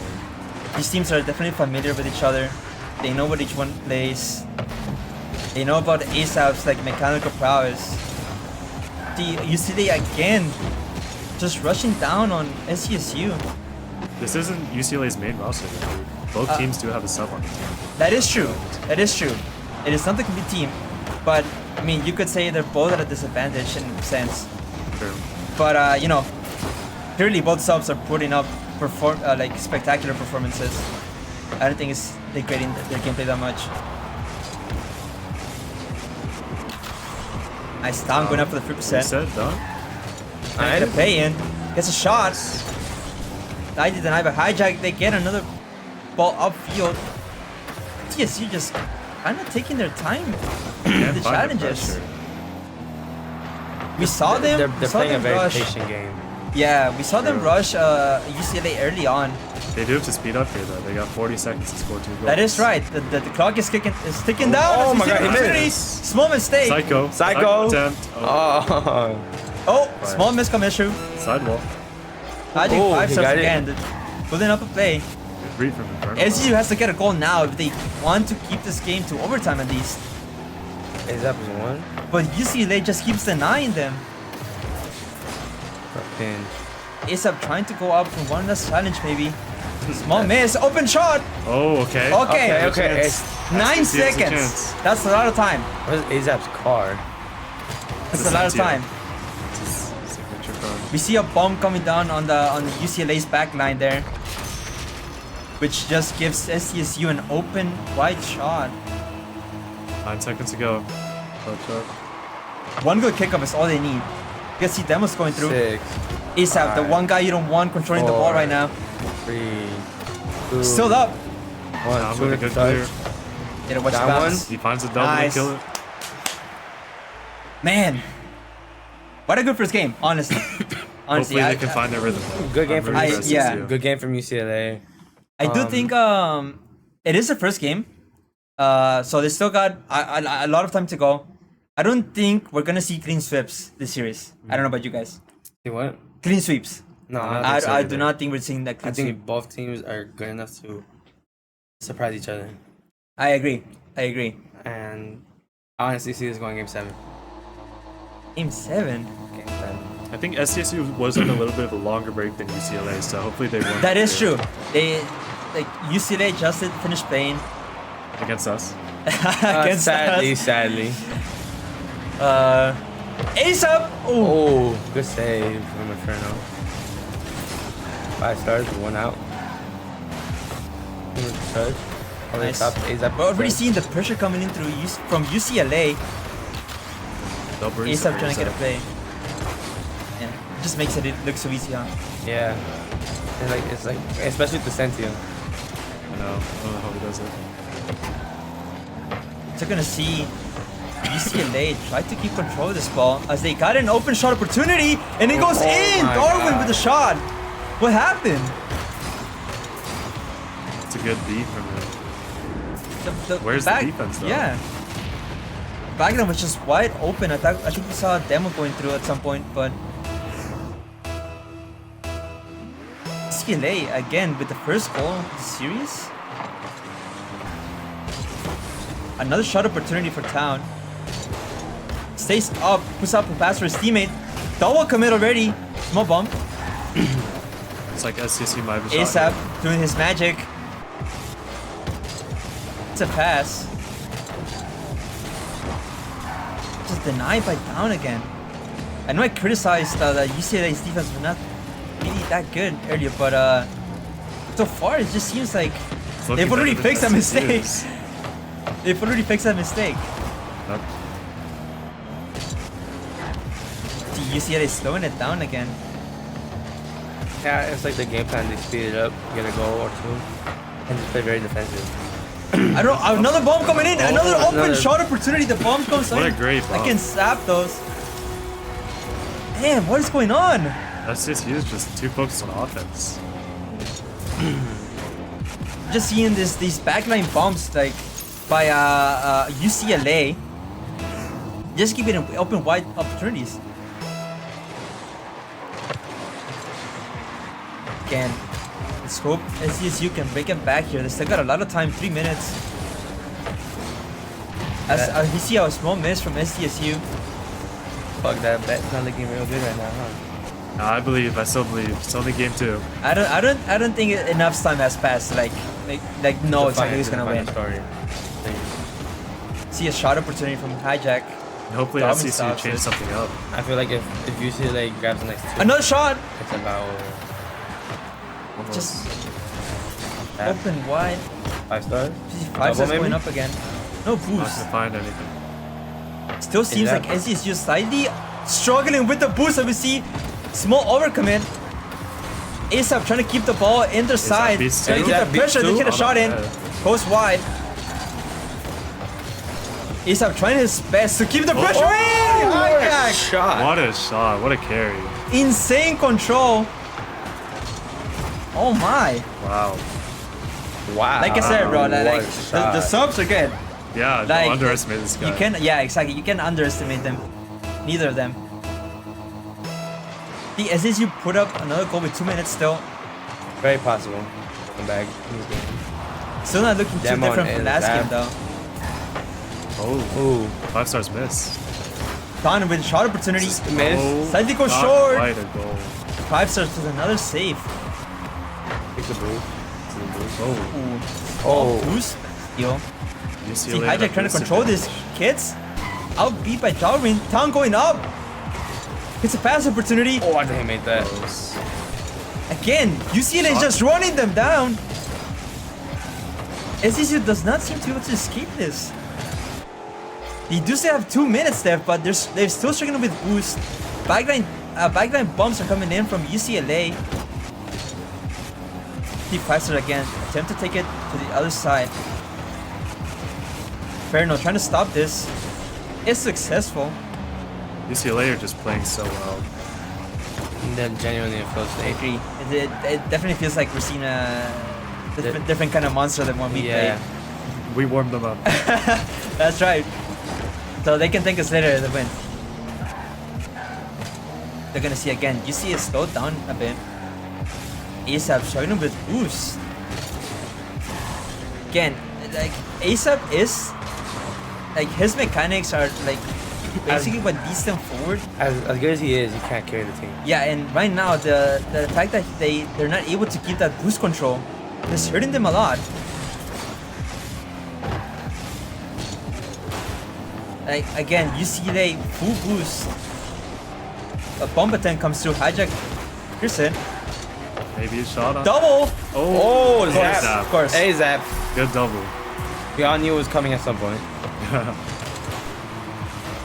Definitely do not want to give those open shots to ASAP. Yeah, he He's just had to more play than the likely to miss score there. those. That's right. Okay, tied game. 40 seconds to go. T-Town out for the first challenge. Did a pinch Stealing opportunity. fish. 5 stars. It's the first clear. No boost. Inferno going up. We got Darwin going in. Small miss. But Hijack has full control right now. He might actually look. Oh, That was close. Tom is there. SDSU seems to get in control of this game. They might actually run away with it after being just being. Oh A bomb. Oh.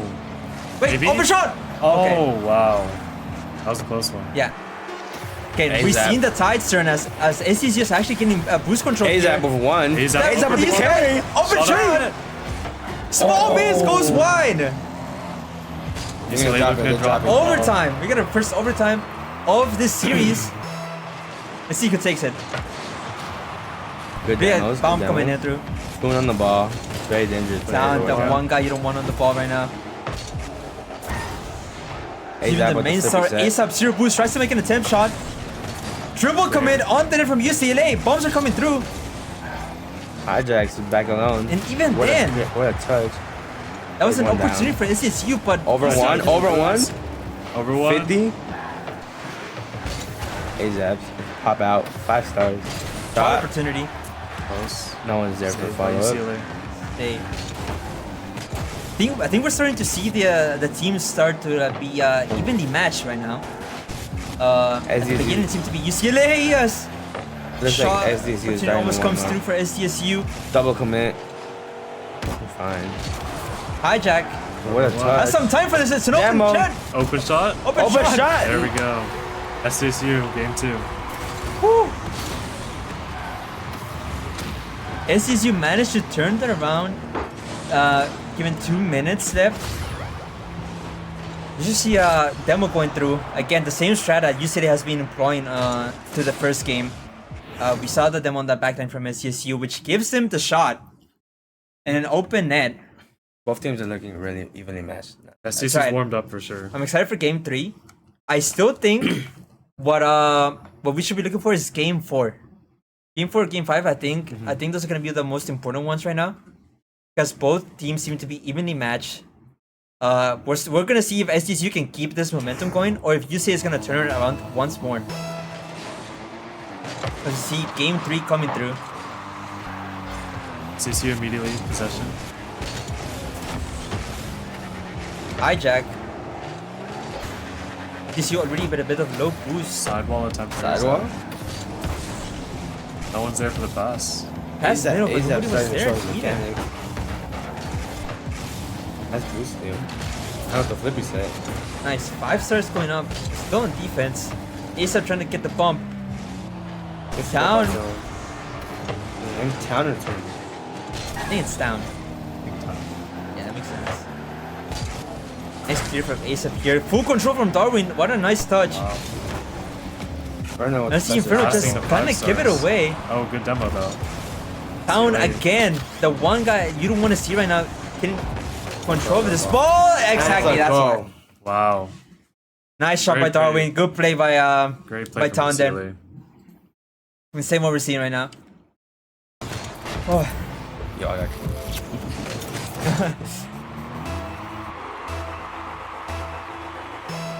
again, UCLA up. First goal in this match. 5 stars trying to take some control. He's trying to take it back, but Town is already there to meet him for the double opportunity.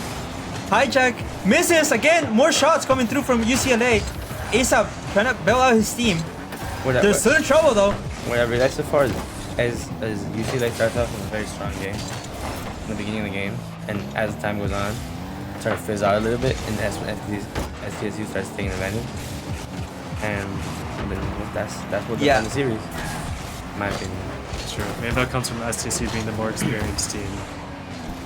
Okay, right now we're gonna see both teams just gonna be even on boost as a shot. Double comes through. Small Inferno with a miss. shot. Oh, missed. Goes the wide. shot. 5 stars clears it. Inferno needs a lock in. Tries to start something for his team. Hijack cut up a bit wide, but he still got full control. Tries to leave for his teammate. Nothing coming through right now. Actually, all of the SDSU right now is low boost. Inferno up with 1. Maybe That's the showcasing flippy set. Next a little bit. Can't do nothing with it.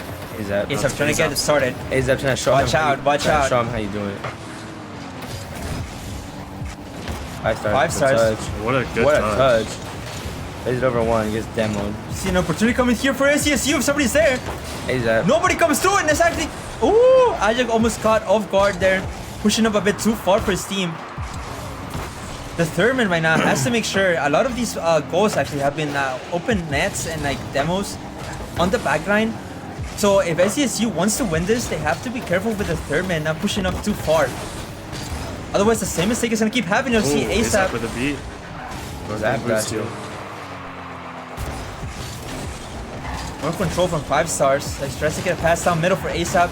Maybe somebody else from ESC just coming through. Bump's coming in. Oh, As Hijack he gets gets beat. beat. And it's in the net. Oh, what a save! I didn't expect that. Wow, what a save. What a More back shots flip. coming through from UCLA. It's still not over. Can SDSU hold on? And we're clear. Hijacks up. I have no idea how they Taking got up. out of that. Good. I don't know how they got out of it. No, that was a crazy Again, save. ASAP fakes this. Free 1v1. Saved Off by the Darwin. save. The bump's already coming through in the backline. Yeah, they get a lot of bumps rotating out. Yeah, That ends up messing up. yeah, it's just yeah. SDSU. Again, like as we saw the bump earlier, where 5-star just barely got the save. Herman pushed just a bit too far. He was caught off guard, no boost, and a shot came through. Fortunately, 5-stars was there, as we see right now. ASAP, trying to run it down for his team. As you see, Town take a bit of control for his teammate. Denied by hijack. Double commit. Double commit. Double commit. It's still Wait, open. Wait. Wait. Wait. What a Oh, save. Hey, It's that- still open. Oh. Insane. Again, team side, 1 minute left. UCLA SDSU. ties the game up. What are we expecting at this point? Game 7. It's literally looking Game like 7? I think ASAP will clutch this one up for the SDSU is looking like a very experienced team right now. Yeah, That's true. yeah, I agree. UCLA is starting off very strong in this after kickoff, but as the game progresses, we're seeing SDSU just get slightly stronger with better challenges and more boost control. Darwin here with an attempt. Gets challenged from behind by ASAP as we see his shot here. Or no, I want to could be set. UCLA's strategy is really focused on demoing and boost stealing, but SCC is finding a way through it. And another thing that we haven't mentioned yet is we don't know what they're saying out there. Yeah. Earlier when we true. played, Town was being a bit of a goofy guy. Trash talking. Yeah, he was A bit of banter. he was trying to get into into our minds. Kent and I worked a bit. Oh, you see a shot from Oh, 5 stars. stars. You. 26 seconds left. Can UCLA pull this around? Or are we gonna see SDSU run away with game 3? I'm not gonna have fun with that. I don't even know.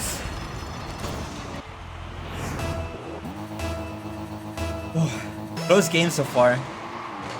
UCLA needs to find something. Or no.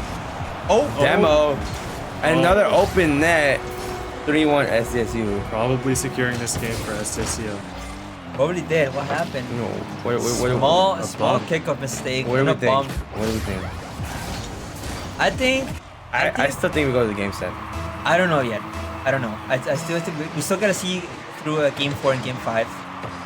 Could be game 6. 4-2 SDSU. Maybe, but you know, we're gonna see Town make an attempt. Hijack, trying to stop him in their tracks as they want to run away with this game. This will help with their momentum. Looks like this game is going to SDSU. ASAP looking for a demo. They'll get another goal here. 5 stars get the block. Town gets the final shot attempt.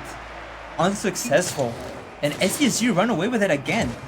Same scenario we saw from game 2, where UCLA took the first goal of the game. Then SDSU tied it up, and in the final minute, we saw SDSU get the winning goal. I think we're gonna see UCLA have that fire that they play with beginning of the matches and carry I that agree. throughout the whole game. UCLA is playing really good, but they are struggling to close out these games in the last last 2 minutes. You know, their boost management is slightly there, but they're still getting outplayed by SDSU. What do you think? I think just due to their experience, they're just figuring out the strategy of UCLA and just counterplaying around as the game goes on. Right now we're gonna go into game 4. SDSU's up 2-1. How this rolls out. We'll see. We'll see. I'm still hopeful for UCLA. I think they take this game. Me too. Or I think they need to take it. They do. I- It's a otherwise, crucial game for yeah. UCLA. I feel like if they go down 3-1, I guess things get a lot tougher. It'll be hard for sure. See the first shot attempt coming from Inferno. 5-star was a bit on the back wall. Picks it up. Twin already there to 50. meet him. They have some shot Damn. opportunities for SDSU, who's starting off strong this game. Seems the momentum is helping them. Boosted advantage for SDSU. Yeah. They're starting off way better than last year game. The fake coming through. Double. Double. Plus Let's try. Town there for the save. I am curious to see what UCLA is gonna do for this game. If they're gonna change anything up at all. I'm curious to see that. Yeah, I do think they might look to take a bit more control of this ball. Just because ASAP is like being a bit of a nuisance in their backline too. see hijack. SDSU a bit uncomfortable here. Town puts it up to the corner. Hits a pinch down the middle. Fives are a bit unlucky. As we see Town again going up for a pass, up for his teammates. Gets denied by 5 stars. Again, SDSU right now is struggling to keep their defense down. UCLA with a lot They of do pressure. get an opportunity here. Wait. Shot! Oh, what a mistake. shot. Wow, how did SDSU hold on to that and then score a goal? We saw, yeah. And it was down! No! No. AC brother. It's okay. Maybe if you flip It's okay. that. Forced mistake by SDSU here. Forces Town to basically own goal. SDSU now gets the first goal of the match though. I don't think we saw that during the last 3 games. Reset over one pass. Oh. And let's see another double come from UCLA as maybe the nerves are starting to settle in.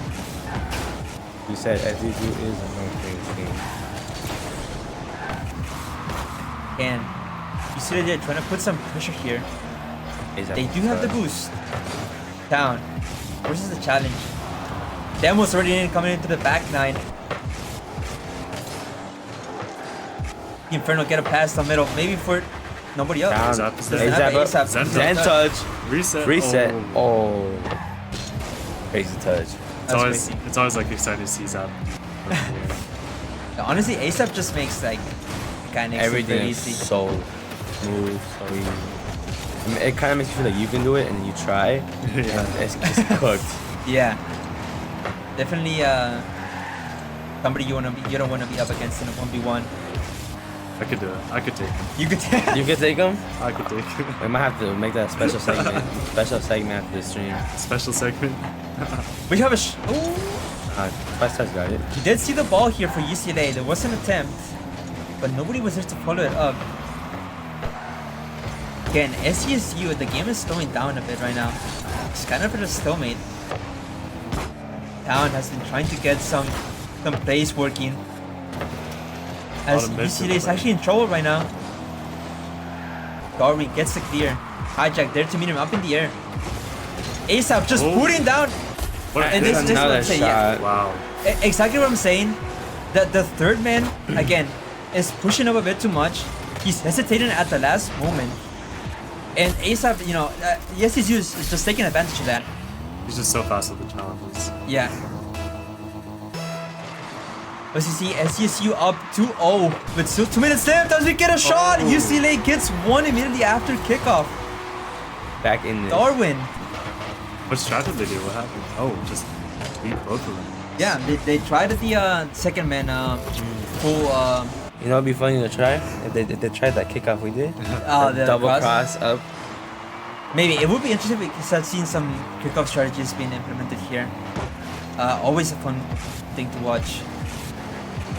Darwin. Oh, Darwin. The Tying ball it up just for UCLA. rolls right in. What? Wow. What happened here?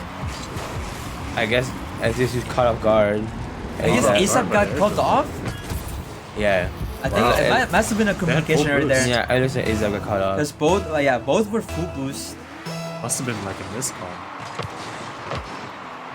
And UCLA quickly ties it up. I don't know one As touch. UCLA looks to be running away with this game instead. They're already been down 2-0. Momentum switch. Small double commit Inferno here. with one touch. ASAP trying to take advantage of this. Small miss. Inferno gets it around. Darwin up. No boost, but can still get a pass. Crossbar. Good clear.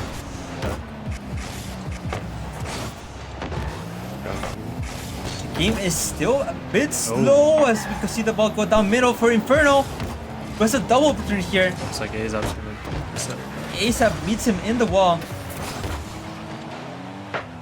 Again, starting to see UCLA slightly put some pressure on SDSU's defense here. As we see some mistakes coming through from SDSU. Double commits.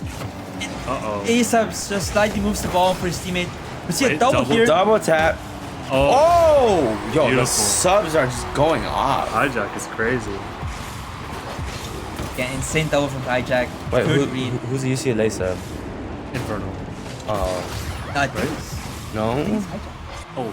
No, UCLA. UCLA. Yeah. Huh? UCLA is UCLA Darwin. Oh yeah, sorry. Inferno, right? It's Inferno. Yeah, sorry, yeah. sorry. Oops. Hijack. make More the ranks both Inferno. teams.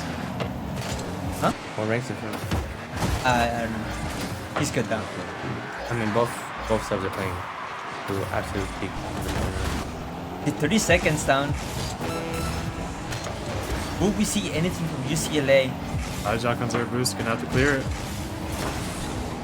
See some pass opportunities here Darwin. for UCLA. Sidewall attempt. Darwin gets a Touch. shot attempt. Soon, Town listen. tries to force this ball. Unsuccessful. Let's go for the UCLA has to Vikings. score here. I know we're not seeing that UCLA connect anything. 8, 7, 6, The 5. one last opportunity as the 4, clock ticks down. 3 3, seconds left. Down in the air.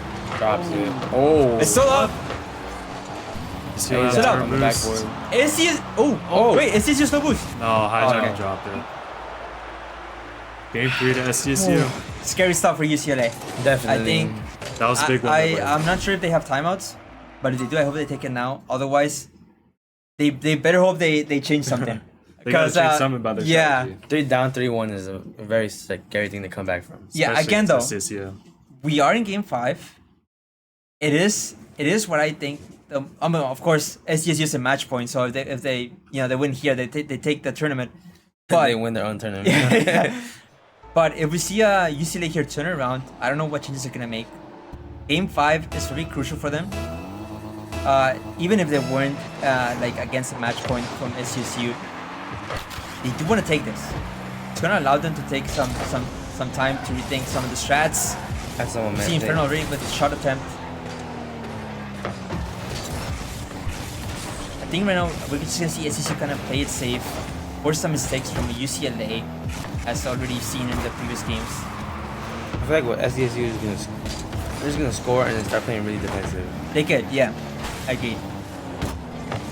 They have been getting away with the some overcommits. Out. You see a challenge here come through by Inferno, but what wasn't really in his favor. Tune quickly turns around. See Darwin again take it. Had it denied by Sab. Oh, luckily 5 stars. Hijacks, 1. Again, you see they're already struggling a bit to get some plays going. The passes are not really connecting. We are seeing some forced mistakes too. So then what comes through in the back line of SDSU.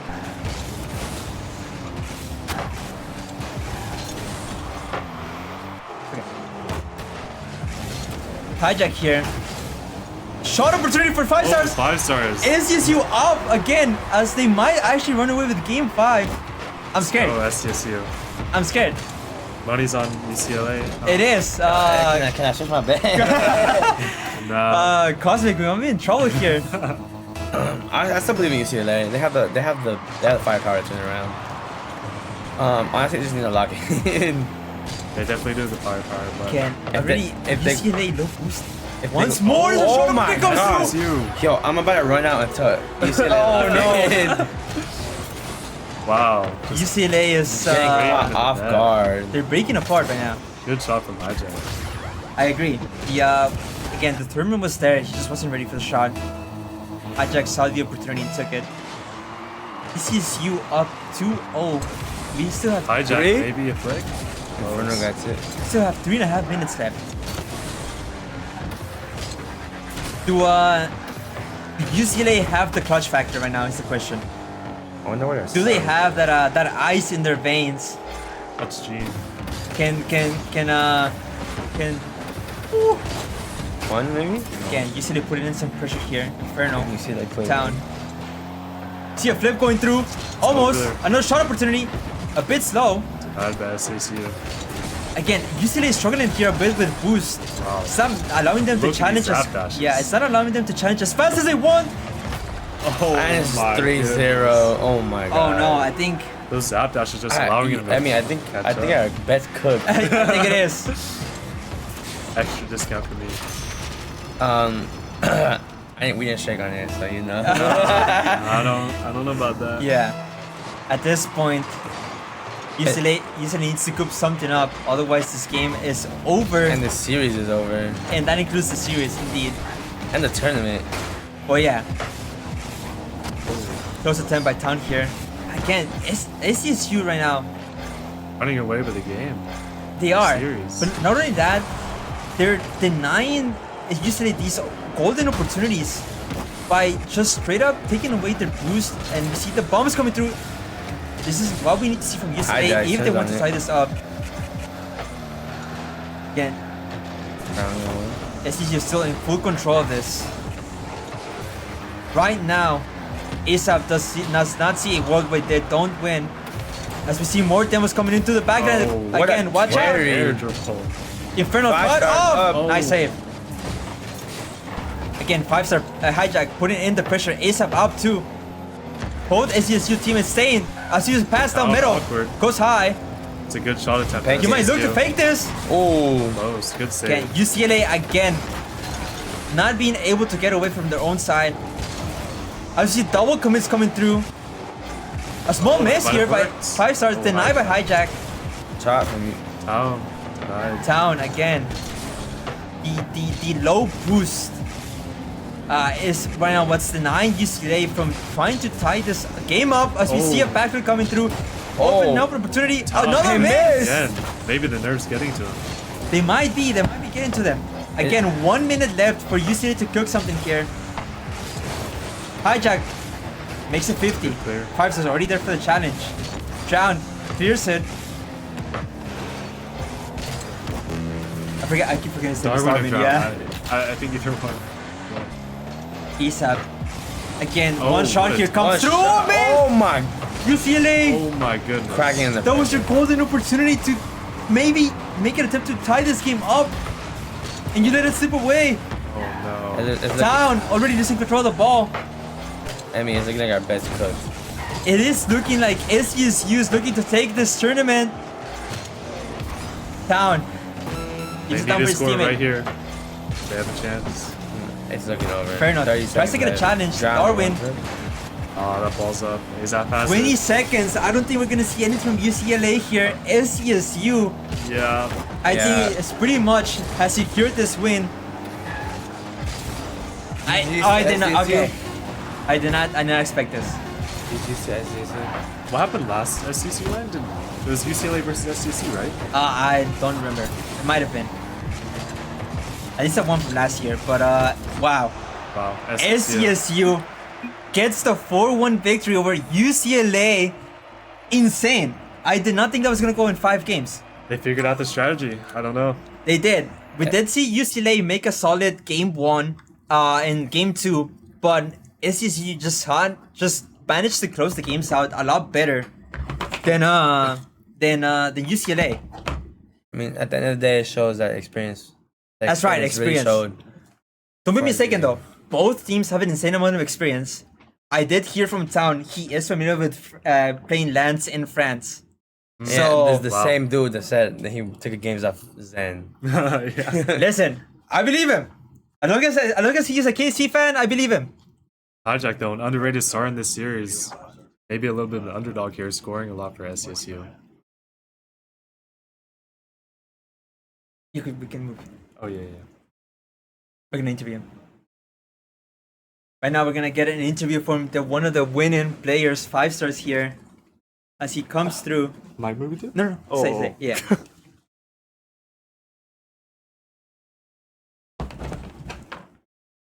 Put this headset back on. 5-stars. What's up? Hello. Thank you for having me. Of course. How's it feel to win another LAN? Is it boring at this point? Yeah. Yeah, winning is just so tough. I don't know. How do you think of UCLA's performance this series? It was good. I thought they had like 2 pretty good players. Obviously, everybody knows AJ, Toon. Infernal's not bad either. I think they put up a good fight. I think we knew we had to play today, especially with ranked not being able to queue at all. This was like kind of just our practice, so we kind of full sent into it, and we all played pretty well, I thought. Right. I do want to ask, what do you think went wrong for UCLA? We did see them go up the first 2 games, but they didn't manage to close the second game, and it seems like their late game was kind of not there. What do you think? I think there's the chemistry lacked, like kind of the comms too, that everybody was just on different pages. Really click like how it should have. All throughout the tournament, they played well, but like right now, when it mattered, people were just too far apart. Like behind a boost, they weren't playing in the right spots and stuff like that's gonna make you lose. I see, I see. And just I guess one more thing. What's your favorite RCS team? I see your jersey. I know what you want me to say. Yeah, I gotta ask. Ooh, what region do you care?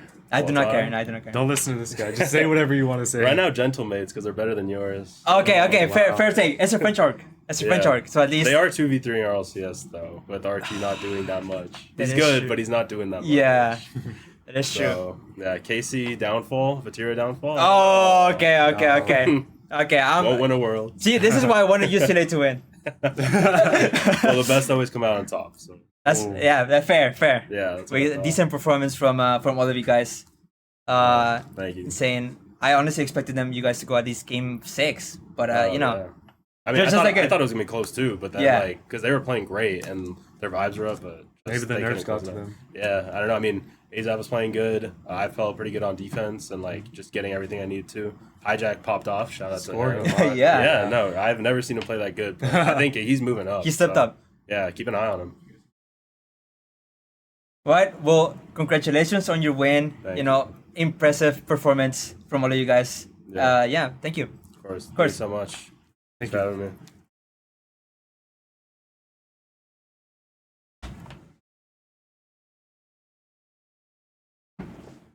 You got that? I got it. Yeah. Wow. That was quick. That was great. I really did want to see. You know, if I was casting, I might as well wanted to see a game 7. Anyways, thank you guys for watching. SDSU are Europe's Aztec Spring Games champions. Thank you to them for hosting. It was fun to play. Oh yeah, thank you for hosting us too. We enjoyed it. Super fun. We hope to be back here again. Much love.